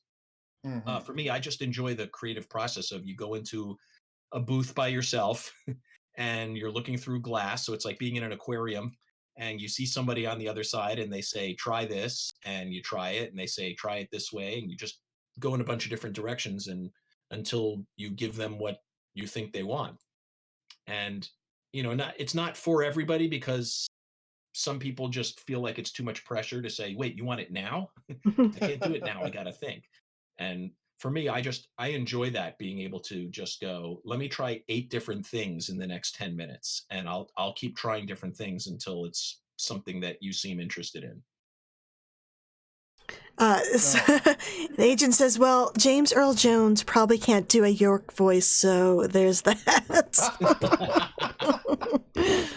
I appreciate that. And Papa D64 says, are there any other games you've done that you'd like to recommend people check out? Let's see. There's well, this if you can get a Dreamcast, the Seaman game is there. It's funny because there are people that say, you did Seaman? Did you meet Leonard Nimoy? Because he's the narrator, or was the narrator of the game. But that's Leonard Nimoy did his part in L.A. and I did my part in the Bay Area. So I never met him. There was a game I did years and years ago called Space Channel 5. Yes. Space Channel 5? Yeah, it was in Space Channel 5. And so Michael Jackson was in that game. But again, same thing. It was recorded, his part was recorded down in LA and mine was up in the Bay Area. Fantastic experience, Space Channel 5. Actually, I think I'm the first voice you hear in Space Channel 5. Oh, wow. Yeah. We got a lot of excitement. People are very psyched to be hearing that. Well, we got York is the voice of Seaman, and Space Channel 5 is great. Yeah, lots of excitement. Yeah, and then I'm probably in every Armored Core game. I know I did at least 6 of them over the years because it was a popular game and they kept redoing it. So if you play it, I'm at least 2 or 3 voices in every Armored Core game. Kari Warrior is like, I'd love to see From Software bring back Armored Core. a lot of Deadly Premonition cast was in Armored Core, apparently. Yep. Yeah, like I said, we did a lot of these games together. It was a stable of actors that they used, and we did a lot of these games. And so, yeah, it was fun. You'd hear the game, you go, oh yeah, that's my buddy, Kevin, or that's my buddy Casey, that's Rebecca. I think it's only happened to me once that I was in a game and had a scene and they just decided in the very last scene of this game they wanted to have all the actors together. And it was for a game, it was like a math game that was done by a company called The Learning Company. And so this was years ago, and they were they made all of these educational videos. Really huge for a long time. They made a game called Reader Rabbit, which was their biggest game. And so this was it was an algebra game, and for whatever reason they wanted, in the final scene, they wanted everybody in studio. So I think there were about a half dozen of us that actually were in the studio at the same time, and they had 6 microphones set up, and we just did our lines together like it was a play. But that's really about the only time that it's ever happened where I've had other people in the studio with me. Generally, it's just you're doing your part by yourself, and it's very disconnected. We got dude, I grew up with Reader Rabbit. There you go. Well, I wasn't in Reader Rabbit, but it was the same. I was in a lot of the same series. Yeah. Oh wow. Yeah, the Learning Company had a ton of games. I just looked it up. Yeah, they created a lot of content.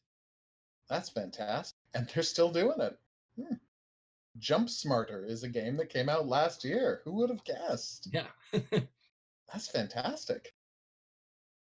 Oh wow. So, and I'm gonna pose that we've danced around this a couple of times and you've addressed it a couple of times. And I guess we just want you to hear to me probably, and I think some other people like to hear your answer to the big question, which is like, you finished recording Deadly Premonition. Sorry, at the time Rainy Wood.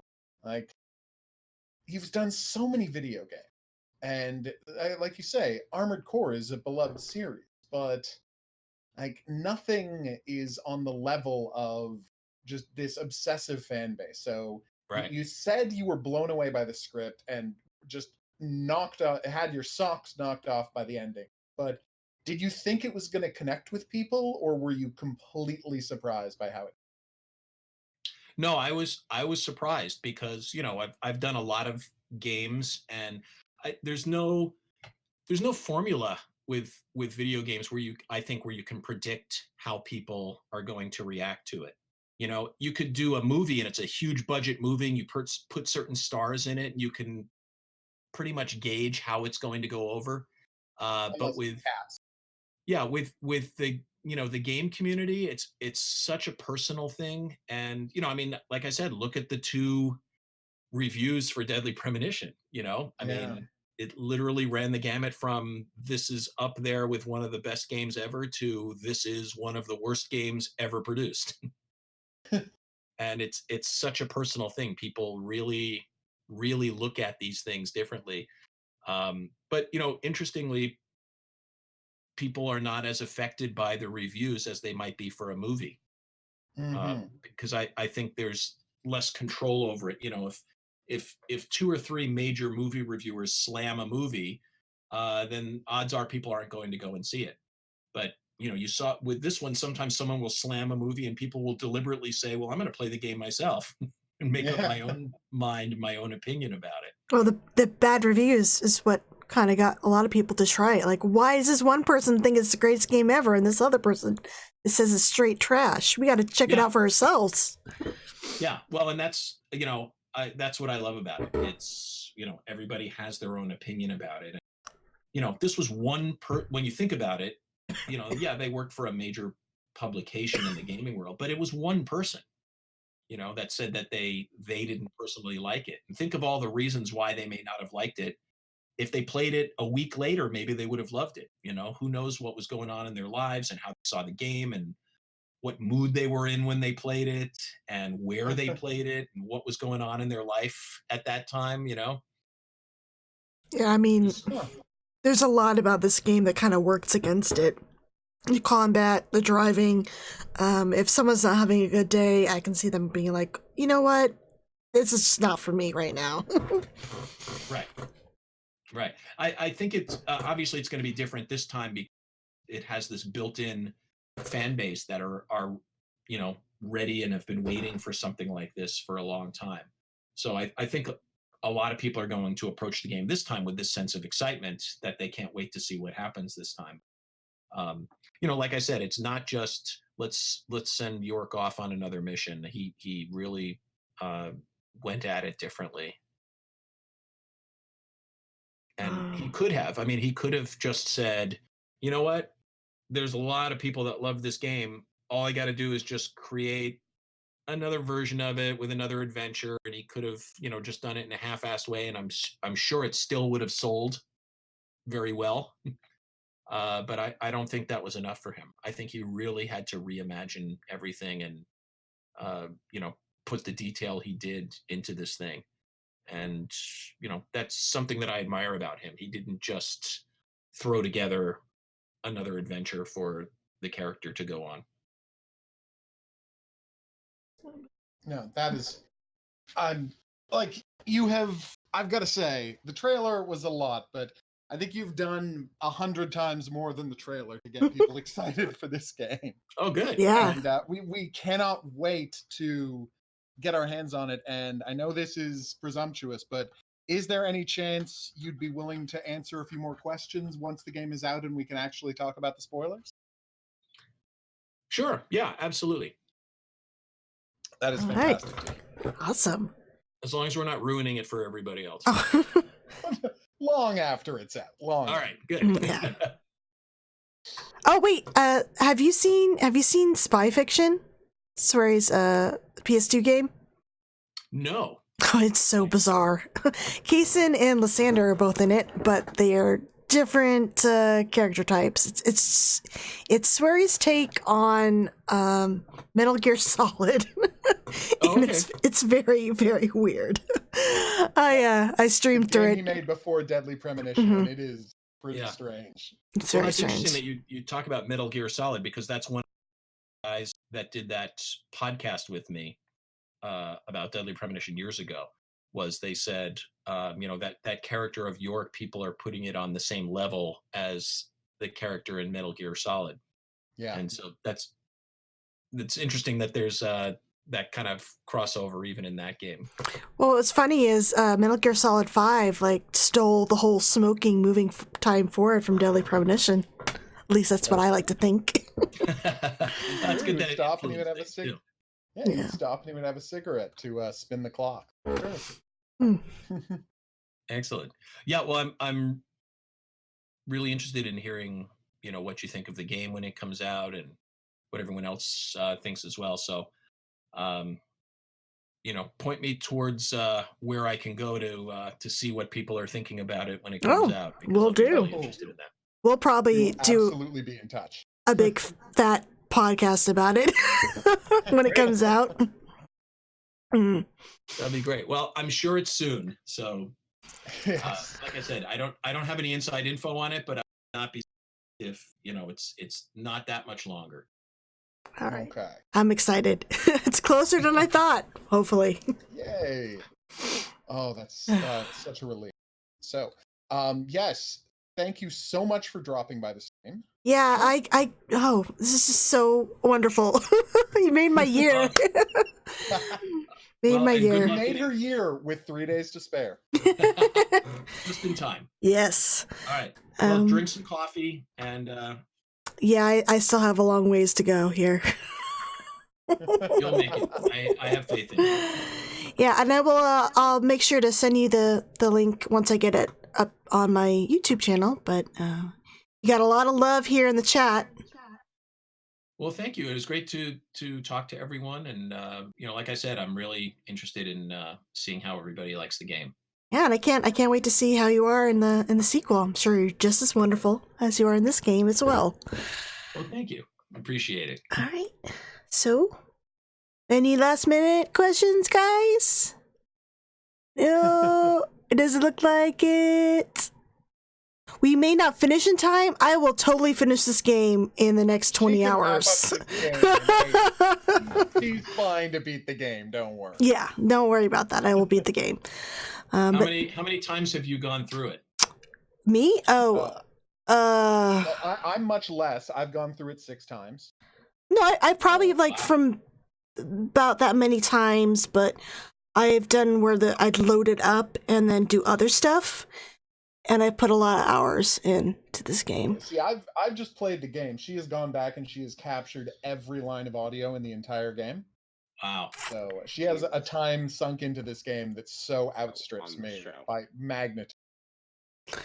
Oh, and we got people saying, please consider a Twitter account. People want to see you on Twitter and they want York Morgan reviews movies. So yeah, spend some more time thinking about those options. I will definitely talk to Swery about it. And yeah, we'll send you all the good stuff. And if you're interested in seeing super fan reactions to shit, we'll send you links to our Deadly Premonition archives YouTube. That'd be great. All right, you have a good night. Thank you so much for coming on. All right, take care. Bye, everybody. Bye. Oh my God, isn't he fantastic? Yes. Oh, Brock, you came on. Oh, Brock's back. Hi. Hey, Brock. You just missed When Jeff. did you get here? Yeah, of course. Oh. Trying to alternate things. Oh no, it's perfect timing. I've got to sign off anyway. So good luck going through the game, Brock. I'm glad you're here to hand off. Hooray! I will see you back here in a couple of hours, Whitney. I'll check in before I go to bed to see how far you are. You're gonna see me punch drunk. That's the plan. I'm barely started chapter 2. Oh no. Oh no. All right. You get to it. And thanks again for inviting me. I'll see you back soon. All right. Have a good night. Bye. Hi, Brock. How are you doing? How are you doing? Oh, thrilled to be here. I'm doing okay. So you're the talk of the I'm still in the beginning of the game, obviously. FBI Special Agent Francis York Morgan. Please call me York. That's what everyone always calls me. The name's Keith. A pleasure meeting you, York. It was so cool talking to York. It's bigger than I thought it would be. I'm so hyped now for the I have a sequel. couple of questions about the incident. Huh? Sure. Hey, fire so I away, missed it. man. What did go he on, have to Graham? say? What were the takeaways? Yeah, of course, man. Poor little Well, nice girl. I Deadly mean, Premonition what 2 kind of is sicko gonna would do it's that gonna to her? blow our minds. Catch that sicko. Okay. He thinks it's even better than the first game. If there's anything you And notice, you want to let me know. let's see. Okay, we'll do. Oh, hold bro. on. You Keith got is my in my ear and I cooperation, can't. FBI. Another thing. Oh, sure. I'll be frequenting your store during my stay here, so I'll see you around. Sure thing, bro. We Sure got thing, what you bro. need, so drop in anytime. Okay. He said that Twin Peaks was a reason for the rebranding to Deadly Premonition. He confirmed that, which kind Oh, of sure. yeah. Yo, dude. He's not a big horror movie fan, Okay. but he's like York, where he knows a lot of like obscure baseball trivia. Oh, okay. Yeah. He really enjoys voice acting. He had a lot of passion just talking about this game in particular. He's very excited to see everyone's reactions to the second game. Ah. What is your reaction to the FBI port? Special Agent Francis York Morgan. The Switch port? Yeah. Well, I think it's cool, but I'm very disappointed that it has the crashing issues. I like to think that I'm just a regular wife. That was supposed to be limited to the PC port, and here we are, it's on the Switch as well, which is very disappointing because I can't. There isn't a single version of this game I can recommend without a caveat of like, okay, well you gotta keep saving, or you might lose your progress, or you gotta deal with lag. Yeah, that's the only downside. You're a silly one. No. I'm just a regular special agent. So what were you about to say? Oh my god, thank you for the donation, Brock! Holy shit! I'm sorry. Thank you! Forgotten. It's because you said something silly. I see. Well, if you remember anything important, just let me know. I will. I'll probably be making use of your store during my stay here, so I'll see you from time to time. Okay, I'll see you soon then. So, Brock, how many times have you been through this game? Hi there. Not enough. It is actually something that, like, this is something that I was going to bring up, is that I have almost exclusively experienced it through your Let's Plays. Oh no! Okay.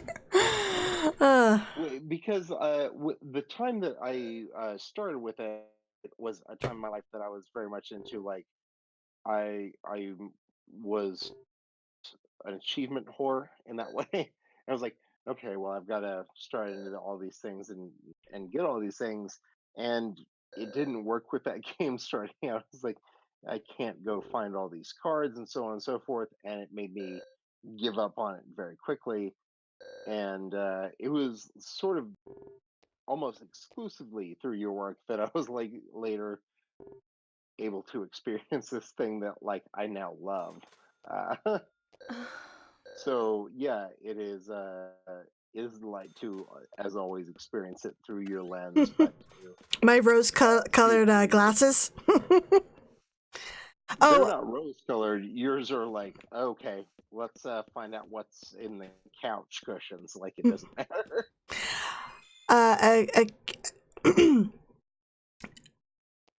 Ikari, the Switch port still has issues even after the patch. The patch fixed the audio issues. Oh, I can show you an example of that. I have a clip here. Give me one sec. So here's some of the funny glitches I experienced with the Switch release. So we got... Come on, open folder. So we got Quint driving through the A&G diner. I'm just gonna open in a sec. Sure. Oh! Ah!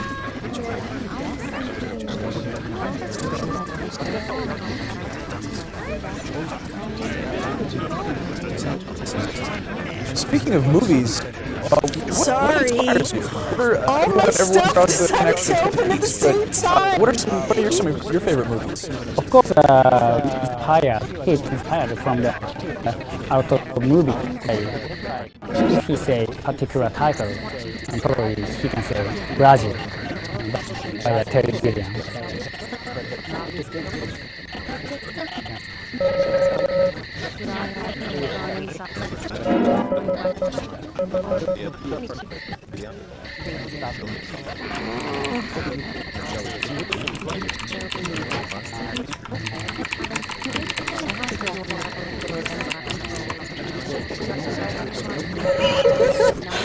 Oh God, what did I hit? Oh no!